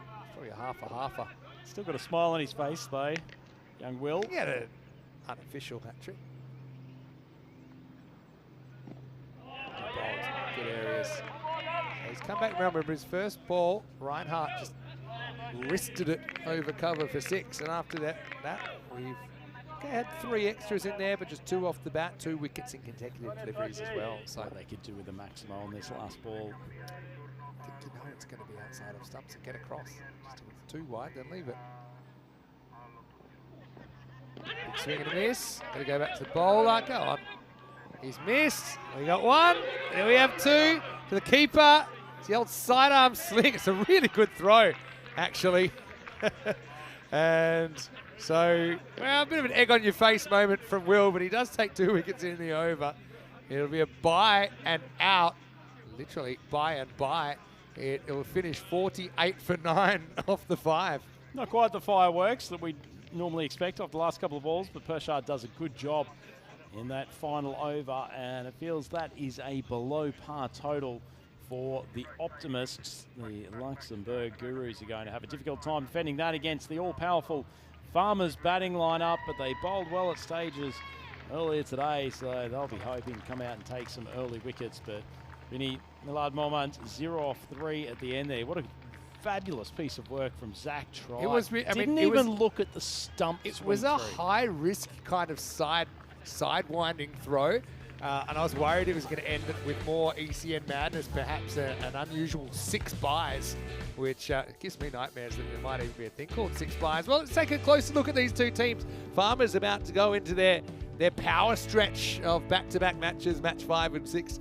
And against the Optimists, they're looking good, even potentially looking at chasing this with time to spare, and maybe a little bit of a mini break before they have to take on Ljubljana. Yeah, I'm sure they'd love that. A little bit of rest and recuperation. Difficult to find the time to do it over these 10 5-over contests, but the Farmers have certainly put themselves in the position to chase this down in comfortable circumstances. Their outfielders did a really, really good job. Big Julius and Zach Tribe down there long on, safe pairs of hands. And this was a great over in the middle of the innings from Toby Britton, the left arm orthodox, really causing some problems for the Optimists. Good take from Kemp as well. That little edge, I like the way he kind of rode the bounce. That was a kind of regulation catch for Julius, but he'd have a specky coming up as well. But yeah, Wolferdang just couldn't get anything going. Askarali Khan with 13. Their top scorer, 12 from Kamal, who only faced 3 balls, 6 and out. So look, it's a tough one. Again, Wolferdang, they'll want to protect their net run rate slightly as well to try and push this as much as possible. It really doesn't look like enough against the Farmers lineup that's power packed. That was a great catch though by Sumarare, running back with the flight. It shows you your ECN day. It'll have some highs, it'll have some lows. Nice catch out there on the boundary late in the piece by James Smith as well to get Abdiani. And when it's all said and done, Optimists lose 9 wickets in the 5 overs, only managing 48. I mean, it was all about Embleton early on as well. He got out for a duck. We thought, will anyone be able to stand up? Short answer, unfortunately, isn't really, or is that no one was able to do it? Yeah, the answer is no. 8 extras in there in that 48 as well. We can see only Askarali Khan reaches 13, Kamal reaches 12. And Hines, maybe my favourite shot of the innings, the little pat over cover for 6 into the jungle. But I think you got to hand it to the Farmers bowlers. I think they had a good example. I mean, nobody went for more than 11. So that just shows you they had a good team effort. Something that's been missing maybe today with bowlers bowling as a unit. Yep, certainly the case. And every single wicket, aside from that run out at the end, was a catch. So combinations between bowlers and fielders, the whole unit working as one. So the Farmers have put themselves in an excellent position to take victory here up against the Luxembourg champions, the Optimists. 48 on the board, so it's 49 run target for the Farmers. Andrew Ryan here on the ECN with Vinny Sandhu. We'll be back in a few minutes' time to take you through the second innings.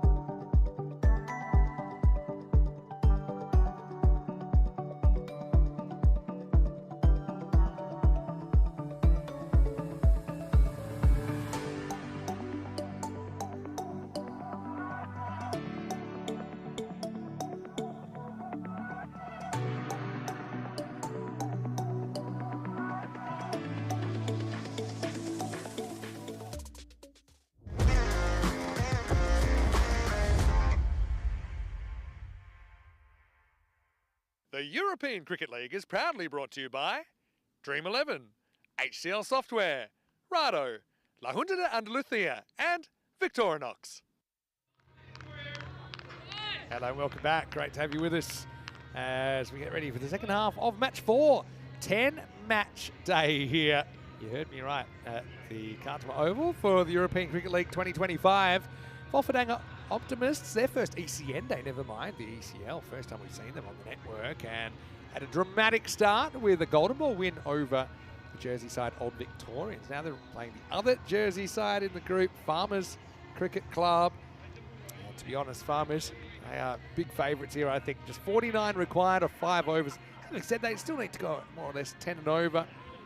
You just think the Optimists, they're going to have to continue to take wickets, kind of do what was done to them in the first half to have any chance. But I did say this earlier, and I stick to it.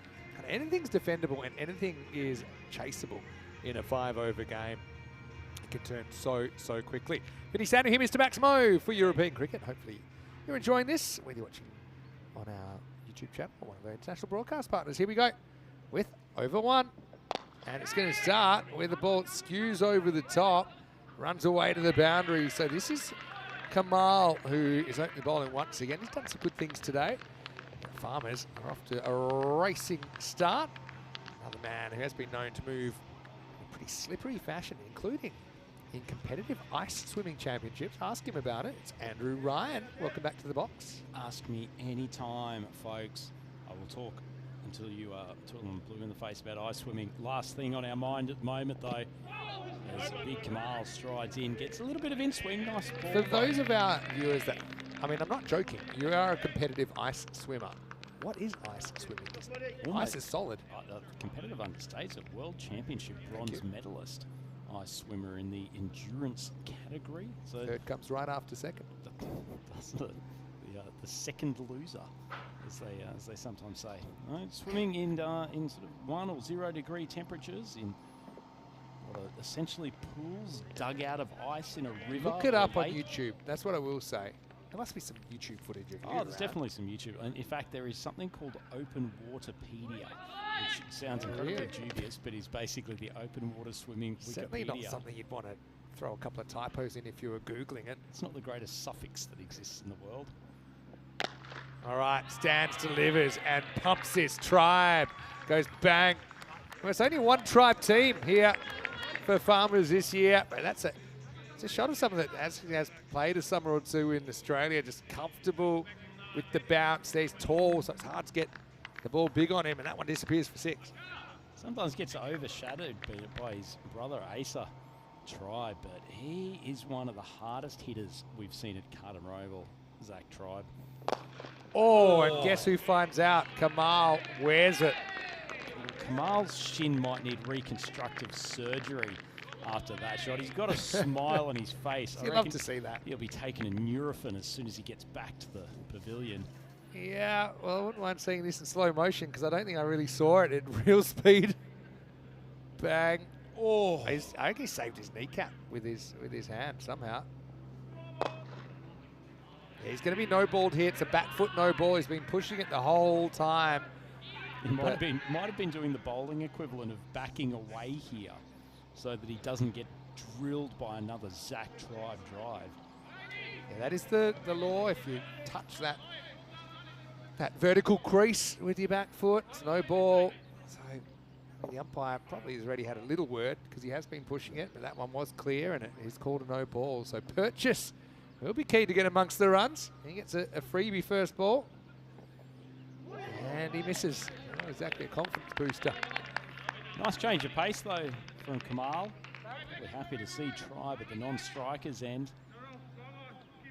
Just would love to get a few away in this game after a first-up failure. Well, that's right. Farmers. How quick they do this might matter.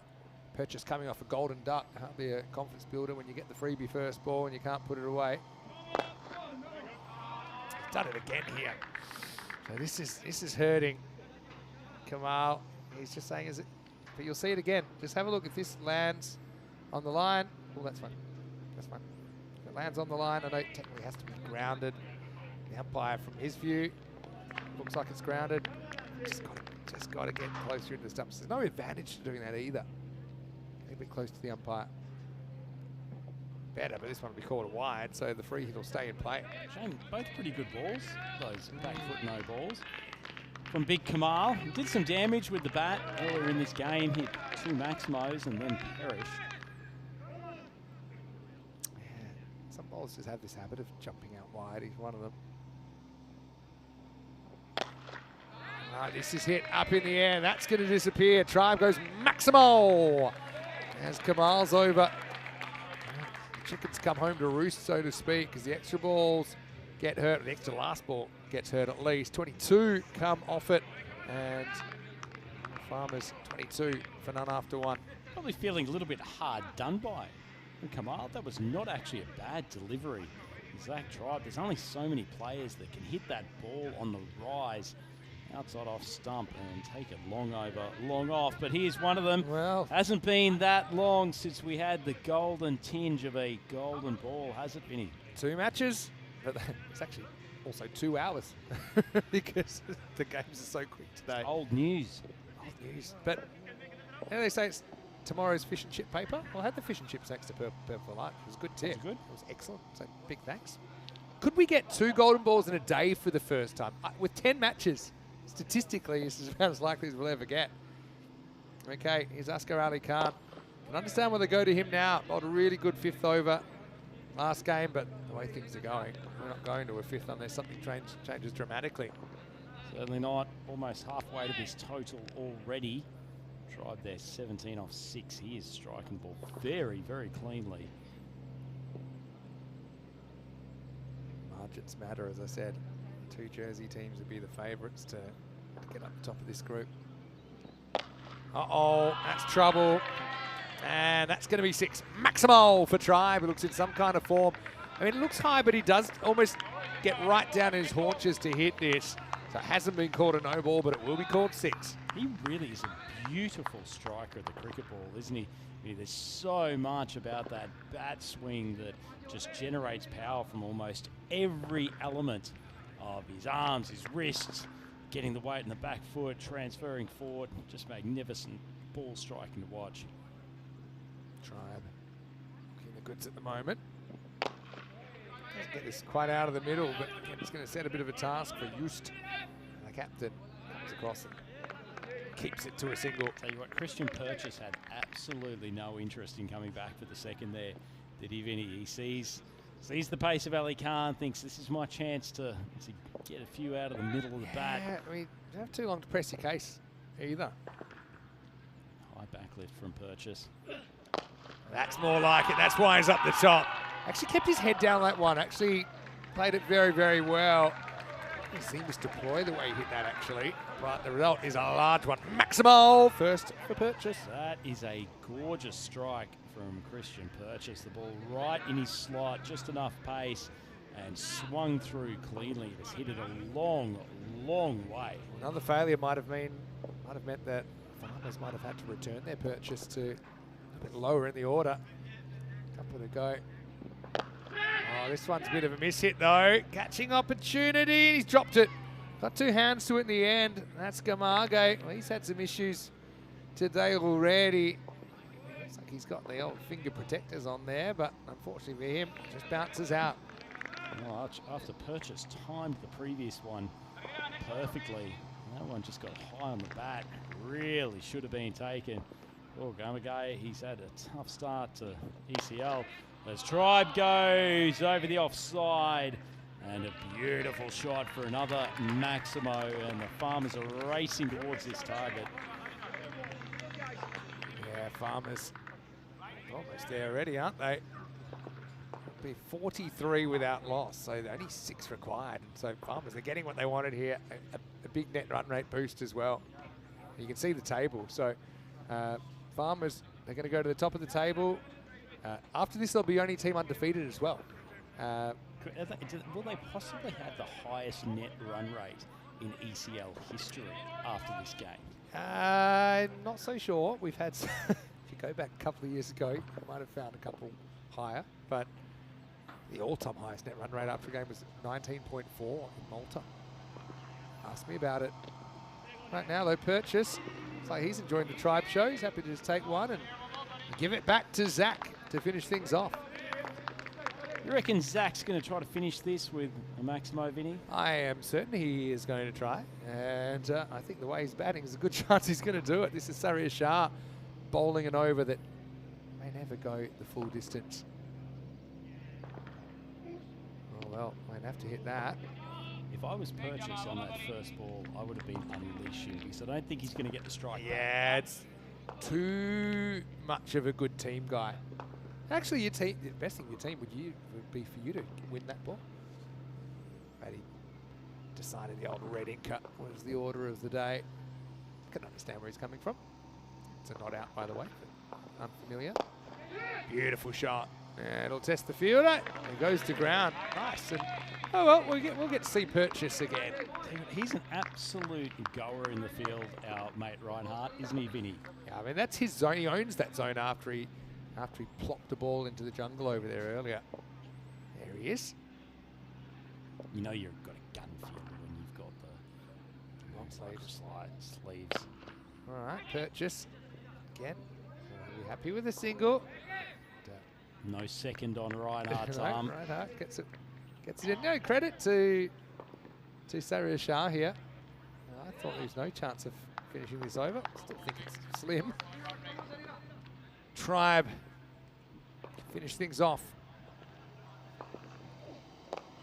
And that's exactly what it'll do. It'll run away and it will get to the boundary. So it'll bring up the 50 as well for Farmers. An undefeated opening partnership gets the job done. Just 16 balls required.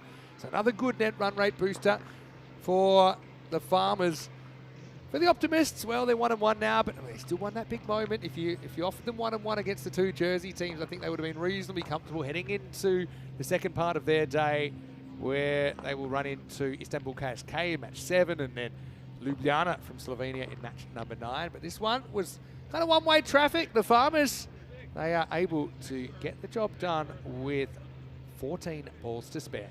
Pretty good performance all round from the Jersey team. They have reacquainted themselves well with this Cardamom Oval and look like a machine that is purring at the moment. And certainly Zach Tribe at the top of the order has got his eye in and he's striking the ball as well as anyone at the moment. Probably a bit of a disappointing performance from the Optimist, battle of two teams with fantastic jerseys, but the Jersey team came out well on top. And there was really no point that you got the feeling that the Optimist bowling attack was going to keep them in any sort of measure where they were going to have some difficulty with this chase, despite going for a few of their better bowlers early on. Even Christian Purchase, who struggled in game 1 and almost got out to an overhead catch on that occasion. Even he managed to smoke one to the boundary. Young Reinhardt out there at deep mid-wicket. He did his best to keep the Optimists in the game, but fortunately not enough runs to play with, Vinny, and this was an easy victory. Yeah, they set it up in the first half. I mean, they batted well, but really, you take 9 wickets in the first innings. You get the big bat of Embleton without scoring. That's kind of where the game was won, I think, ultimately. But they didn't waste too much time in the second innings as Farmers screamed to victory in just 16 balls. So Tribe top scores with 35 and Purchase with 11, and in the end it was a bit of a canter, just the 5 extras in there. So main disappointment there, Vinny, didn't get to see Storm Stanley Norman with the bat. Yeah, that's a disappointment, but hey, who knows? He keeps his spot in the next game. So you got 2 wins there. Joel Dudley and George Richardson come in for Farmers. Ljubljana, well, they're at a crossroads as well, aren't they? They did pick up a good win first up against Istanbul KSK. And then they were outplayed in the second game they played against Old Vic. So for Ljubljana, well, they also know they've got this game and 1 more to go, so they'll give it their best effort. And a bit of housekeeping, we will be on the park in 10 minutes, so we're not going to spend too long. Quick look at the bowling figures there, but obviously not exactly anything to write home about. Shah did his best to keep that game in play in the third, but in the end, they were able to get the winning boundary. The team from Jersey, Farmers Cricket Club, will take a break. And just keeping track of who might be back in. I've got a feeling it might be Rico Full back in the next game. Ryan will take a seat. But then we'll be back a little bit later on. Vinny Sander here, Mr. Maximo for ECN. Hope you're enjoying your day. We'll see you shortly for more European Cricket League.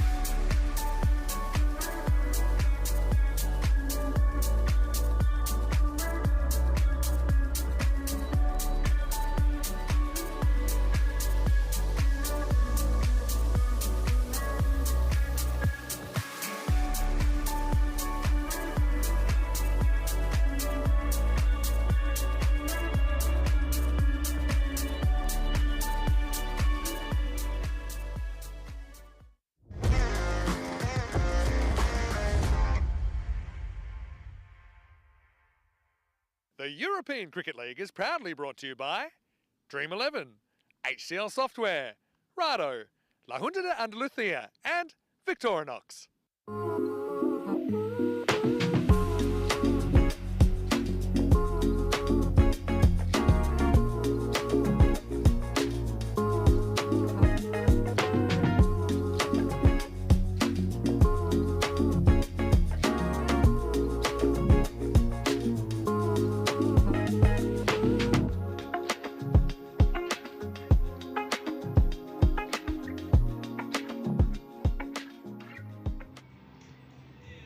Hello cricket lovers and welcome back to the Khartoum Oval here in the Andalusia region on the Costa del Sol. Unfortunately, the sun hasn't come out too much in the last few days, but the players have come out today, and thanks to a lot of hard work, this field is now ready for some cricket, and we've already had 4 matches, in fact 5 matches after that last one.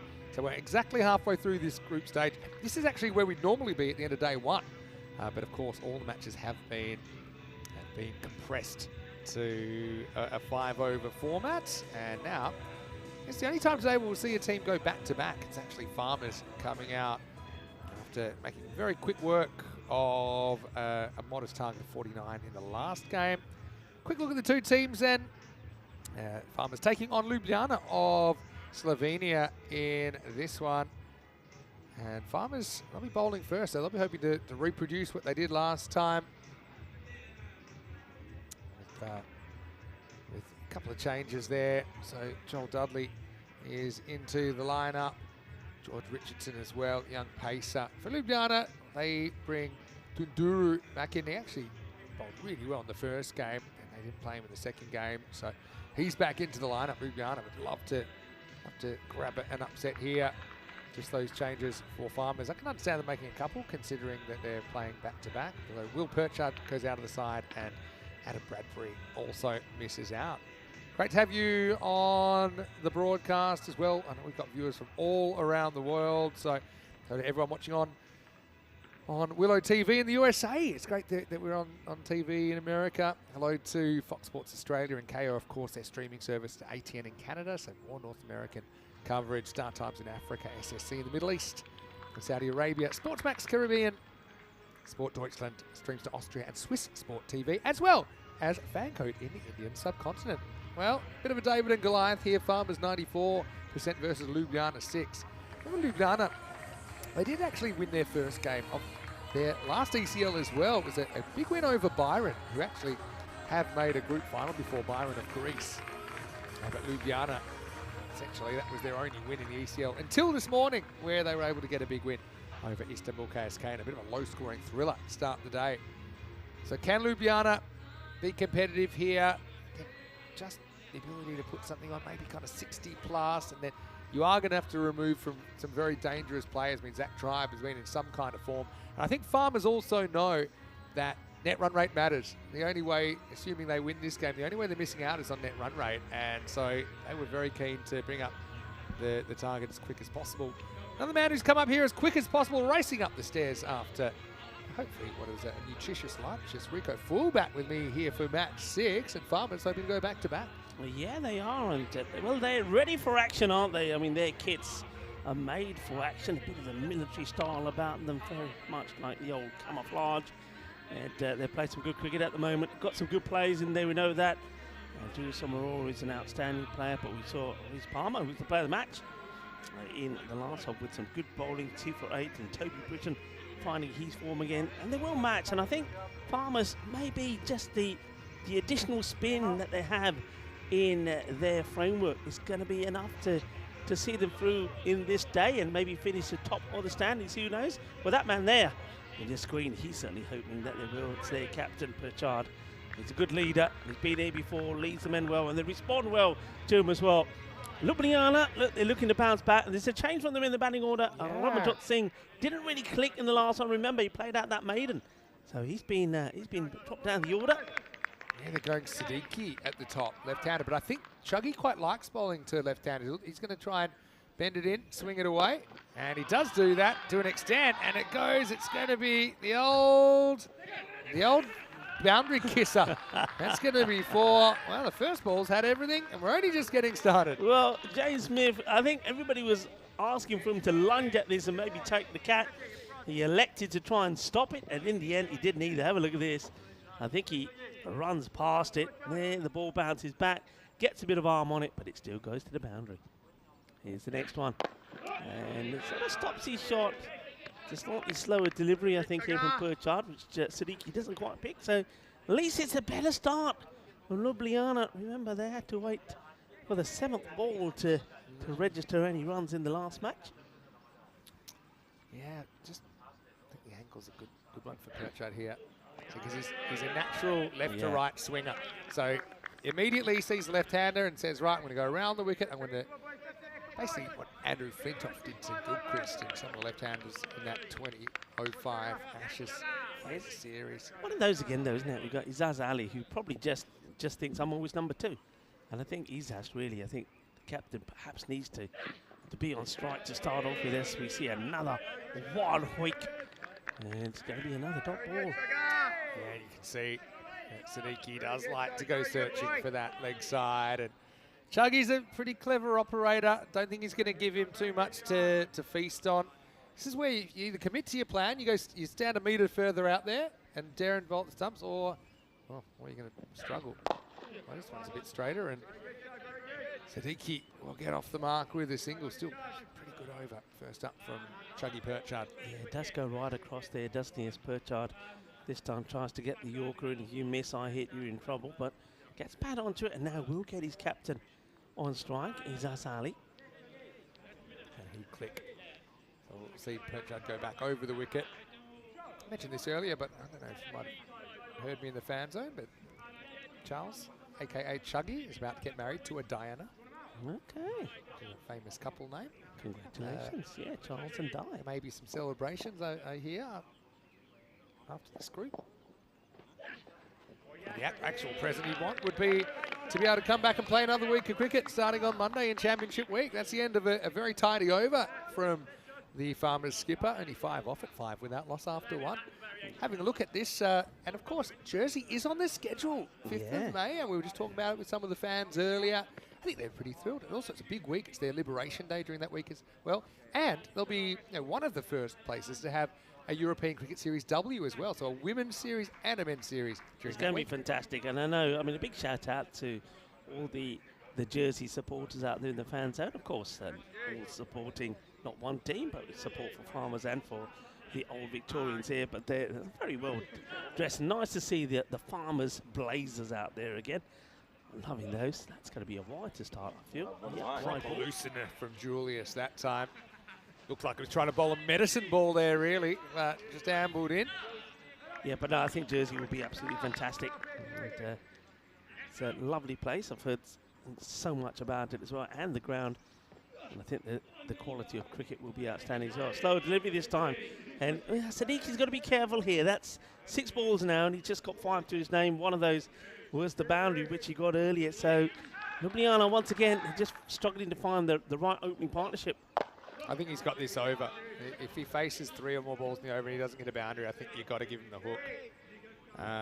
The thing is, what stops you doing is you think, oh, well, maybe that batter just struggled against this bowler. And you know you're going to get a change of bowler because bowlers can only bowl one over in this format.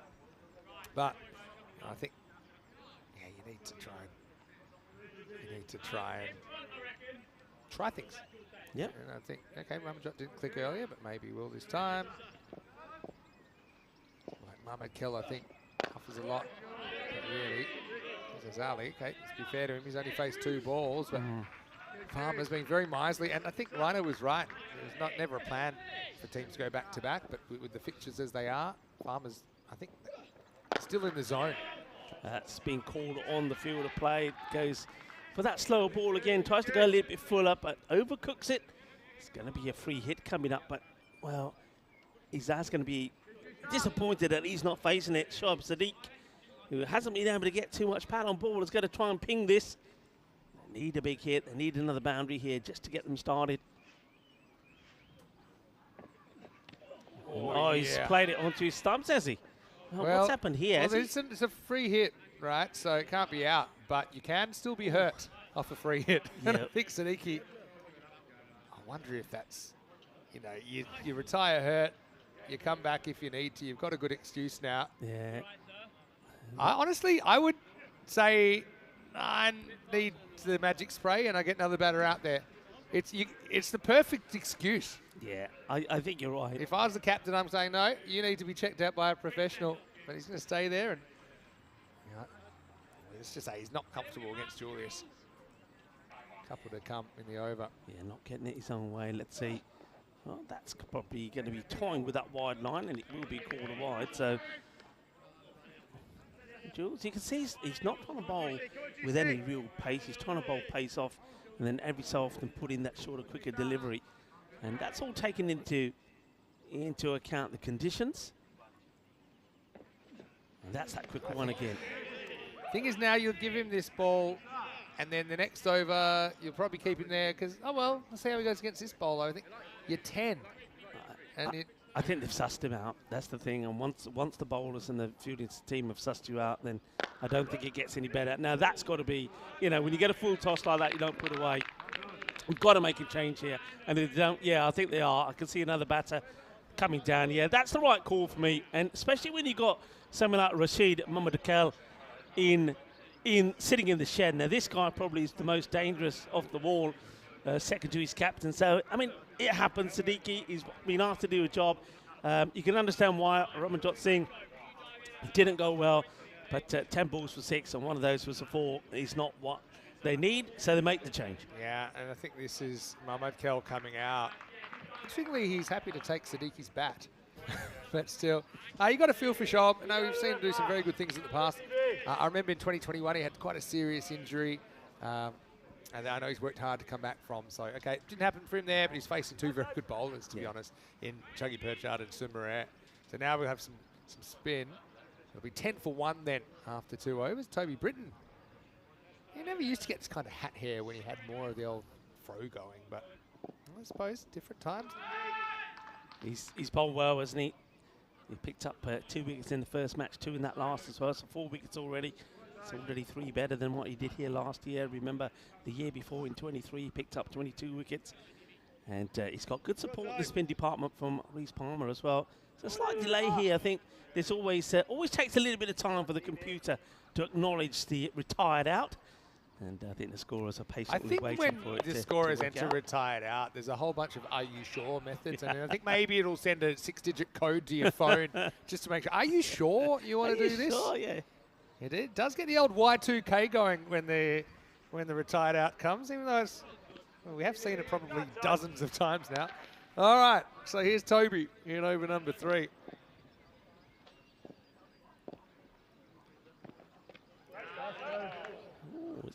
Wide this one. I think it's just playing with the line. This is probably a close call for this. We'll get a chance to see this again, of course. The umpires don't. And it was pretty close. Let's have a look. He's been hunting around there. I think he's a bit unlucky there. Touch and go. That's played away now. Let's see how the outfield goes. What you can see, it may be soft. It may be a little damp in places, but it's still rapido. And that's going to be 4 runs. So Izas Ali gets his wrist into play as he works that away. Yeah, I just think Izas, I'd like to see him now for the next games, remaining games from here on in, just accept the fact that he's got to face the first ball. There's no point in sat at the other end. This one's tossed up. That could be a no ball. It is. It doesn't catch the pitch. I think this one is off the pitch. And So they're saying called. it's hit the junction between the pitch and not the pitch. Let's have a look. Toby feels this bounces on. I mean, it's a thin argument. Can't tell from there anyway. So it'll be given a free hit. But should be missing by that much. That's the one that kind of hurries on. That remember, we've seen certain left armers be able to do that. Dan Murray did it very well actually for the British and Irish 11 in the Western Shield. And well, well, I don't know what's the batter wanting here. Well, it's a wide, yes, but you can be stumped off the wide. You've got to know the laws of the game. Maybe he thought it was still a free hit. I don't Oh, know. dear. Or maybe he didn't. Maybe he thought he was safe. It was so wide, this, but look at this. How it is. He was never going to make it back. Had to take 3 steps, Kemp, to get back to the stumps. But, you know, he did well there because if he reaches in front of the stumps early, it'll be a no ball. So, yeah, Kemp did well. He waited. He didn't rush the take. Knew he had heaps of time. So Mamakel is selectively thrown out there, and it's a rare stumped for a diamond duck. It won't even count as a ball faced.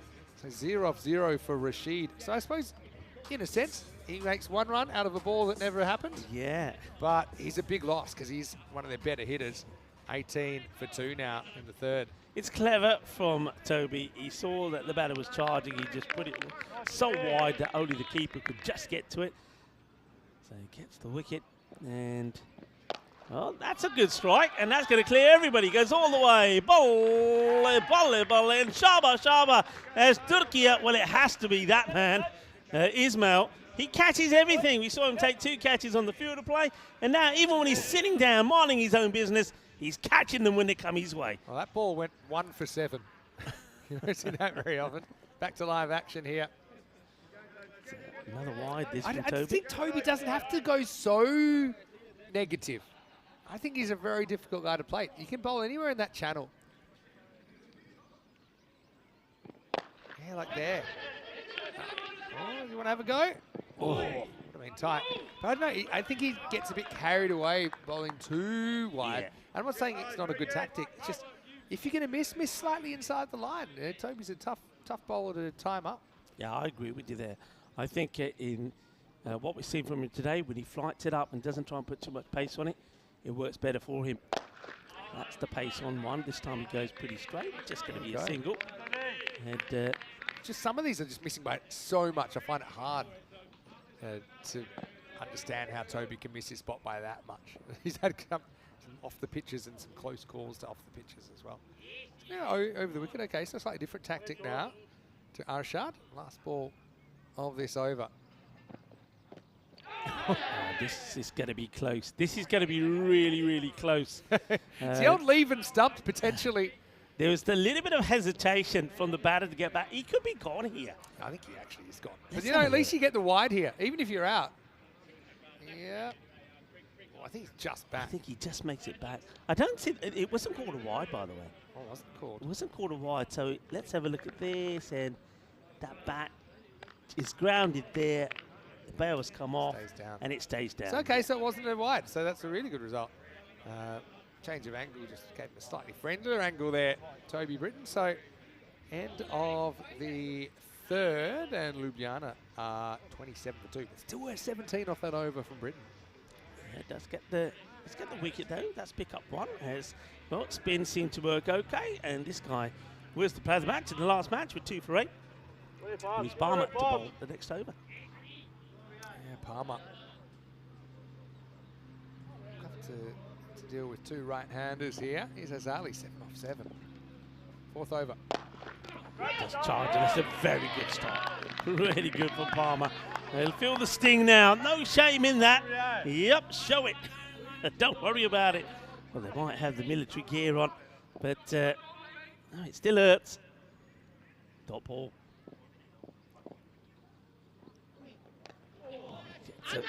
Top of the bat. This is going to go all the way, I think. Yeah, it does. 4 runs into the European Cricket League boundary fence. That one really slices off the top of the bat. It's Ramjot Singh, who's padded up and probably the next batter to come in. But yeah, this one skids through at a pace, and once it gets past the fielder, it's going all the way. And Britain has to just watch it go past the rope. Yeah, I'll take it. I'd be tempted maybe to toss one up, see if you can get an overswing out of his ass. Let's see. Keeping it flat at the moment. They've got the field roll set for that. I mean, they have got the Southern Cross field. If you have a look at this field, it's quite unique. It's the Southern Cross, but you've literally got 4 in a line. Hey, they've given it the 4-play field. 4 in a line. They've got basically 2 long ons, 2 long offs. So I've actually seen a 5-man umbrella Yeah. Maybe it's just from the reverse Yeah, camera. we might have a chance to look at this, but it's very unique. So It's like a good old-fashioned wall.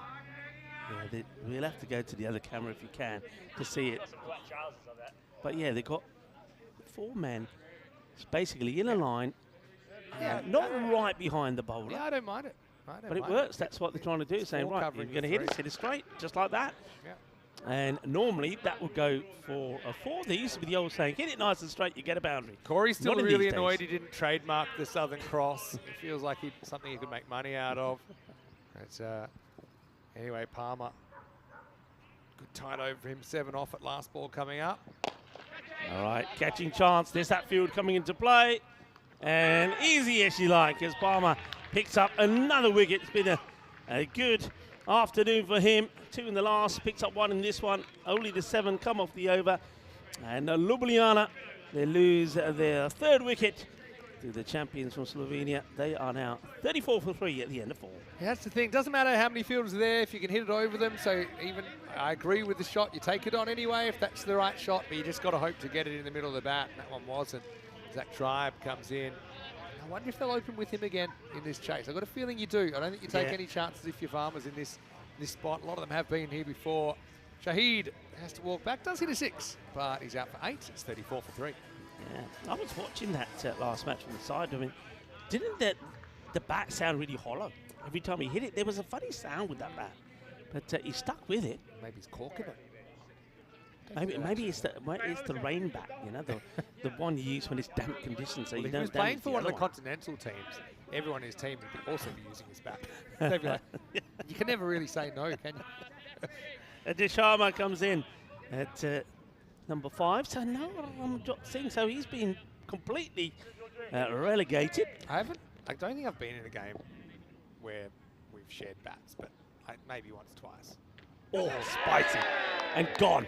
Well, how about that? A little bit of masala in the middle. It gets hot and spicy. And that's going to be the end of the captain, Izaz Ali. He'll go for the unlucky 13 of ball number 12.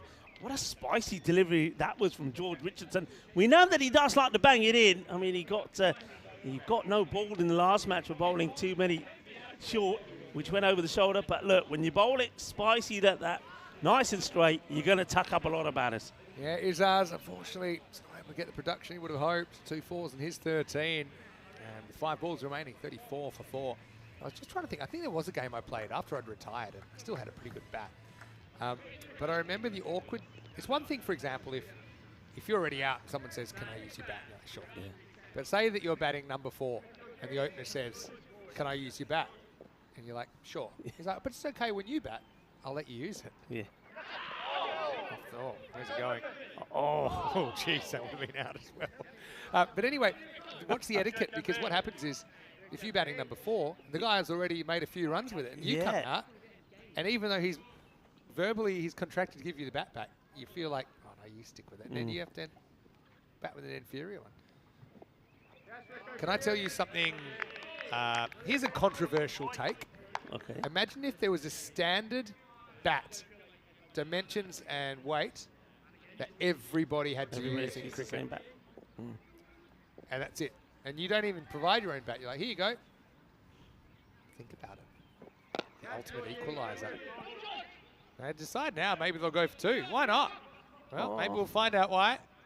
Oh, that's why. 2? Anyone for 3? Oh, it's a long way up this hill. Can he do it? He does. Well, that's why you take it on. Oh, credit to Tunduru, who basically didn't pack any equipment for an expedition of that size. Looked like he was running up a steep incline, but in the end, we get a rare 3. Oh, that's very, very well run. And they don't steal just 1, they steal 2. It wasn't the best of throws, though. That was the old sidewinder gone wrong. We saw it earlier, create a run out. Anyway, I still think they're sitting pretty comfortably in this game, Farmers. Who said they're not going to run any 3s today, eh? Now that's the 3. Thought it was going to be 6 for a second. Oi. That's going to be a wide, isn't it? That's a big wide. And so wide, it's all happening at the moment. Apparently, we are now pretty much reaching 443,000 subscribers as well on our YouTube channel. So if you like live cricket, jump on. You can be I think we're one off that milestone of 443, and I still think by the end of the year, I'd love to get to that 500,000. I think we could do that by the end of this season. And Spread it's the word, free people. cricket, Spread the it's word. live, it's free, and we have 48 weeks of the year covered, consecutive days. Except if weather Oh, intervenes. he's down. Oh no. Get up. On there, Eva. You can do it. Get there. Basically reminds me of a very, very intense personal training session, this partnership, where they're kind of expecting the barbed wire to come out, maybe an army crawl. It's, they had to work pretty hard for these runs. Oh, there's Richardson. He's got 1 for 6. Last ball coming up. I'm just disappointed that their helmets weren't the military green with a bit of mesh on them. I like it. Well, I mean, they're playing against the camo and a team. few plants stuck in at the top, the camouflage. That would have been great. Last ball, take 2. Slices Run. off the bat. They really don't want to come back for 2. They're absolutely roasted. So it'll be 1 and done, and so Ljubljana What was the batter doing are going there? to fish. I think he kind of got in the way of the keeper. What was he doing there? So it'll be 41 for 4 off the 5, similar kind of target. Let's see what Farmers do as far as batting order, but I just think, you got the tribe there, you use him, and you just kind of build that percentage as much as you can. Having said that, Ljubljana, although we'll hope for a bit of a miracle if they could take a couple of early wickets, maybe they could defend this. I often do say anything's defendable, anything's chaseable in a 5-over game, but Ljubljana rank outsiders after putting 41 on the board first half of match 6. Yeah, well, Farmers, they made easy work, then they're chasing the 49 required against the Wolferdang Optimists. They did it in style with 14 balls to go. And you just get the feeling that, all right, maybe they might make a little change at the top of the order. They'll be keen to let somebody else have a hit as well. But I feel that they'll still be pretty ruthless in trying to get this job done with probably, once again, more than 10 balls to go. They know that net run rate is going to be key. Yeah, I mean, it could be. I mean, Farmers will just want to beat Old Victorians and they'll be undefeated, and there's no doubt about it. But there is a way that they could lose to Old Victorians but still take the top spot. Well, that was a great catch out there. Yeah, Wow. Ismail again. Ismail that's just grabbed that He's one. got the lucky Snuck- shades on every snuck time past us. every time the ball's in the air, he's catching it. Yeah, but look, again, you can't really criticise the approach, but they're only able to get 3 fours and 6 in that innings, Ljubljana. And so it's a long way back. Farmers, I mean, they've come back. They've got some very experienced players. I mean, they've got Sumer actually, who was playing for Old Victorians last year as a wild card, but now he's back with his home club. And really seems that's a bit thin on the ground. 41 for Ljubljana. Siddiqui just didn't fire at the top. I like the idea, but he had 2 real tough overs to deal with, Chuggy Perchard and then Julius Sumer. 13 for Izaz Ali was the top score, but really not a lot to write home about for the Slovenians in that innings. And bowling-wise, well, Farmers, they've got a job to do, and I think they did it pretty well. Britain went for 17. That was the only real expensive over. Did pick up a wicket, stumped off a wide. Then apart from that, 2 pairs, 7s over 5s. We will take a break back in just a few minutes. You might know by now that the breaks aren't taking too long, so see you very, very shortly. 42 for Farmers to go 3-0 heading into the Jersey Joust. Vinny Sander here, Mr. Maximo with Rico Full. We'll take a break and see you shortly for more European Cricket League.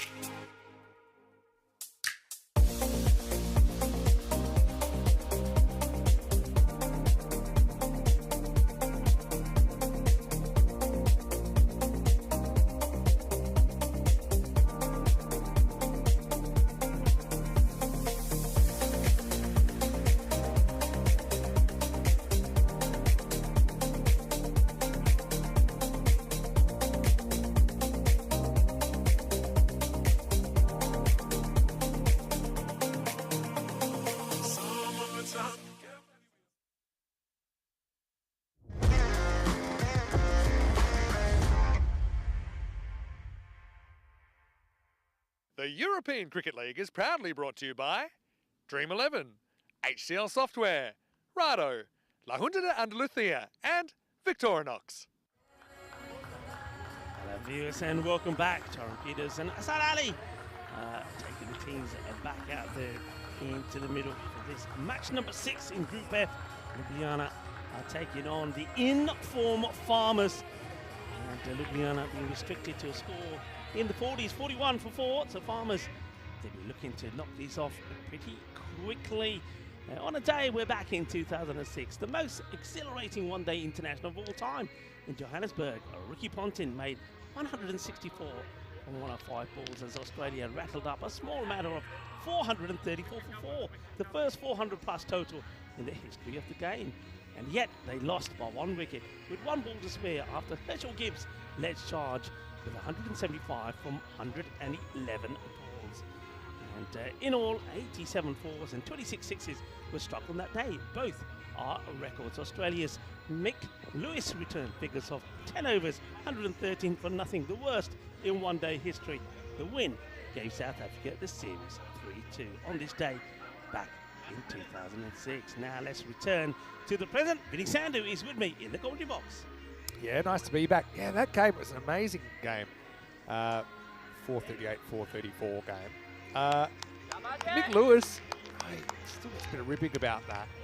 But he's lost the record now. You know who holds it? Who holds it? Player that we'll actually see in Championship Week for Vorberg, Bastelater against Australia. He took 2 for 115 off his 10 overs. But that's not. At least he took 2 wickets, I suppose. At least. But I always think with Mick Lewis, and I've had a good friend of mine, AJ Ty, as well, once went for 100. I said, not everyone scored 100 for Australia. At least you can say you have. I wasn't too happy with that. The thing with AJ is actually, he took none for 100, but he only bowled 9 overs. That was when England racked up 400 and lots back in 2018 in Nottingham. Yeah, the 100 Club. You know, there's quite a few 100 Club members in ODI cricket. Quick look. First, though, is Sharma to purchase. Okay, they haven't gone Zach Tribe. They've gone Storm and Stanley Norman. Well, Rhino will be happy. We'll get a camera on Rhino because he'll be right. In baseball, they say you get on the top step of the dugout. He'll be sitting there hanging over the fence, waiting to see some Stanley. Big and tall. Stanley Norman at the non-striker's end at the moment. Jay Sharma getting that ball to zip through. Left arm up, but he strays down the leg side, and that just gets clipped away. It's into the road as it goes to the other side of the ground. It's not a good delivery, really. But Christian Purchase, just get the feeling here that he's being told, look, you don't have to go mad straight away. Don't throw your wicket away. Get out there, hit a few balls, get some good field factors going in you, because you know you've got time out there. You've got time to do this. And Purchase will be looking to, purchase a few runs for sure. That's no doubt about that. But Sharma needs to get it back on the money, the left armour. Comeback ball for Sharma. And it's a Gundy ball, and that is a huge hit. That is mammoth. That is going to bury itself somewhere in the wet, soggy grass behind those marquees. Take a drop, because that's out of bounds. That's in the drink. Over there's a lot of standing water. This ball's going to come back wet. That was a monster strike. You can see Purchase. You're going to have to dig it came out. off a golden duck first game. He missed a free hit first ball he faced second game, but when he has hit it, it's gone a long, long way. That was huge. I mean, they're still digging it out. Well, that's one. They are the Farmers. Get your spades out. Give up on that one. Even if it comes back, it's going to be a bar of soap. 20 bowlers have conceded. There's 20 occasions. Is there? 100 plus conceded in an ODI. And Murali, I didn't realise this. He actually once took none for 99. So he's almost in there. Interesting. Anyway, back to live action.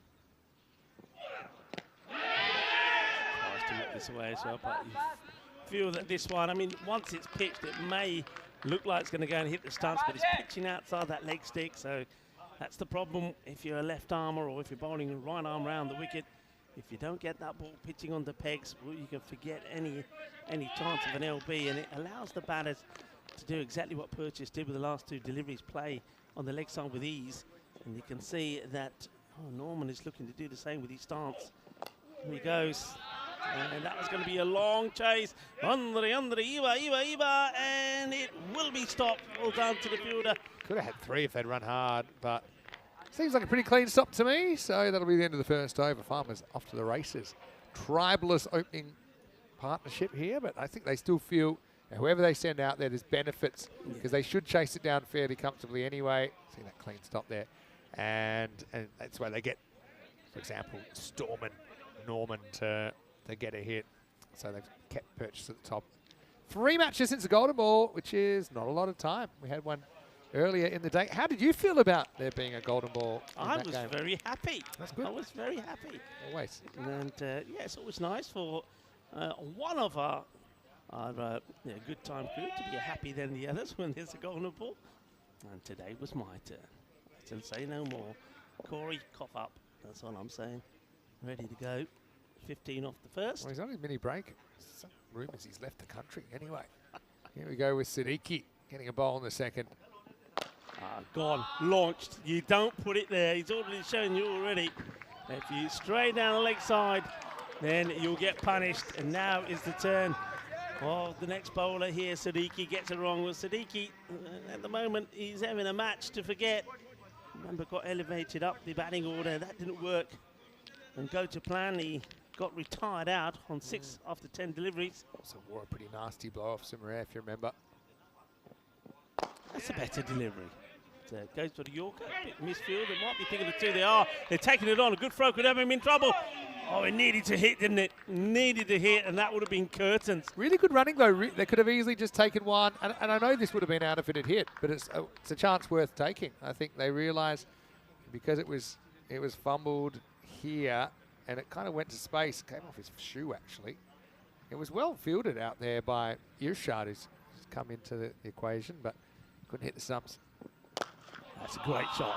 Oh, that's a great shot. That is just power and timing. Horns. Here's the signal from the umpire. Manos arriba.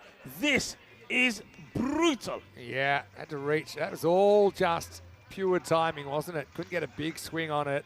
Just looked for the middle of the bat and found it. Balwinder Sandhu, any relation to you, brother?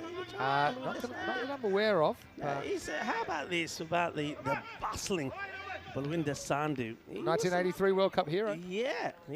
Well, they're still trying to find that ball. But we'll return back to the action. Siddiqui. Oh, wow. Well, how's that for a ball? I never. That's the variation. Well, you won't find this on the camera if you go side on. I can tell, spot the ball, that's what I'm saying. European cricket, spot the ball. Where's the ball? See, that counts as a ball faced for the batter? Yes. Yeah. Just a little high, just a little outside. Oh, he's having a mare, Siddiqui. You got to feel for him. He's probably bowling with 2 broken ribs. Free hit. That's it. Come back better.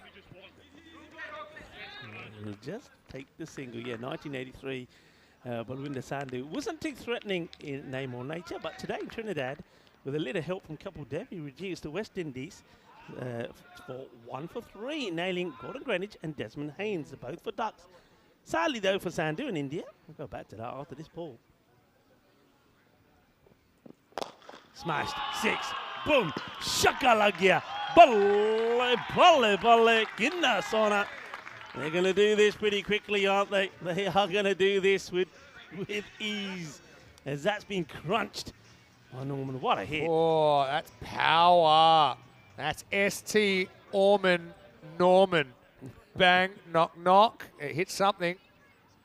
And, Siddiqui, I'm happy this is only a 5-over game because this is really a game of nightmares for him. Well, he gets this one right. Hey, well, I tell you what, him. that is brave. Yeah. That is gutsy and brave. Take a bow, Siddiqui. At least he was brave enough to try it again, and this time he gets it right. Does go for 22 though, but well done. Yeah, Siddiqui. Yeah, that's courageous. See how that's that kind of rolling leg cutter, back of the hander.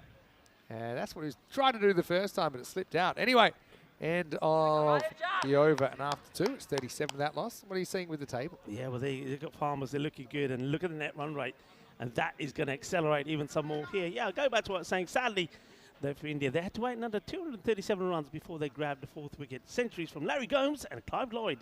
They gave the West Indies control of this drawn match. Back in 1983, Balwinder Sandhu. Yeah. I did used to look at that scorecard when I was a kid, thinking, oh, is that some sort of relative? But no, could make the connection. Right, Irshad to bowl, 5 to win. Well, they might have to wait a bit. It's going to go over him, isn't it? And it's a good effort. We saw a stunning catch taken similar to this by Farmers, but unfortunately, Ljubljana, they cannot return the favour.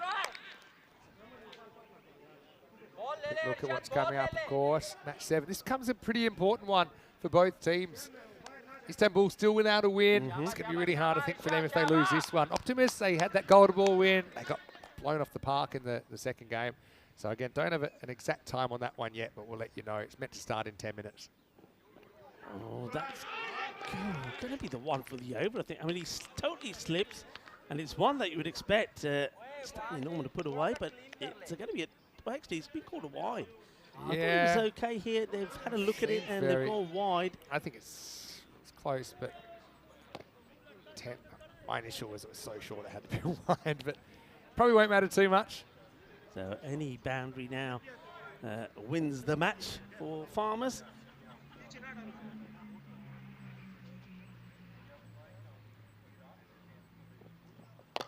All right, another catching chance. This one more straightforward. And he's got it. Needed a second attempt, did the fielder. Ajay Sharma is the man. Well, one got over his head he couldn't hold on to, but he grabs hold of this one. And not as comfortable as he would have liked, though. He said, look at my little pinky. He's hurt his little pinky, Vinny. Yeah, well, I'm happy that he holds it because it's a consolation catch, really. But I don't think it was necessarily right in the middle. Have a look. This will actually show us. Oh, that's a great look at it, isn't it? Great work with 2 circles. Well, maybe Julius Simmerer could learn something about the juggle catch. But anyway, an impact innings there is what you'd call that. And unfortunately for Storm and Norman, he's out for 8. And it's 39 for 1. Dudley comes out again. He's coming off a golden duck. Didn't play the second game. That's right, yeah. Let's see if it's a brief stay or a long one. Well, it's going to be the end of the match, I feel, as that one is going to go all the way to the vacant third man boundary. Is going to be another storming victory for the Farmers. And they'll do this with 15 balls to go. That is a crunching win. And we looked at those tables a little bit earlier, and we saw that they were sitting at the top of the standings with a net run rate of +9. Well, that is going to take another considerable benefit after this win. So well done to the Farmers. They're looking the part, they're looking the business, and they're playing some good cricket at the moment. I tell you who needs to really start playing some good cricket, Istanbul KSK, because if they don't get a result or a win in this next match, well, they might be the team that we say goodbye to at the end of today. They are taking on the Wolverhampton Optimists, who themselves had that golden ball victory on debut on the European Cricket League, but then they got blown away themselves, didn't they? Bit of housekeeping, Rico, as well. We're almost getting back on time. It'll start only 5 minutes late. I think that last one was 10 or 15 minutes late. So it'll start in around about, the first ball is 15 minutes from now, if you want to set a timer. But let's go back and have a look at this. Ljubljana, again, just in case, not too many runs on the board. But the biggest difference here was kind of the types of shots that we saw Farmers play, and I suppose their ability to hit a greater range of shots to and over the boundary is it was a bit of a relevant factor. Purchase with 28 not out. He bombed 4. Eventually we had the consolation wicket there. Norman caught by Ajay Sharma off the bowling of Chidi Irshad. But then Dudley came out, and let's just give the benefit. Call that a late cut down to the boundary to finish things off. And Farmers take exactly half the time available. They end up chasing it in 15 balls. Yeah, congratulations to Farmers, and I'm sure that their supporters will be very happy. And Farmers as well, look, they're the only team, I think, that had to do back-to-back. But having said that, I think both of those back-to-backs, they hardly... They still have a game off going into the next one. Their net run right now is +10.1. Ooh, la, la, la. So it's actually gone up. And so it means that Old Victorians, they're going to have to actually probably give them a whacking and win their other game if they're going to try and steal top spot. You saw the batting there. Purchase with 28 not out, dominating the scoring. Bowling-wise, Ishad with consolation. Wicket will take a break. I'll step out again. Maybe time for some afternoon tea. Ryan will come in for me. Rico Fool's here as well. Don't go too far.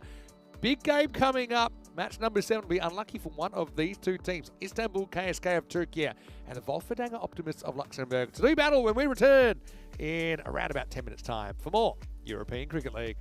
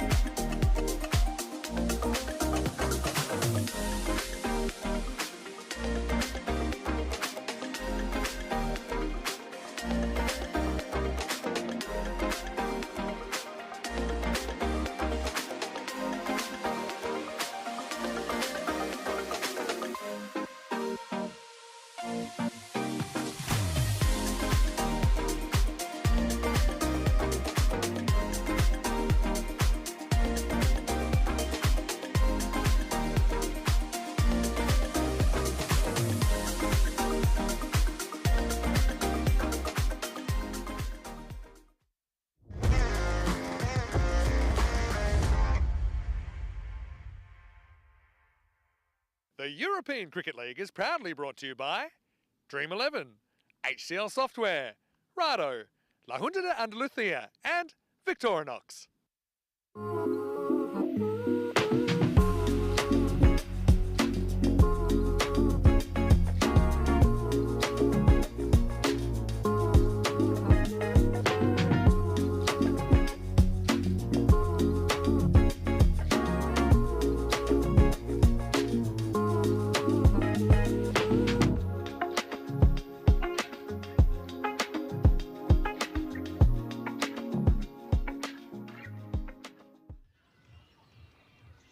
Hello viewers and welcome back as we get ready for some more thrilling action on day 2 of Group F action here at the European Cricket League, and it's time for Istanbul KSK to see if they can win their first match. The Turkey champions are taking on the champions from Luxembourg. Wolfgang Optimists are looking to get another win under their belt. This is going to be a really interesting match. Remember, the Optimists did get a good win. It was a golden ball victory with the scores on 77 to 77, and well, that certainly put them in a good place. But then they would go on to lose. They lost to the Farmers.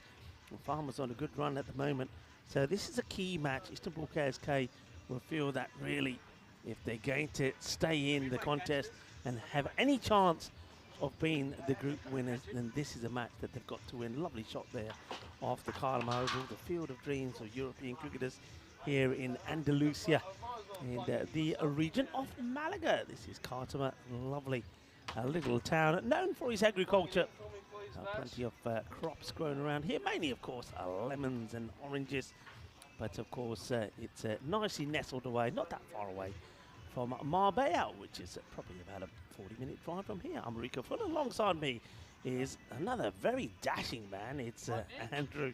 And Rhino, you look absolutely stunning. Resplendent, I think, is the adjective you're looking for, Rico. I've gone for my costume change. And I suspect, actually, with the way you and I are dressed for today, that our commentary cam, after the third over, might be our highest rating moment of the day. I think we don't have to wait. Let's just do it now. It's exceptional.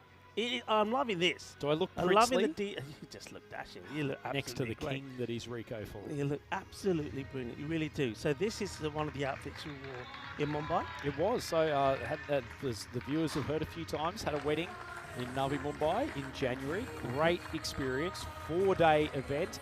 And even like the old cricket test, there was a rest day in the middle, which was very helpful for those of us that that enjoyed our evenings as part of that. But no, great experience, and such a good excuse to go shopping in Pune for some elegant gear. Well, I can see you got the golden waistcoat, and I've seen that board about the golden ball, so I think we can give you credit for that. My question is, did you wear a turban with that? Did you wear a turban as well? So I got told I could wear, and that I would have a turban organised for me for the main wedding ceremony on the last day.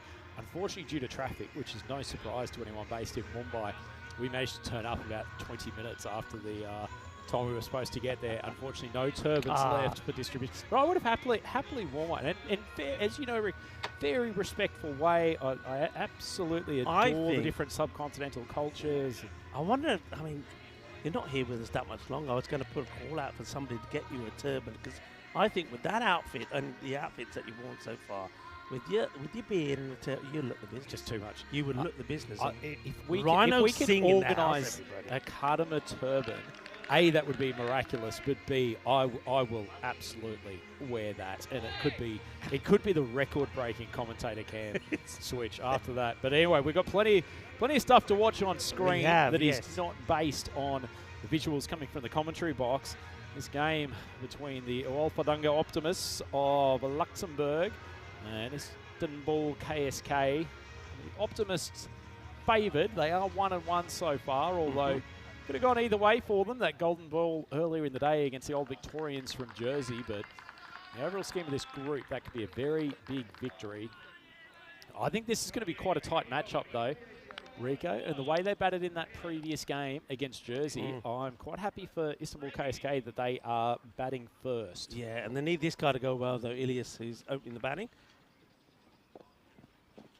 Short ball, too easy. He was on an absolute heater in the last game, and tell you what, the Jersey boys from Farmers have been pretty good in the field today. That was a shocking effort. It's a cracking shot. Shaba, boom, shaka lug, yeah, but have a look at this. And down and out. And he's on camera. That's what he doesn't know until he finds out. Oh, dear. Great shot. Now it's going to be edged away. Outside edge, down to third man, so a bright start for Istanbul KSK. 10 runs off the first 2 balls. Oh, there you go. 6 and 4. Hungry for more. And that's what Mohamed Ilias is.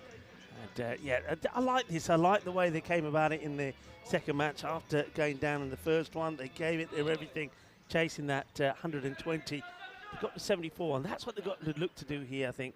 Trying to get into the 70s. And then I think as a bowling unit, they bowl well. I think are they saying that's gone for 6? Are they? No, they must have been giving us 4. Bounced well inside the field. I was surprised that they took a few reviews, but anyway, good that we've got the correct call. Kamal steaming in. Shorter length ball, uppercut. The timing is magnificent. What a strike from Ilias. And his second maximo of the innings. Istanbul 16 for none. 3 balls in. Mohamed Ilias gets another one away. The perfect uppercut, and to the delight of the Turkish supporters around the ground. Tell you what, isn't there some ping off his bat, Rico? He's a sweet striker of a cricket ball.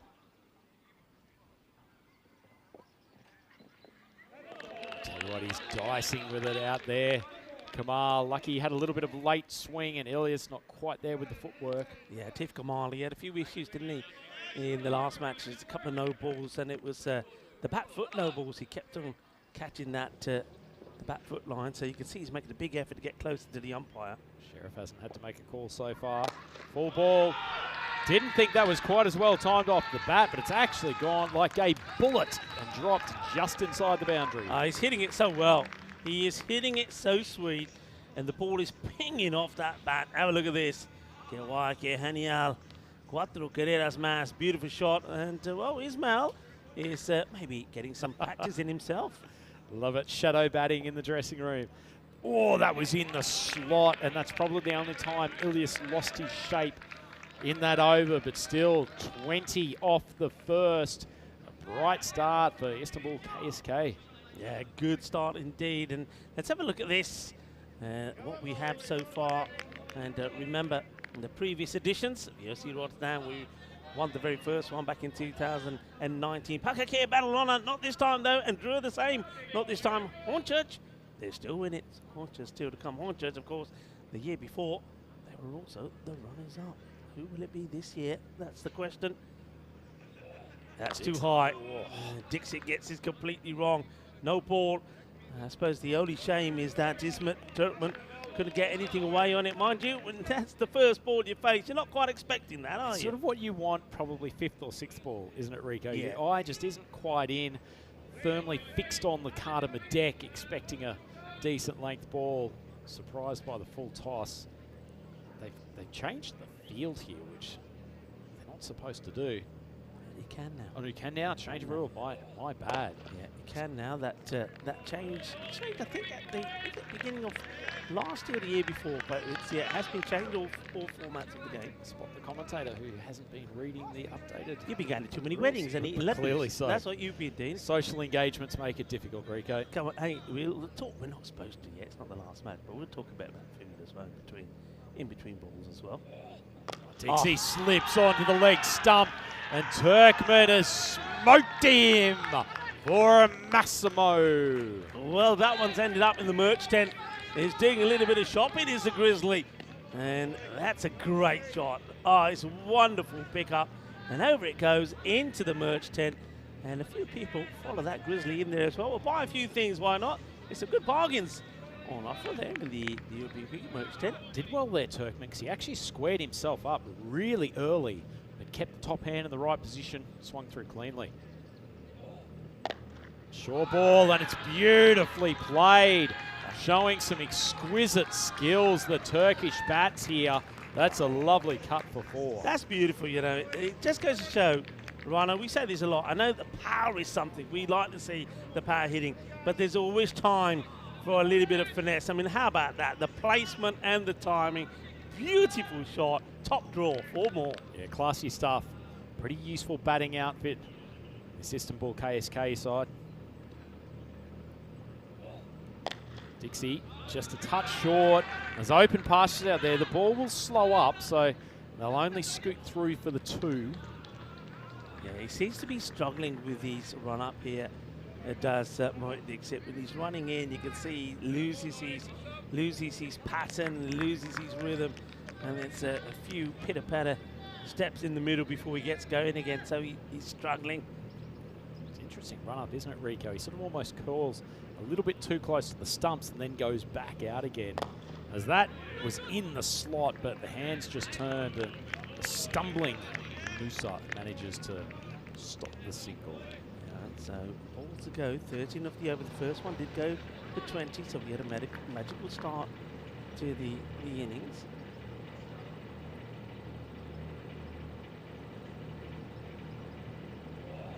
Full toss, and he swings it. He's roasting Dixit like a well-turned kebab at 11:30 at night. This is tasty stuff from KSK. He's feasted on it. We'll have to wait and see whether it's 6 or 7.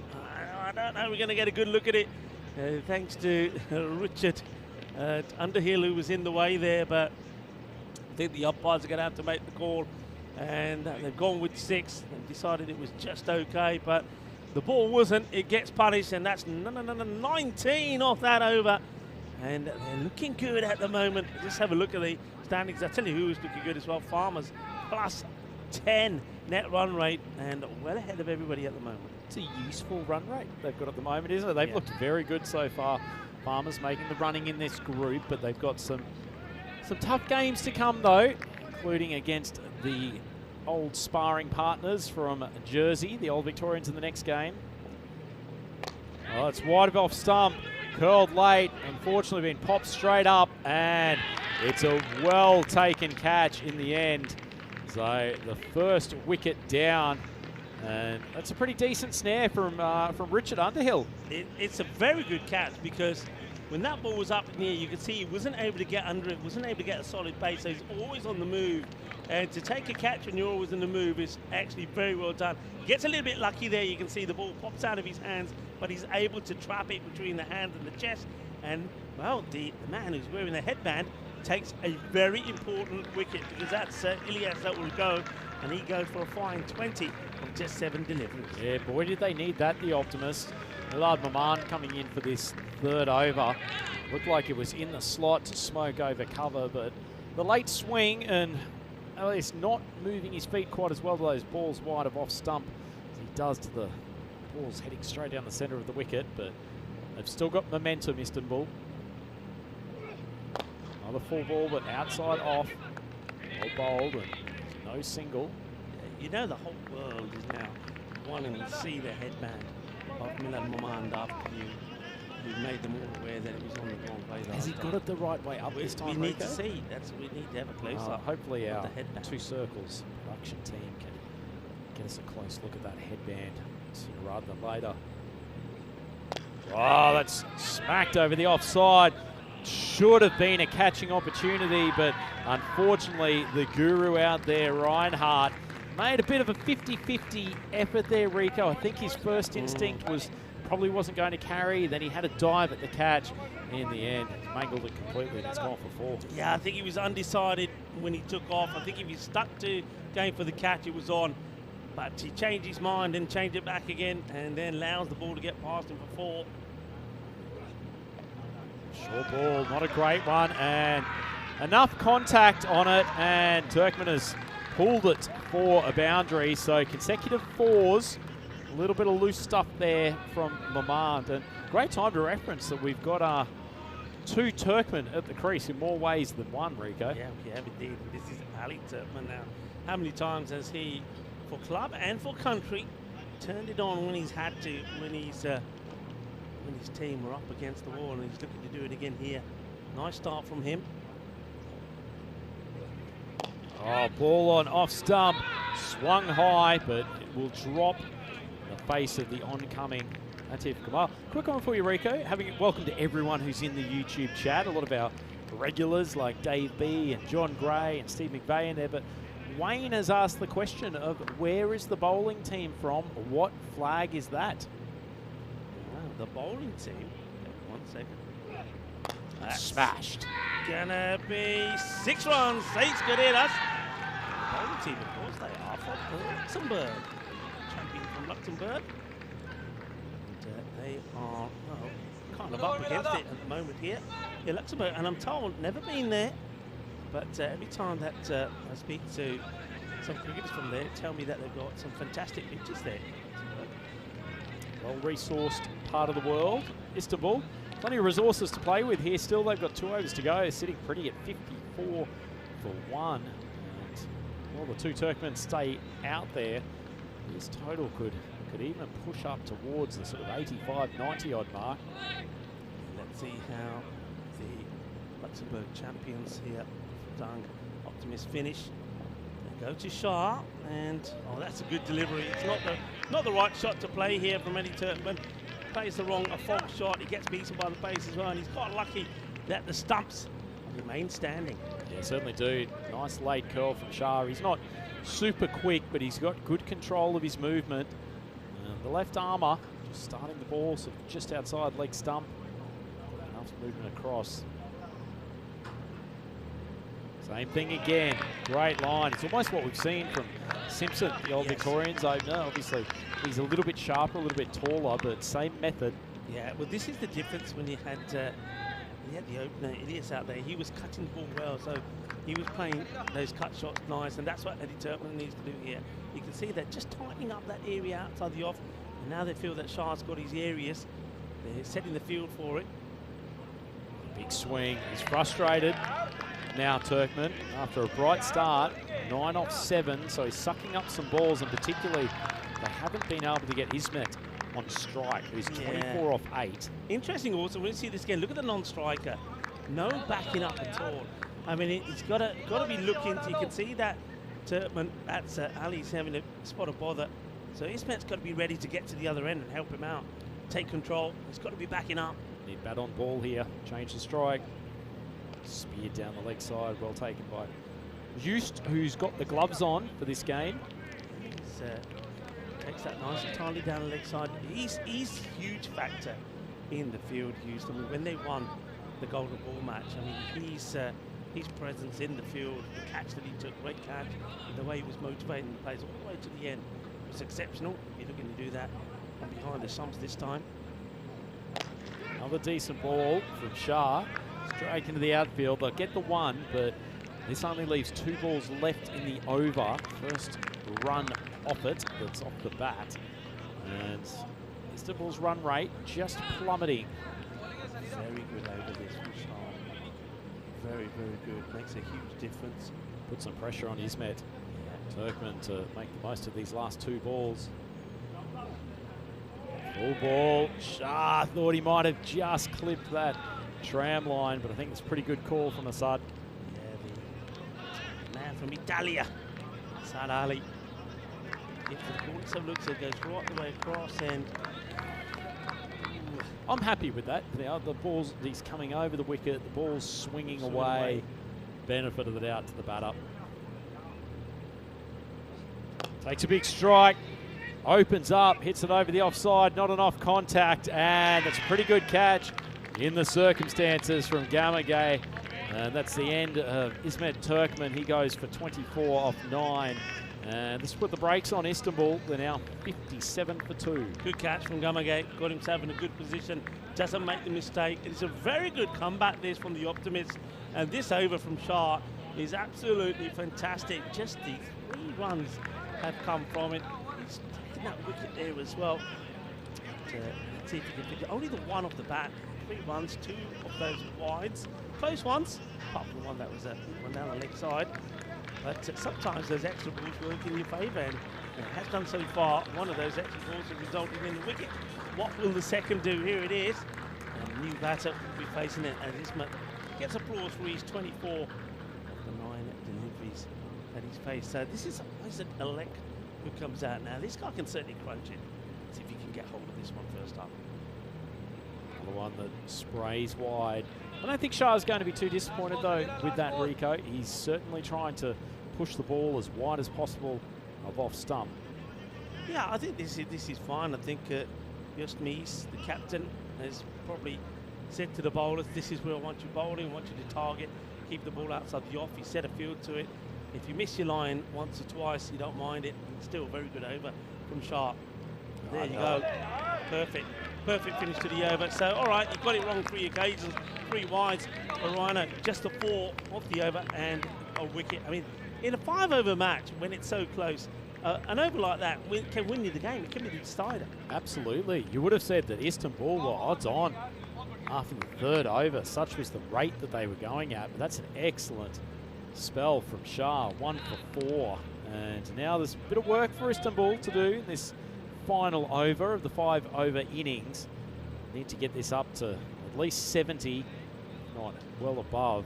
And they have Ashkar Ali Khan, who did such a good job the 5th over up against Old Victorians, and then came up with a super delivery on the golden ball.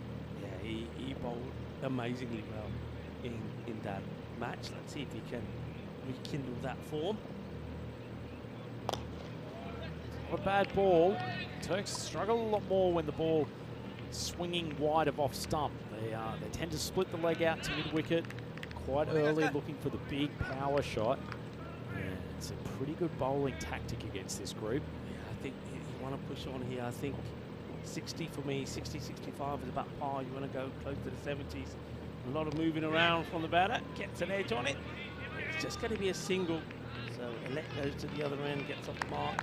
Ali Turkman, can he find a couple of big boundaries here and take him into the 70s and make a real fight of it? They're fighting to stay alive in this championship with 2 defeats already against them.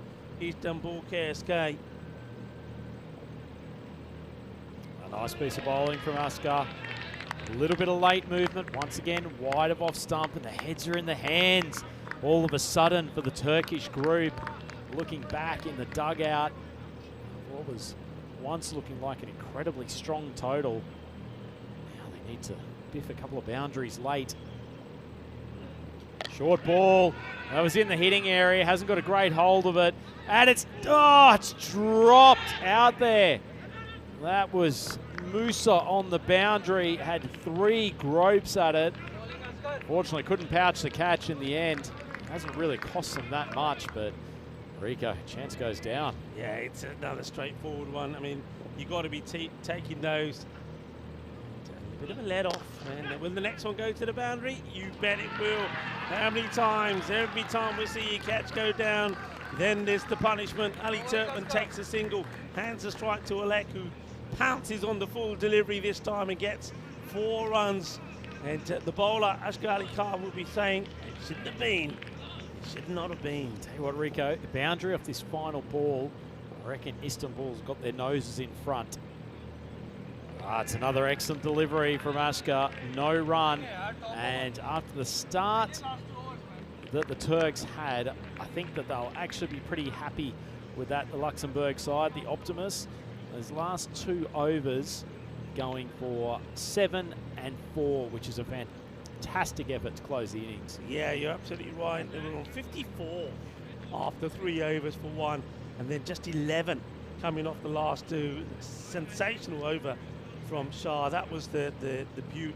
Over number 4, only 4 coming off that end of the wicket, and then Ashgar Ali Khan, as you expect him to do, gets a nice tidy one in there, only 7 off that. So started so well for Istanbul KSK, but well, Watford Optimists came back into this, and get the feel. I mean, I still think it could go either way.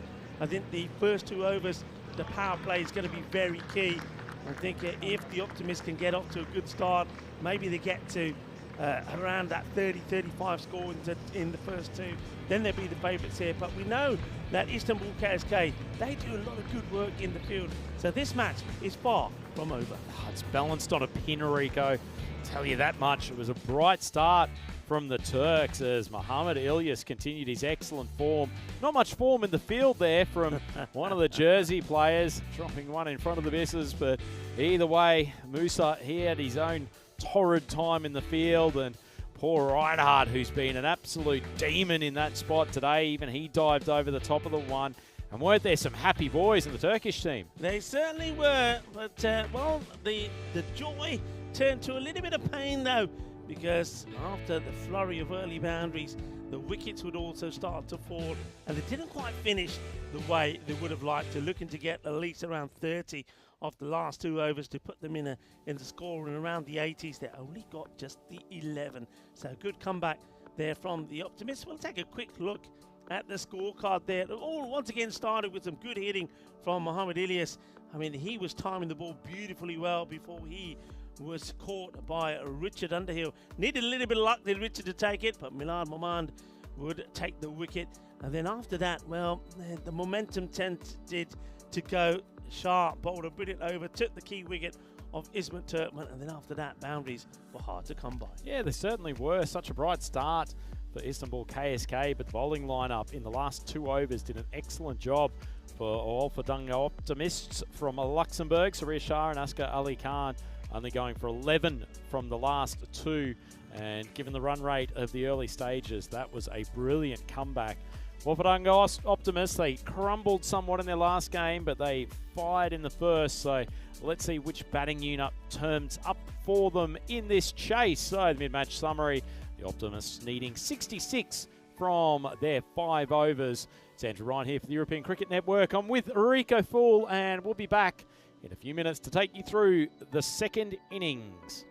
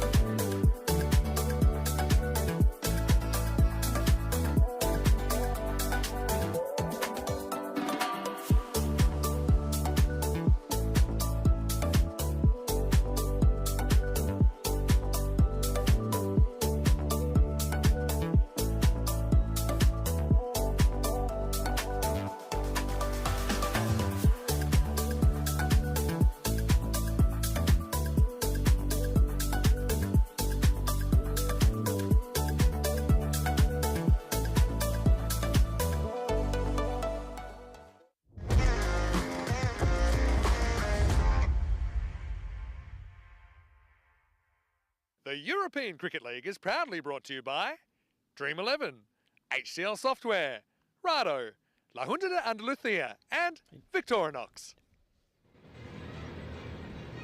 Hello viewers and welcome back to what I feel is going to be a very close and exciting finish to this match. And who knows, well, we did have a golden ball earlier in the day. Could we have a double golden ball tonight? Well, I think we can do, because I know that Rhino's got his golden waistcoat on. I've certainly got a bit of bling about me as well, a bit of gold. So maybe we could, and it's that sort of score, I honestly do believe that it is, with the Istanbul KSK having a bat. They put 65 on the board, so 66 is the target for the Vulverdang Optimists. And I reckon that their openers really got to get going here. If the Turkey champions can pick up a couple of early wickets here, then I think they'll be on top. I think the power play, I'll go back to what I said towards the end of the last innings, I think the power play is going to be absolutely key. That's my thoughts. Alongside me is the Rhino. Rhino, what are your thoughts here? I concur, Rico. Yeah, I think you're absolutely on the money. It's tended to be aside from this game, well, maybe one or two, the first overs have tended to be very, very tight as batters going hard at the moving ball, but things just getting easier as they go on. But if you're the Turkish team, Istanbul KSK, got your premier bowler, Turkmen, coming in to bowl the first here, and you know there's one bat that you definitely need to get out from the Optimists, and that is Benjamin Embleton. He was brilliant against Old Victorians early in the day. He's facing up for the first delivery. Tries to look for the leg side. He's very leg side heavy player. Almost every boundary that he struck in that sensational performance against Old Victorians was in the square leg to deep mid-wicket range, but his timing was phenomenal. Yeah, it was a great knock for him, wasn't he? He was the only one that stood firm, and in the end, he got the player of the match, getting them the victory in that golden ball match. Ali Turkman, though, is a very experienced player. He knows what he's got to do. He knows it's a key wicket. It's a single this time. Once again, trying to go down the leg side. Does Embleton. Work from Emin Kuzmu. Not sure that my pronunciation with the native Turkish name is quite on the money there, but anyway, well done, Emin, coming from a square leg position.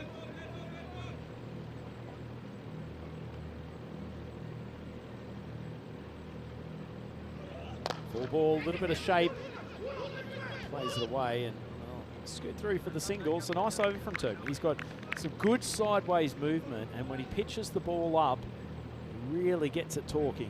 Yeah, I like the field that he's got set here as well. They've got a sort of a gully set in a kind of a catching position, then in between the gully and the keeper. We've got third. We've got a sweeper out on point. A full ball, but Embleton just drives it straight into the turf, and they'll just rotate the strike again, so no boundaries early on. And the longer that this is a boundary-free innings, the more you get the feel the Turks are not in control, but their chances of winning go up incrementally. Just 3 of the first deliveries then, so you feel the need for a boundary. And, well, that's going to be too high, and it's being called on the field of play. And no ball, so lets himself down a little bit there. But you can see that once he bowls that, he's frantically trying to dry his fingers, and I can see that there's a rag out there as well. So I wonder if a bit of humidity is creeping in late in the afternoon here. To be honest, Rico, if I ever bowled an errant full toss ball, I'd always look at some moisture on the ball as a preemptive excuse. Big swing across the line, so it's actually a nice slower ball. This is the free hit, so Embleton will just scoot down the non-strikers, and it's a pretty good response from Turkmen.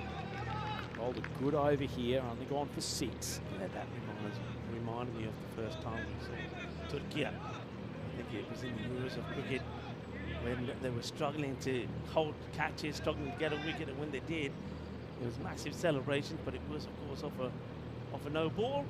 Free hit, but this time no celebration. There could be celebrations here, though. If this is held, they're all pointing at each other, and it ends up dropping in between the 3 fielders. And I'm not sure who Anwari was pointing to there, unless he was trying to direct traffic from the infield, but that could have been 4 fielders converging on that one ball in the end. Drop safely, excellent over from Ali Turkman, goes for 7, and the Optimist 7 for none after 1. Rico, the golden ball analysis. Yeah, well, I'm telling you, I've got a feeling about this one. It's that sort of kind of score. Only 7 coming off the first, so the rate required now for the next 4 overs, they've got to go just over the 14s. In fact, it's over 14.5. So you've got to fight back here in this over to the Optimists. If not, they're going to fall too far behind. It's going to be elective bowling. It's a fairly ordinary ball, but it's just being dragged to get on for a single. Quick note, having a look at the YouTube chat. Rico, I think we've got Christina Goff tuning into the coverage now. It's lovely to hear her voice on comms for a couple of weeks. Yeah, hello to Tina. Yeah, she was absolutely brilliant. And hope you're enjoying a little bit of time off. I know that she had a bit of footballing to see to while she was away. That's short, and he likes it there. And they haven't put anybody back. This is going to plug. And we'll slow down. The fielder, oh, well, what's happened here? It sort of plugs, and then it's almost like a mole came out of the ground and headbutted it over the boundary rope, because that ball looked like it was going to be stuck in the mud. Certainly did, Rico. Just barely crawled across the line. In fairness, tactically, I cannot fathom how Embleton does not have a field around the boundary at either deep square or deep mid-wicket. And still nobody there. Wide of off stump. It's a nice ball. Not sure what the keeper's appealing for, but helpful dot. I can see the plan, and the plan obviously is very similar to what I think the Optimist plan will keep the ball outside the off, and the field set for that. But I think when you've got a batter like Embleton in there, you've got to have the mid-wicket back. Too wide. So you can see what they're trying to do. They've got the third bat, they've got a backward point on the boundary, keep the ball outside the off, and if there is any shots being played, it should be in that part of the ground. So they've got that. That's where the 2 outfielders are, but I still think it's a bit risky not aiming the mid-wicket back. So strong in that area. Well, he does play to the offside, gets pretty good elevation on that shot, and it carries the boundary for a much-needed Maximo. Yeah, Shaba. Clever shot, really. He knows where those fielders are. If he goes and hits well anywhere else in the ground, if he goes the Erie route, he's going to get the boundary. And that's what he does here. You can see he's not trying to get power in it, just wants to get the elevation and the rest. Well, you can see there is 6 runs. Good hit. Nice Clever timing. batting. Good high elbow. Cricket coaches around the world be admiring that shape. Oh, that's flying down to third man. Fielder runs in, takes an outstanding catch. The big ball slam from Muhammad Ismail. And smart Alec move, dropping the ball slightly short outside off stump, and it flies down to third for the catch. Ismail, what a day he's having with the catching. And he's caught everything that's come his way, and this time without his trademark shades as well. I mean, he's come running into this. I mean, it's a great catch to see from where we are, because he sees it early, he charges in, and he takes the catch. That's outstanding. Brilliant catch. Yeah, he's probably lucky he didn't cop it in the face, Rico. He was moving at such pace, but natural skills in the outfield, and the best celebration. Someone tried to retrieve that ball, which has ended up with half the sphere wedged into the cut of a turf. Embleton goes for 13, and the Optimists 19 for 1. I'm happy that they still were able to find that ball. I thought it was going to disappear. But well, he spikes it into the ground. What a wicket that is, a big wicket. Short ball, pumped for a massive Maximo. Oscar Ali Khan goes through the offside, elevates, and what a way to finish the second over. And the Optimists 25 for 1. It's all happening, folks. It's all happening. Oscar Ali Khan gets a bit of a short one there from Ishaq Malek, which was just an easy put away. So 18 come off that over. And despite taking the wicket, but it's the wicket, the big wicket that Ben is gone.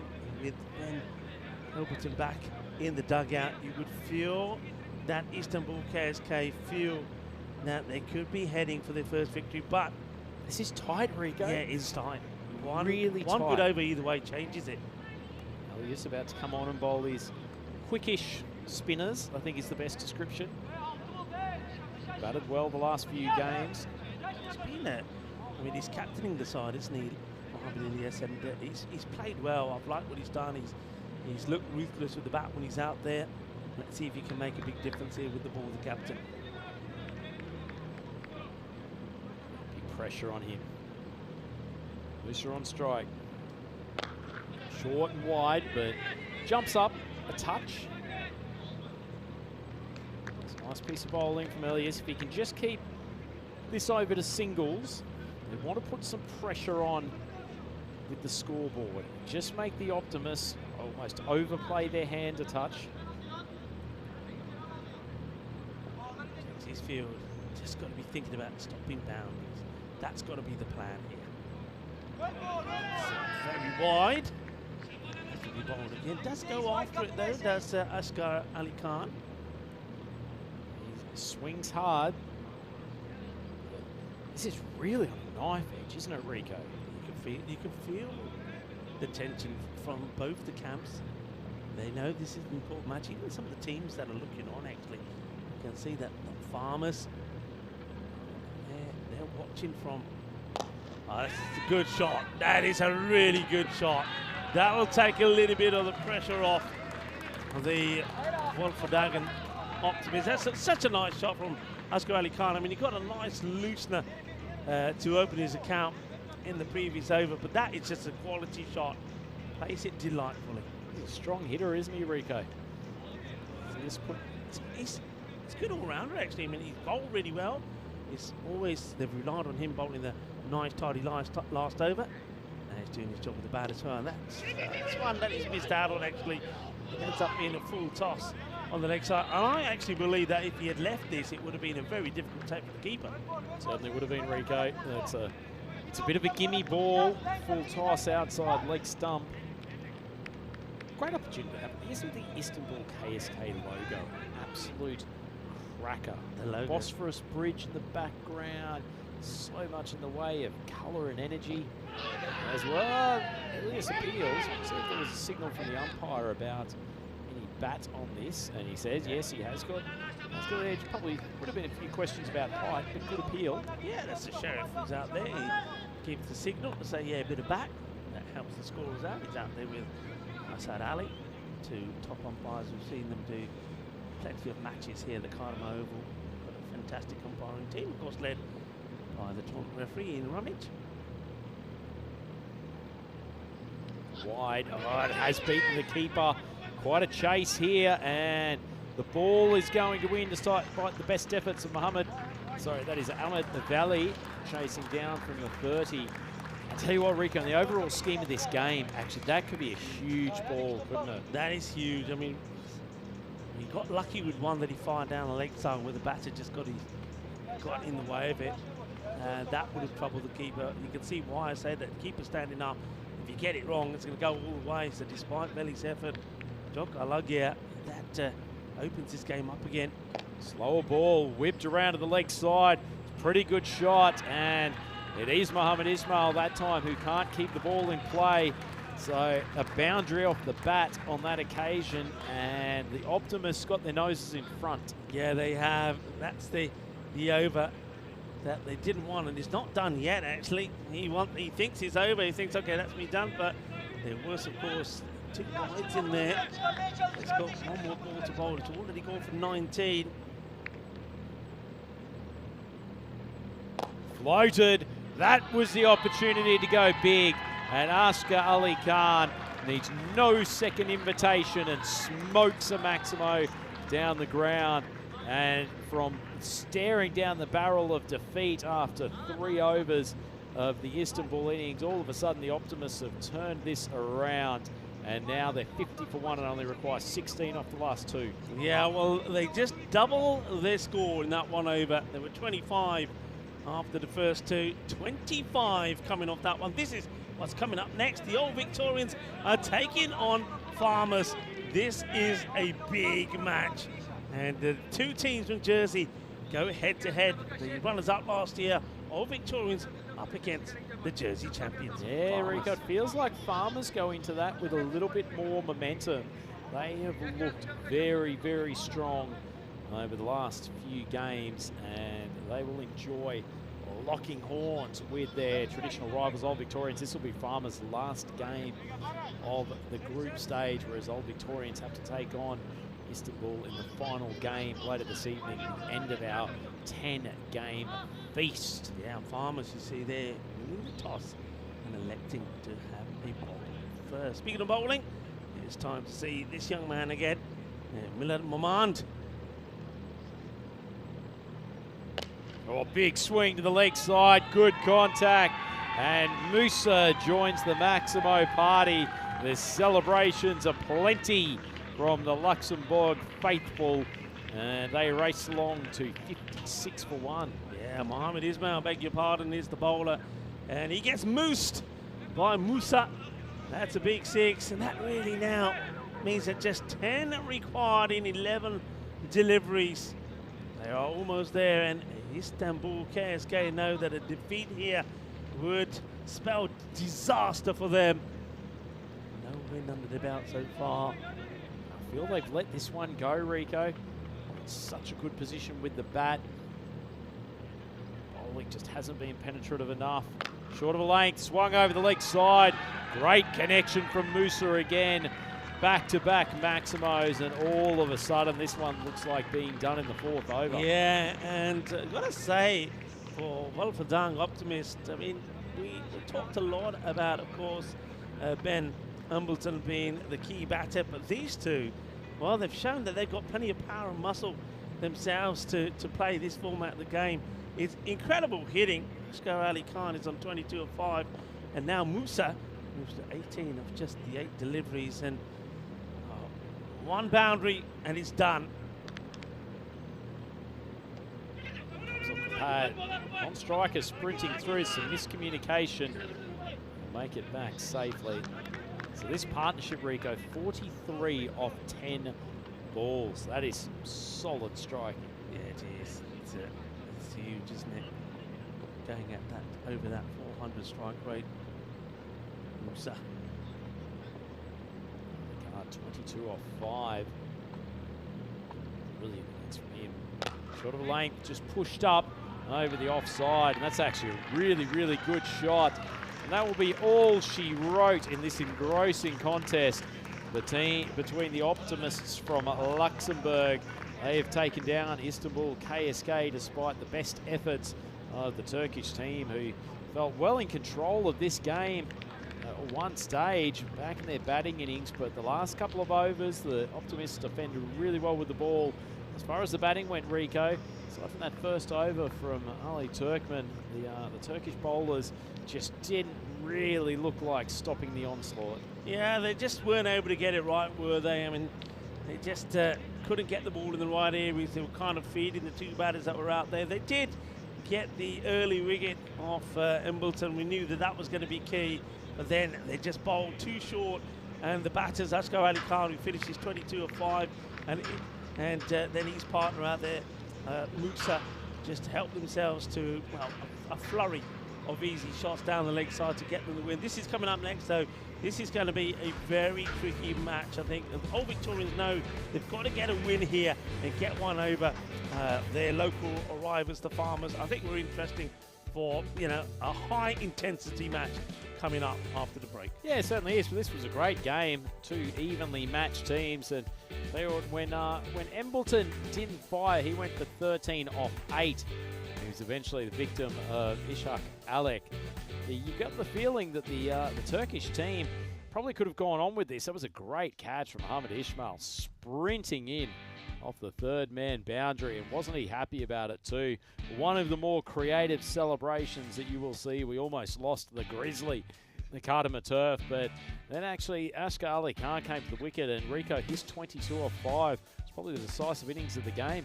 Yeah, I mean, his hitting was quite remarkable. From the very first ball that he got, he smashed that to the boundary. Then at the start of the next over, when he was on strike, he did the same thing again.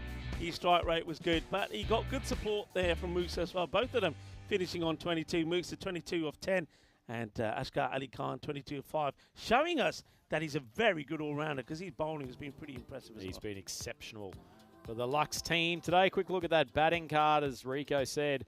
Both the not-out batters ending up on 22, but a fiery innings from Ashkar Ali Khan. And as I said, that was probably the match-winning performance. They chased down the target in 3.4 overs. Rico, your thoughts on the bowling? Yeah, the bowling, like I say, apart from Ellie Turpin, they never really got in the ball in the right areas, and that's a shame really from Ishak Alek, who went for 18, then Ilyas, who's, well, probably being the better of the players from the Istanbul Cascade side.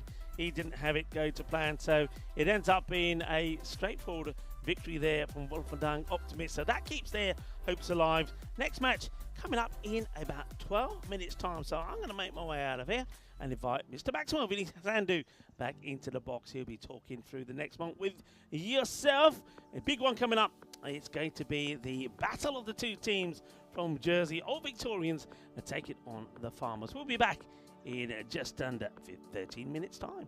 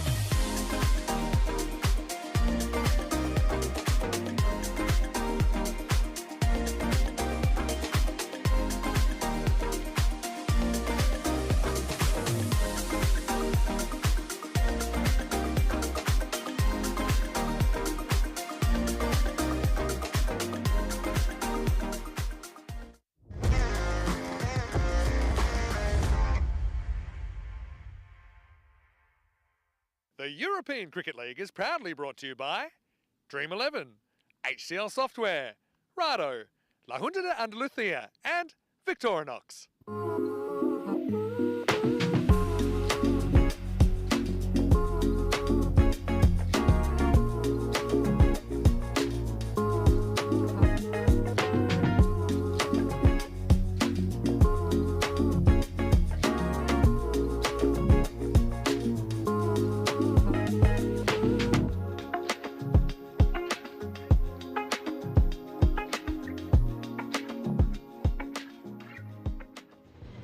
Hello, welcome back to the Cardsma Oval here. We're at the European Cricket League, of course. This is the Champions League of European Cricket. Only champion clubs are able to become champions in their own country, and we have 33 countries represented in ECL 25. I know we've had some issues with the weather over the last few days, but certainly have been treated to a feast of cricketing action on the field. You just joined us, you just missed match number 7, where Mr. KSK battled their way to 65 after a strong start. The Optimists from Luxembourg, what a name as well, chasing it down in the 4th over. So now we move on to a game that I know a lot of people have been looking forward to for a long time. It's the game that I'm affectionately calling the Jersey Joust between Old Victorians and Farmers. These two clubs are both from Jersey.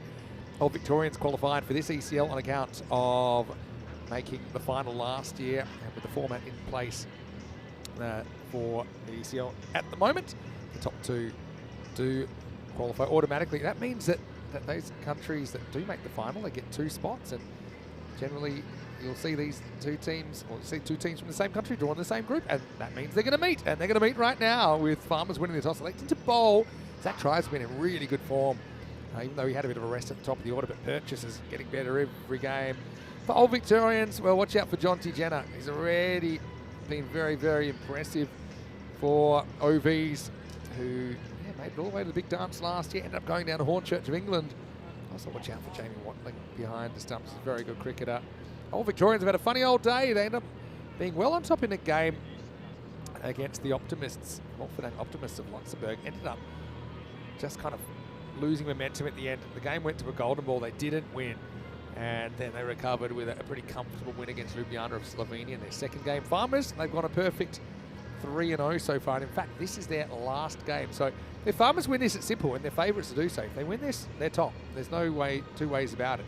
If Old Victorians win this, then potentially, depending on the size of a win that they were able to secure over Istanbul KSK in match 10, then maybe they could take top. Why is this important? There's a bit of rain in the forecast tomorrow, so it should be a very, very interesting play out. It's kind of a friendly rivalry, but you know, they say keep your friends close, keep your frenemies closer. And I think these 2 teams know each other really well, but it's the first time they will do battle against each other in an ECL. And I imagine it's the first time they would have done battle with each other outside Jersey. Jersey, of course, from the Channel Islands. And Jersey has produced some very good cricketers.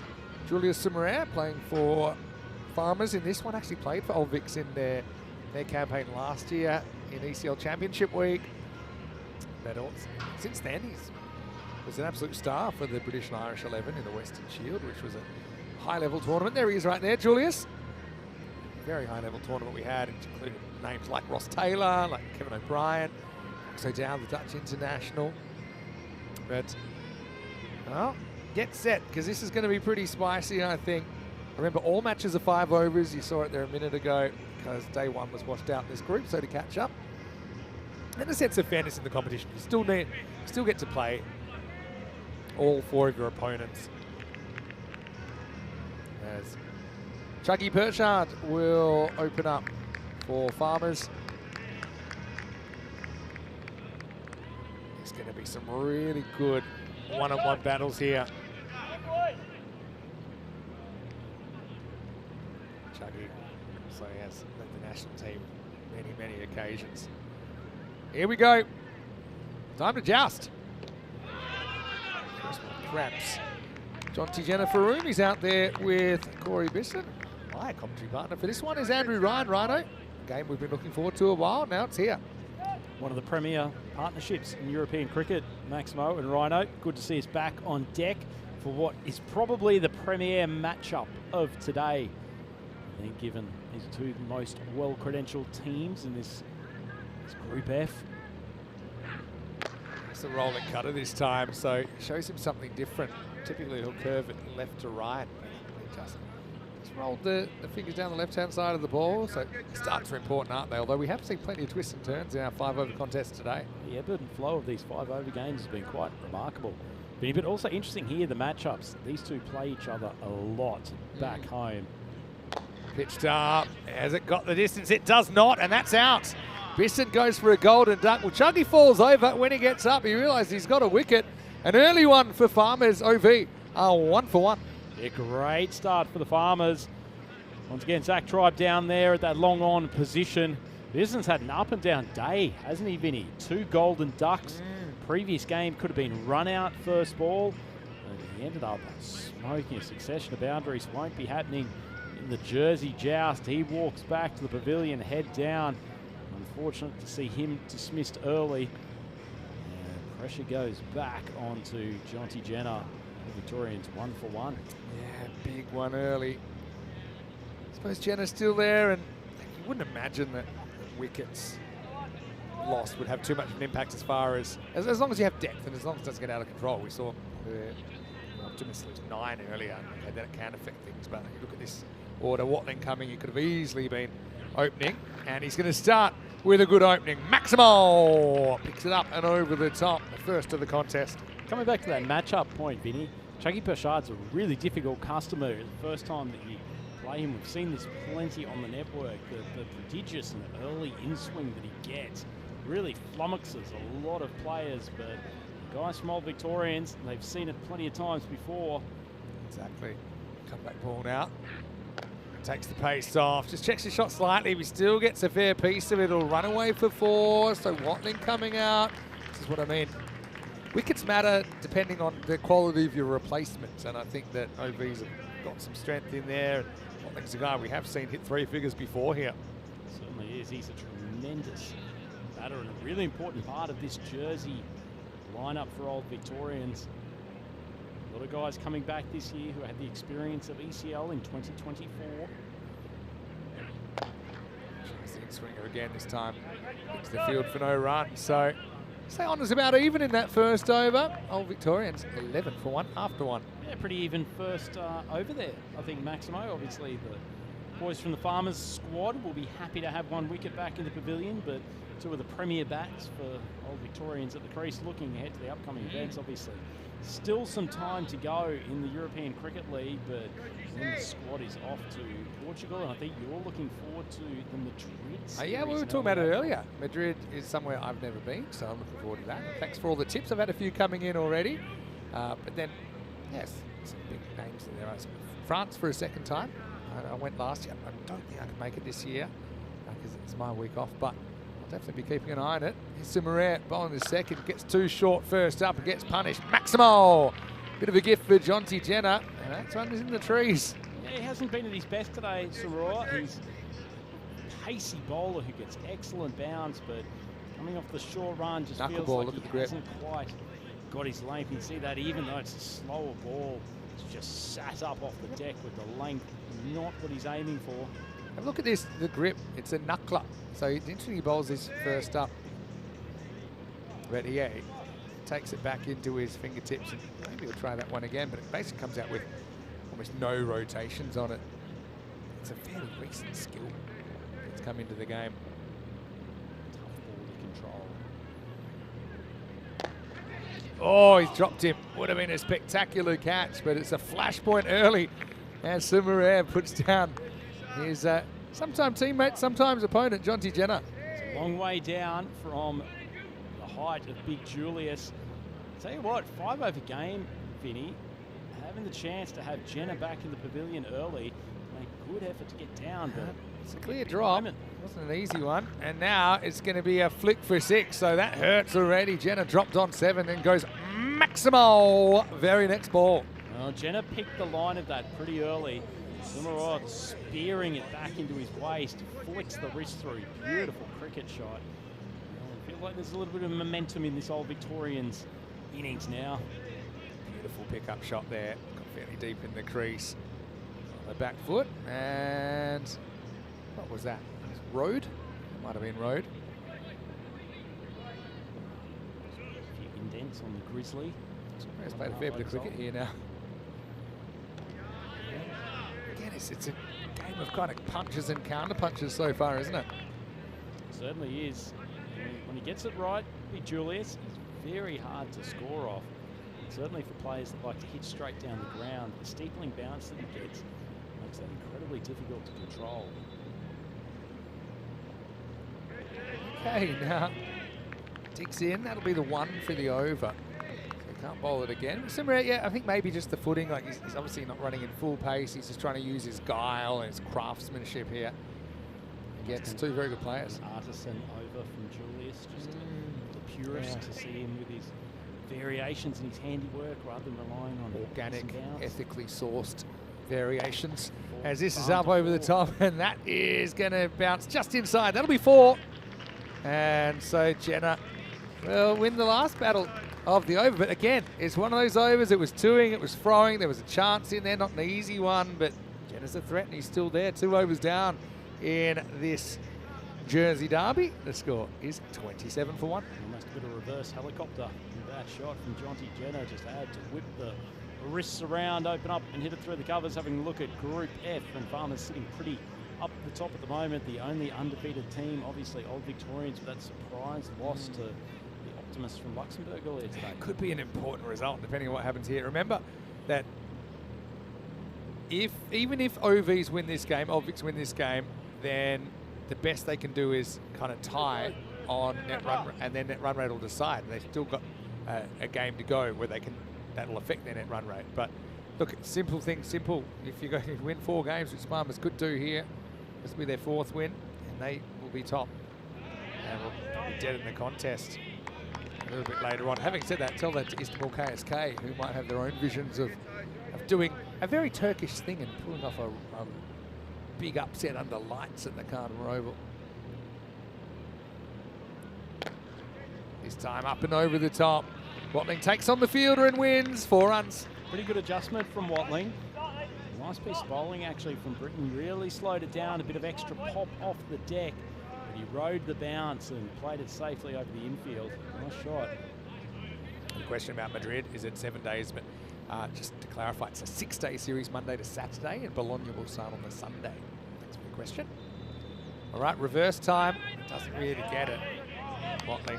Haven't seen much funky batting. Well, the thing with Watling, because he's a hockey player, again, he's very quick with his wrists. I imagine his bat's pretty light that he uses. It's almost like the reverse stick in hockey. He probably knows that's where Toby's trying to bowl, so he thinks it's on. And now he just stands and plays a normal shot. It'll kind of plug, but it'll still get away for 4 more. Watling making a bit of a difference here. Yeah, he's managed to find the gap on that offside a couple of occasions. I like this strategic battle between these two. Yeah, thanks, Steve, for that question. And yeah, big shout out to Mr. J Grant in there. I know he went on his ultra marathon this morning, and he does it for a good cause. And yeah, thrilled that it went so well, even though I think he's had a bit of a rest. Hopefully, you're enjoying an afternoon of relaxation. He's up there in Scotland, I think. That's the effort from Mr. Grant. Battles here. Toby's going to go over the wicket now to Watling. He's just going to slam this down the ground, but only a single, so Britain will get 1 ball at Jonty Jenner. He's just never had that kind of big over yet to pull away. It's delicately poised, isn't it, Max? Very delicate.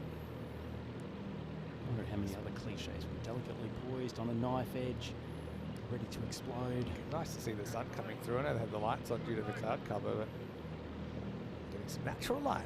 Last ball of the 3rd. Jenner will pick out the fielder. So, end of the over. Britain does a good job. He's come back. He's been delivering for his team. Only 10 off that one. And after 3, it's 37 for 1. It gives us an opportunity to welcome you into the commentary box. When he's out of here, Mr. Maximo, got Andrew Ryan here with me. I haven't said this to you personally yet in front of people, but you look magnificent. You and Rico got a real combo going. We're all kind of a bit crazy. I've got I call this one my bacteria shirt.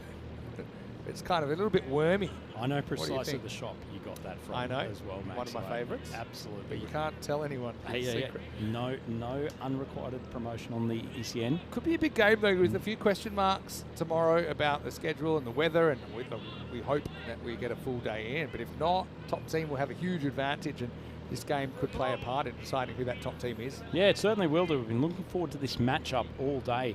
Very closely matched up teams. They're incredibly familiar with each other. As we've said already, these individual matchups between batter and bowler are really intriguing, just knowing the context of how these teams play against each other in Jersey so often. And I guess even a lot of them involved in national team duties too, so it's a bit of rivalry which comes with rivalry, unfriendly rivalry. It's all good. That's 6. That's picked up. Right arm off spin to the right-hand bat. Probably not a great matchup on paper for Farmers. That one's out of the ground. Maximal. that. Lovely shot from Jenner. Just adjusted his position in the crease enough to give him the ability to strike freely. This is a big over, as you said, Vinny. Jenner will probably quite enjoy the matchup, the off-spinner, but Palmer actually bowled a good first over earlier in the day. Kept things tight, a little bit wider of off-stump. Time just drifting into the hitting zone of Jenner. Mr. J. Grant on the chat. Very thankful for the shout-out from Maximo. Nice to see he'll take a bit of a rest. Oh, that's up in the air, and that's also going to go. So, well, the Farmers bowling being taken on a one-way trip to Jonty Jenner, Jamie-Town here, and it's not a fun ride for him at the moment. It's a bit bumpy. Bit of livestock stuck in the back. Not too happy with the way this is going. It's a great shot from Jenner, though. Yeah, stands and delivers. Change of angle now for Palmer. And that's going to be 6 more. So this is the over, really. I think OV's throwing down the challenge. It's gone .666 now as the 50 comes up for Old Vics. Yeah, lovely striking. And as you said, I don't think actually Palmer's bowling badly at the moment, but this is just such a favourable matchup for Jenner. And to keep on the farming analogies, he's making hay while the sun shines here at Cartermore Oval. To give you a food analogy, it's feasting on him like a chicken Palmer now, not just like a Reese Palmer. By the way, We haven't discussed the massive chicken Palmer from the other night the in the empanada restaurant, shop. have we? it's probably too early, but this is your last game for the day, so I'll allow it. One's hit very hard as well, and not too many gaps around here. But he's done really well. Somehow they've kept that in the field of play. That's big Stanley Norman down there, made a diving stop to his right. Had some help in the end as well, but that's an excellent athletic save. Yeah, you see here, and he actually almost touches the rope there, but luckily, I think he does touch the rope, but the ball had already gone. So the last ball of the over coming up. This one's gone for 19. Palmer to Jamie Watling. And straight up in the air. Well, keeper wants this, but this is a real awkward one. He's running with the flight. He'll get there. Well taken. Really good catching by Jack Kemp. And when we first saw him, he was 14 and he looked about 28. I don't know how he does it, but he's growing. He's such a good cricketer. Apparently his batting's come a long way as well. He's got an important job to do behind the stumps. He took responsibility straight away for that one. And he catches Watling for 19. So Palmer has a happy end to his over. Ends up going 1 for 19. It's 56 for 2. Yep, nice piece of bowling from Palmer in the end. Coming around the wicket after he'd been hit a few times by Jonty Jenner. Comes back and sends Watling back. And as you said, an excellent catch from Kemp. That ball was a bit of a skyscraper. So 56 for 2. Probably feel like the Victorians are the slightly happier team here. But as we've seen in a few of these other games, Maximo, it really depends what happens in the back stages. It really does. Really, really does. I think maybe with these two teams, maybe around 70s you par. Maybe something like that. Going back to Mr. J. Grant, who said he's about to do a fun 10-kilometre run around Royal Balmoral Castle in Scotland. Fun 10 kilometres? It's just such a Much of a runner. misrepresentation. I know you're an ice swimmer. The individuality of it. I'm I bad just about can't running. stand it. I'm a bit like a dog, because if you roll a ball in front of me, I'll run all day. Yep. But if I have to provide my own motivation, Just jogging for the sake of it. difficult. Anyway, here's Will Perchard, and he gets hit straight first up, and it's going to go straight over the side screen. What? Well, you get a very good look at where that ends up. You couldn't get a better look. Maximo to start the 5th. That's a pretty tasty strike from Jenner. There's poor old Will Pershard. He's been hit a little bit today. That's not exactly a bad ball, but just the free-flowing arms of Jenner and the timing. It actually went down the stairs. I think went up the top. Lazy Grizzly. Is everyone okay up there? Because if that's gone up to the top level, okay, that's Always good to get the signal.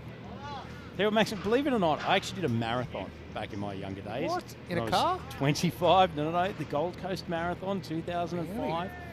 And I think the only reason I completed it is that one of my workmates actually bet against me and said that I would not finish it. Would not finish. And I tell you what, through the last 10 kilometres, that was basically what kept me going. I'm just thinking how long before did you decide you're going to do it, and how did you train? I mean, I can never imagine I'll do a marathon. This does sound ridiculous. So I probably decided, I think 6 or 7 weeks in advance, I went for 2 training runs, but I was playing AFL up in Brisbane at the time. So still it's different, isn't it? Still, it's not quite the same as marathon fitness. Comeback ball, it's hit very well. Nice little bit of inside out. That one crashes into the Share the Meal flag, our official charity partner. Well, maybe Jonty Jenner should donate 1 or 2 extra meals after that. Nice shot back to back, Jenner to 49. It does remind me of a topic we were talking about earlier over in the hospitality tent about bringing some form of the old ING hit the sign into... Well, I always just think the giant balls are a target begging to have something hit. Anyway, speaking of hits, that's going to be 50 for Jenner. And he's coming into his own, isn't he? 17 balls for Jonty. And, well, there's the 70 down. Could be 80s or who knows, even 90s. I've seen hot air balloon flights around this area that have been in the air less time than that shot from Jenner. That went so high. It was so beautifully timed. Okie-dokie. Let's have a look at what 50-50 contest as far as the supercomputer is concerned, Maximo. That's what you love to see. I think Perchard loves seeing 18 off 3 balls bowled. And this one doesn't quite get it. Should be out and is out. So good comeback from the youngster. Who knows, could be an important one in the context of this game. Simple catch for Zach Tribe down at long on, but what a good innings from Jonty Jenner. 55 for him, and he leaves his team in pretty good shape. 74 for 3. Another cracking display of batting from Jenner. He does love playing out here at Cardamar and has showed off his batting skills a number of times. Goes deep in his crease, just a little bit of extra bounce from Pershard, got it into an awkward spot, and Zach Tribe, very safe pair of hands down there at long on. Yeah, they shouldn't drop those kinds of catches. And Jenner does the right thing. He's trying to hit every ball for 6 now. Just have a look at all of his runs are in front of square. So brilliant batter for many reasons, but his hand-eye coordination and his simplicity of his technique, I think, showed through there as well. Perchard gets him though, and we'll have a quick look at Scott Simpson. There's only 2 balls left. They've lift themselves up into the 80s here. Well, there's nobody back here, so that's probably 4, and yeah, gets there. So yeah, Simpson, pretty good adjustment, doesn't need to swing hard. Probably knew where the fielders were and where they weren't, and he'll help himself to 4. Once again, a touch unlucky, Will Pershard. He's actually beaten Simpson with the change of pace, but Simpson good enough to get the wrists around, swing that ball way Before we go square. to the break, apparently you get to eat whatever you want if you're doing an ultra marathon, so maybe I will be doing one. Last ball, hit up and over the top. There's open spaces back here. Pitches just inside, runs away.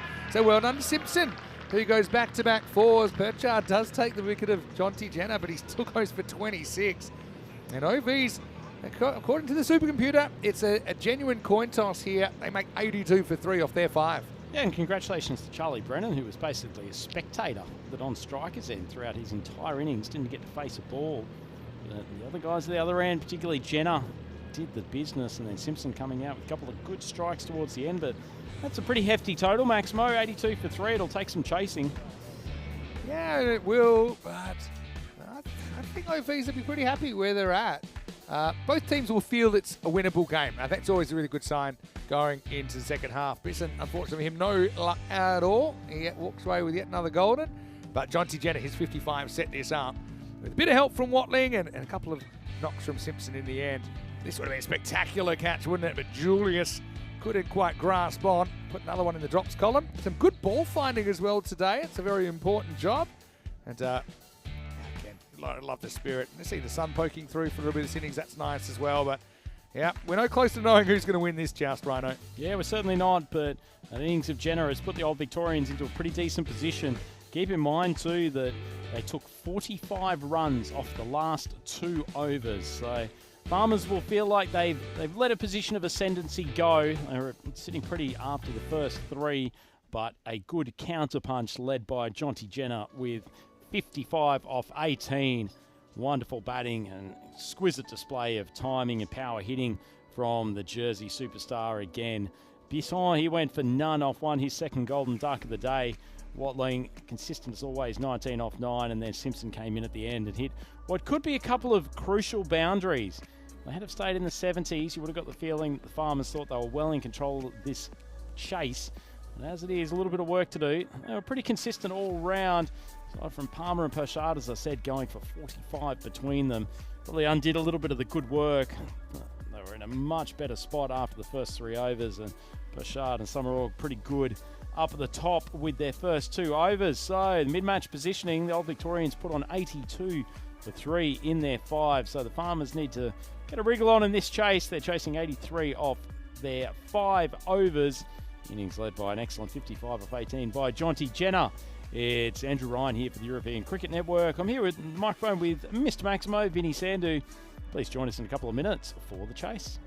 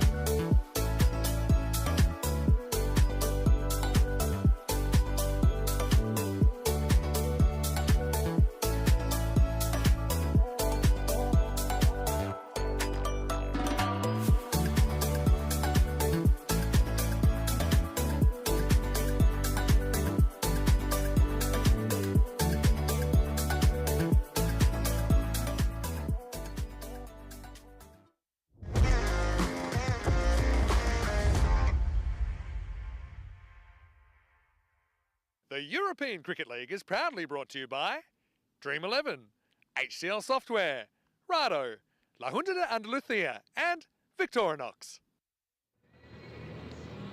European cricket addicts, welcome back to the Cardimer Oval here in the glorious but somewhat damp at times region of Andalucía in Spain. We have the big Jersey Joust, as was christened by Mr. Maximo. It is Farmers up against the Old Victorians.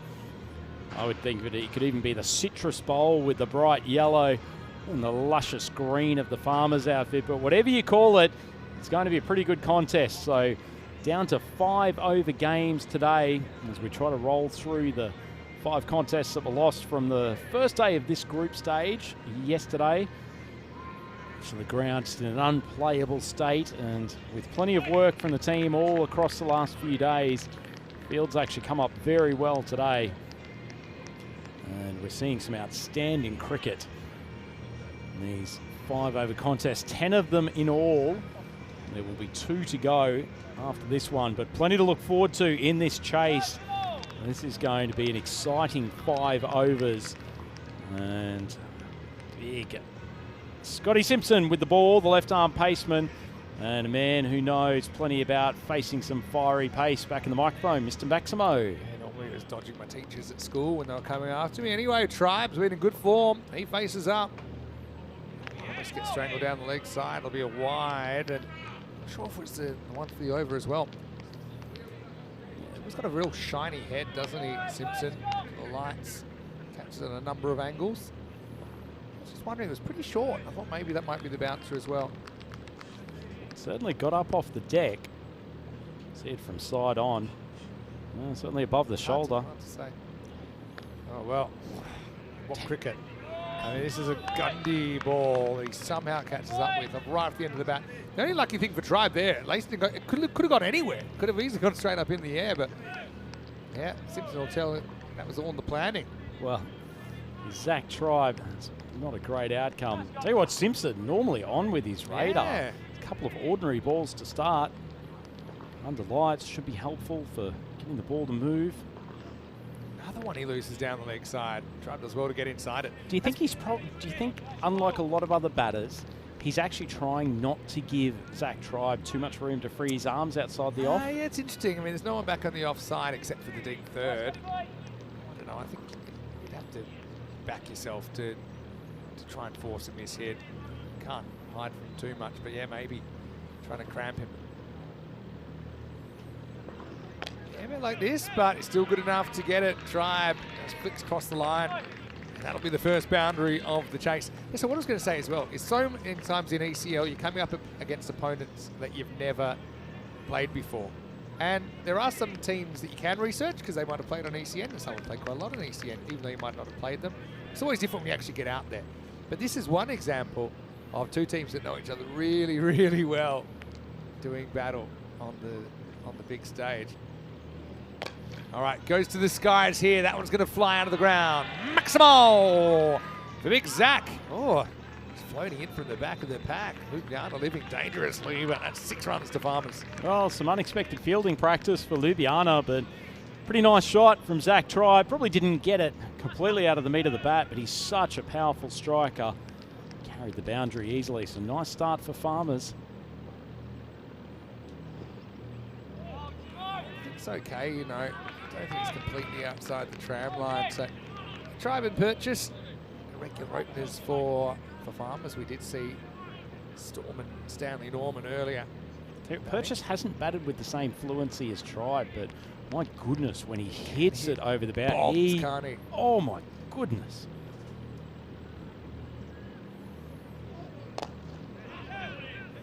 Effort ball, but doesn't escape the infield. Also, polarized community over the bucket hats, whether the black trim looks like they're inside out or whether it's better that way. The black actually attracts the heat, right? Hard to say that it's better that way. I don't see it as a major downfall. It's not like a bug in the design. Yeah. What's the saying? It's a feature, not a bug. That is the saying.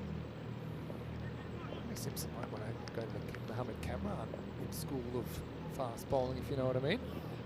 All right, high. This is catchable. It's a big moment. Who wants it? Taken. Taken as easy as you like as well. So, well, Purchase helps himself to another golden duck. Matthew Webb had forever and a day. Almost needed to start shaving under that one, but Farmers lose a wicket. And once again, we have one of these overs, which I think has honours even. It's 13 for 1 after 1. Yeah, Golden Duck, no value-added tax on that innings for Purchase. He goes without scoring. And that's a helpful wicket because as long as he's there, he will be looking aggressively for the boundary. But the big man going back to the pavilion. And it's a nice little opening start from the Old Victorians. Yeah, well, Farmers fans, once again, they would have hoped their Purchase would have lasted a bit longer. But unfortunately, he goes very first ball, 13 for 1 after 1. I was trying to get some sort of cooling off line in there at some stage, but just can't do it within the space of 1 ball. Yeah, well, some purchases you regret. I don't think you regret that one. 5 matches since the Golden Ball. Hey, when was the last Golden Ball? It was earlier today. It was in match 2. And Old V's, unfortunately for them, went down to the Wolferdanga Optimists, who really never had anything but a sunny disposition, despite being well behind late in that game. Right, here we go with Birrell, who actually faced that Golden Ball. First one's going to be called a wide. Touch and go, but if the umpire's in doubt, they normally call it a wide. This is the key pair for the Farmers. Summeraw's been looking pretty good with the bat so far. So Tribe's still there. Birrell's been pretty tight throughout most of the day, hasn't he? They like this opening pair in terms of the bowling. Get Tribe, get him early. There's a rare loose shot there. That's probably the field coming into it because there's nobody back at mid-wicket. Having said that, there's nobody back on the offside really either. They've got a deep third. I suppose he's the only guy back there, but no one's square or straight. And then you've got Long On, who's pretty straight. So I think Tribe feels that they're trying to crab him, so he kind of went for the whip there, but missed out. Full credit to the bowler. I think that tiny room for error with Tribe, but that's good bowling. Doesn't get this either, so Tribe, a mini slump if you want to call it that. This is Daniel Birrell bowling, by the way. Don't be fooled by Simpson just stealing some extra screen time by leaving his bowling figures up there. Birrell pretty straight up and down. Gets a little bit of late movement, but not enough to dissuade either of these from hitting through the line, but gets good bounce. Fraction short, jumps all over it. There's no one back, as I said, on that leg side. So Samaran will get off the mark first ball. They're pretty important cog of this chase as well. Yeah, he's the danger man, isn't he, Vinny? I mentioned to you earlier, off air, they've been really impressed with the development of Summeraw's batting over the last couple of years. He's a much more well-rounded player and consistent striker than when we first saw him out at Cardimer Oval. He's turned into a dynamic limited overs player. Cutter hits him right in the abdominals. Not too much fat on that gut he to works protect pretty him. hard. That ball might need to be checked. I think he's having a good look at it there, Birrell. Locked onto the back foot. Just mistimed the shot. This ball holding up in the deck. Nice piece of bowling from Birrell. Cricket ball's hard. Let's have a look at it. Rolling cutter. Oops. Which rib is that? Can't be comfortable. He'll be okay. All right, well, this gets big on him. Can the fielder get back there? He can't. Plugs. Nice bit of fielding. I think Katsu here. They won't. Good bit of team fielding there. Jenner's on the scene pretty quickly to clean up. There's one thing you do notice about actually both of these lineups, the amount of times that in the outfield they will get 2 men to the ball. So there's always some support there, particularly if the ball just needs to be parried back inside the field. 2 men's better than 1. Birrell. You don't want to be a solo farmer, do you? Right. Working the Helps, land yeah. by yourself. True. Last ball, the second. Uh-oh, it won't be because that's a no ball. It's clear no ball, and it's going to hit for 6. Ouchies, 7 up time. Well, that could be the turning point in this game. Felt like Old Victorians have managed to strangle Farmers for the first 2 overs, but Birrell surprisingly, that's well above waist high. Immediate call from Assad. It's not a good ball to bowl at this point. So he's almost out of the over. He had 7 conceded off 5 balls. Now he's 14 and counting. So from 7 off 5, now you're staring at conceding 20 in the over. Unforced error there from Big Dan Birrell. Generally very accurate with his line and length. And now he's got a rampaging try. He's mistimed a few in this innings. Feel that maybe he's just gotten his eye in with that shot. Pretty good shot in the end, actually, to get the hands through it. Tribe's got the immunity vest on. Here we go. And that one is a monster from Zach. Oh, hits the top of the circus tent. Time to party. Maximals. That had a 13-run last ball, and it made it a 20-run second over. This game is full of twists and turns at the moment. Farmers 33 for 1. It's a punishing game for bowlers, isn't it, Maximo? Just one small error from Birrell. It was a very good over before that, and all of a sudden, Farmers 33 for 1 and hunting down this chase right on the required run rate. Yeah, they're hoping to pick up a 3-pointer here, Farmers. By the way, old Victorians, if the Wolfendanger Optimists were to beat Ljubljana next game, I think that they're out of the running for top 2. So that's also a bit of a concern as far as they go. So it's a must-win for many reasons. But yeah, hello to everyone. And I'm enjoying some of the punts that are going around in there. It's hard not to. Sumaret. They've got the camo on. Have they got the bulletproof vest on underneath? Because Sumaret did take that one without flinching. Here's Webb. Takes another one. Oh, he's got a hustle here. Wow, I think that's really close. Jeez, my instinct was that he just got it. It was almost like the wicketkeeper just hesitated for a tenth of a second. This is one that feels in, but I wouldn't be surprised if it's out. This is rare that you and I disagree on the instinctual call. I still think he's probably in, but I just think it's way closer than you think. Here comes the ball. Yeah, he's just in. But there. So my feeling was also in, but it wasn't a great stretch, and that's why it gave me... I'll tell you what, I reckon if the keeper had have gone for the immediate diving throw, I think he's gone. Now low full toss, hit straight, and we don't see the straight boundary really protected here. Long on, long off. We're kind of shouting distance apart, I suppose, but Webb has had a few tough times today. Gets whacked for 4 there. What's happened to the old Corey Rutgers Southern Cross field?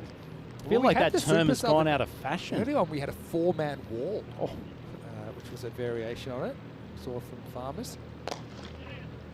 This one is probably a bit more towards the zone. Can that be referred to as a Mexican wall these days? That's not bad. I've actually seen a 5-man wall as well. We call that one the umbrella. Speaking of umbrellas, bad news is some light rain has started to fall here at the Cardamore Oval, so hopefully it's nothing too serious, and hopefully it passes. Still pretty bright around the place. There's another 7 up waiting to happen. Big trouble. Maximal. Well, it's not a good ball from Webb. He's had his struggles at the bowling crease today, and first little bit of moisture that we've seen, and lost control. Good strike from Tribe nonetheless. Sorry, that is Julius, who got deep in his crease. Tell you what, you've got to bowl fairly full ball to get over his waist high on the full. All right, free hit. Rain gets heavier. Hits it. This is a plugger waiting to happen. Plug. One fielder runs past. They'll get back for 2. But this rain, it's quite a significant shower now. Here's the other thing. This game's 2 balls away from being legal. You can't control when it rains. And I think, V, just sharing the points doesn't really help him, does it? How quickly can you do a Duckworth-Lewis calculation, Maximo? How long have you got?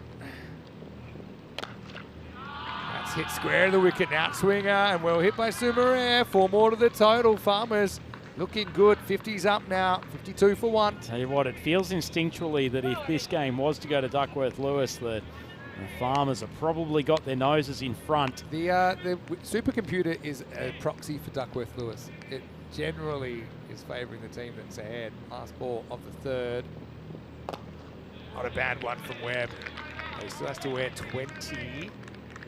Let's keep an eye on things. That's the end of the over. The score is 53 for 1.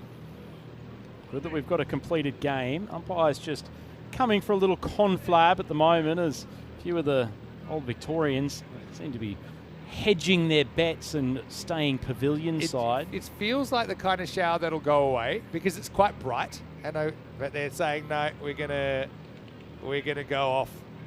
So actually, like I said, OVs kind of need to win this game. So okay, you might say, why didn't they stall more in the third over? But I don't think a no result helps them a lot. They are playing from behind against Farmers, so they kind of need to try and beat them. But I just feel with this storm and the fact we're on such a tight schedule that there's next to no way that you can find the time to complete this game. So once they walk off, I don't really see a scenario. If we lose 7 minutes, then the game's pretty much done. So unless the rain was to stop literally right now, I think we're looking at Farmers winning on Duckworth Lewis. Yep, I suspect you're right there. And some glum looks from the old Victorians. That over from Webb going for 20 runs. He's had a difficult time at the bowling crease today, and might even have the situation where the covers are coming out, Maximo, as the umpires have gone out to remove the stumps. And as much as this is not a particularly heavy shower, it's sort of covered by grey cloud at the moment, so it might be a bit of a delay before we get some cricket again, which is a shame because there's been some fantastic action in this game. Farmers needing 30 off 12 in the last 2 overs. For as long as Tribe and Julius are there, it's a pretty gettable chase, but another wicket or two. Yeah, we weren't really expecting any rain, but I've got to say, there's Sam Williams and Alistair Priddle heading out to the middle, and it's been such a huge effort from everyone involved to try and keep this field up to scratch. But I mean, it's just one of those situations where you kind of wanted to let that go, hoping it would stop, but also you need to try and protect the key areas of this field as much as possible. Let's go back and have a look. No official call in this game yet, but it's very hard to imagine a scenario where they get back on the park here. And the other thing is we're 12 minutes away from the scheduled start of the next game, although I know they could push it back a little bit. We have been running slightly behind, but let's have a look. This is a good catch, actually, I thought. Matt Webb was able to get purchase for a first baller, but then some of these, I call them unforced errors. We had a couple of 7-ups creeping in, and Zach Tribe and Sumarare put on a reasonably high partnership of 40 in just 2 overs there. But that's the sad sight right now. I will say it's not particularly heavy rain that we're looking at, but certainly the umpires gave it some consideration, and I think they make the right call. So, just confirming, right now it's 53 for 1 off 3, and the original equation, 30 runs off just 12 balls. So, I mean, kind of touch and go. But you would imagine with that partnership in full flight that they would do that task. But you just never know if there would be a wicket or something that could have changed things completely. But what we will do, we will take a break. We'll probably update you on the bottom of the screen exactly what's happening. Hopefully we're back. I don't think we'll be back for the rest of match 8, but hopefully with matches 9 and 10 still to come. There's more cricket ahead. Vinny Sander here, Mr. Maximo with Andrew Ryan. We'll take a break and hopefully have some good news for you when we return to the Khartoum Oval for more European Cricket League.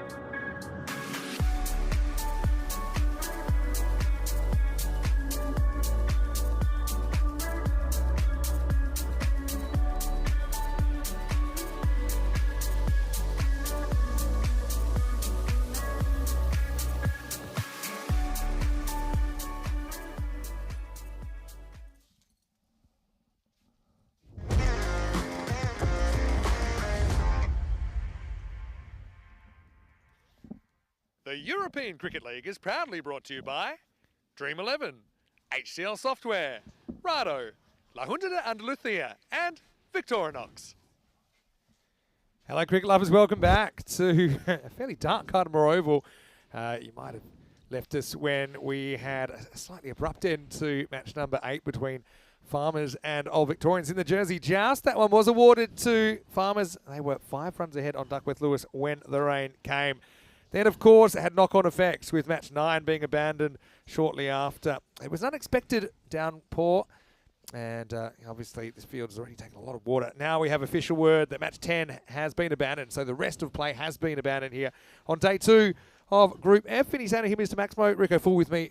Slightly shocking. Maybe we shouldn't be shocked by now. Disappointing, but look, at least we did get 8 matches completed, and we do have a table heading into finals day tomorrow. Yeah, I mean, that's the blessing. We've got 8 in, and with that rain there, just like what we've had for the last sort of 5 days or so, totally threw us. There was nothing on the radar, nothing on the weather apps, and yet here we are talking about 2 ball matches being abandoned. And the Farmers, well, they get that victory over Old Victorians. Now, that was a big win for them, because Farmers, I think, will cement their position at the top of the group. But Old Victorians, it's not the news that they wanted. No, in fact, we can actually give you a look at what will be the fixtures for finals day tomorrow. So Old Victorians actually with 2 losses out of 3, and of course not playing their 4th match, they end up out of the top 2. They finish in 3rd place, and Ljubljana will be their opponents in the Eliminator. First up tomorrow morning. Farmers undefeated, 4 out of 4. The only team actually to play 4 matches.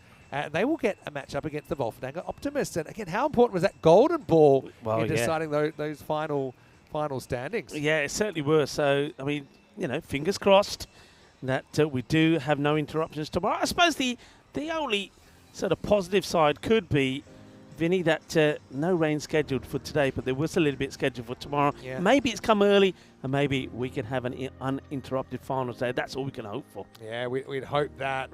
Look, again, thanks so much for your patience. I think people that know what we do here and how seriously we take getting the cricket on. I know that every effort's been put in to get that field ready for play today. And, you know, to everyone's credit, we did get 8 matches on.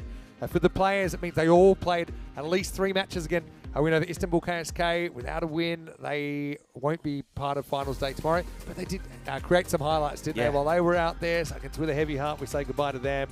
But we have our 4 teams for tomorrow. And again, everything's on the table. I think we know that by now on finals day, you know, even if we do have some interruptions, if it means shortening matches, then that'll be done.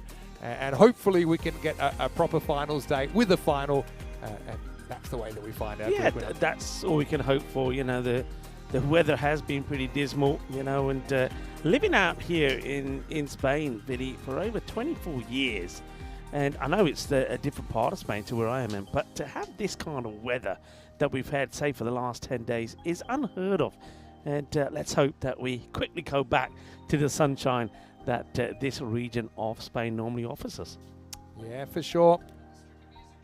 So once again, I want to say a big thank you to everyone for your company. Just a final reminder, if you are watching on our YouTube channel, ECN European Cricket Network, please like this video, subscribe to the channel, and hopefully we'll be back with more tomorrow. Tell your family, tell your friends about ECN. Also, don't forget that we have our website, europeancricket.com. Maybe sneaky peek at some of the Group G teams to come this weekend, as well as our upcoming Portuguese series. And don't forget also that we have our social media at European Cricket, and plenty of decisions to be made there as far as that HCL software play of the day. But, well, Rico, fingers crossed, we'll be in doing the morning session tomorrow. Hopefully we're playing some cricket, and hopefully we get a full finals day. Well, yeah, well, I can hear the old back and forth ready to go, the Milano mix. Well, the covers have been going on back and forth. Hopefully tomorrow on finals day for this Group F, it'll be the action that we'll be enjoying going back. We hope so. On behalf of everyone here on the ground in Spain, thanks so much for being part of this adventure. You never find it predictable, I'll tell you that much. But it's Vinny Sander, Mr. Maximo. On behalf of Rico Full and Andrew Ryan and everybody that is part of our crew, and special thanks to our production crew, 2 Circles, as well. Enjoy these highlights of this day of Group F action, and we'll see you tomorrow right here, same time, same place, for more European Cricket League. For now, it's hasta mañana. Adios, mi familia.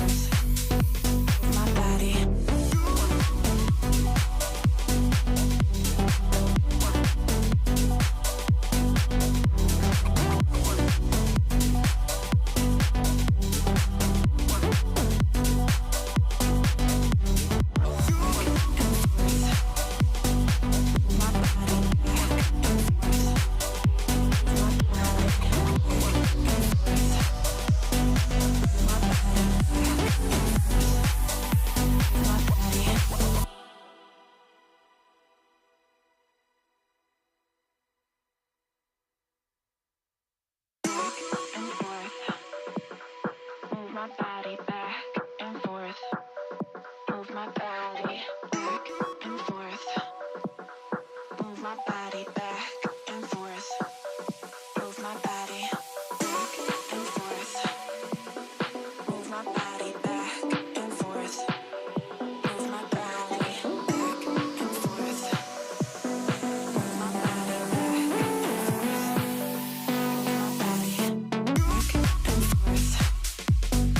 Move my body back and forth. Move my body back and forth.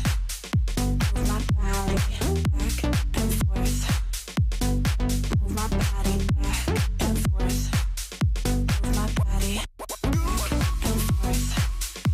Move my body back and forth. Move my body back and forth. Move my body back and forth. Move my body back and forth. Move my body.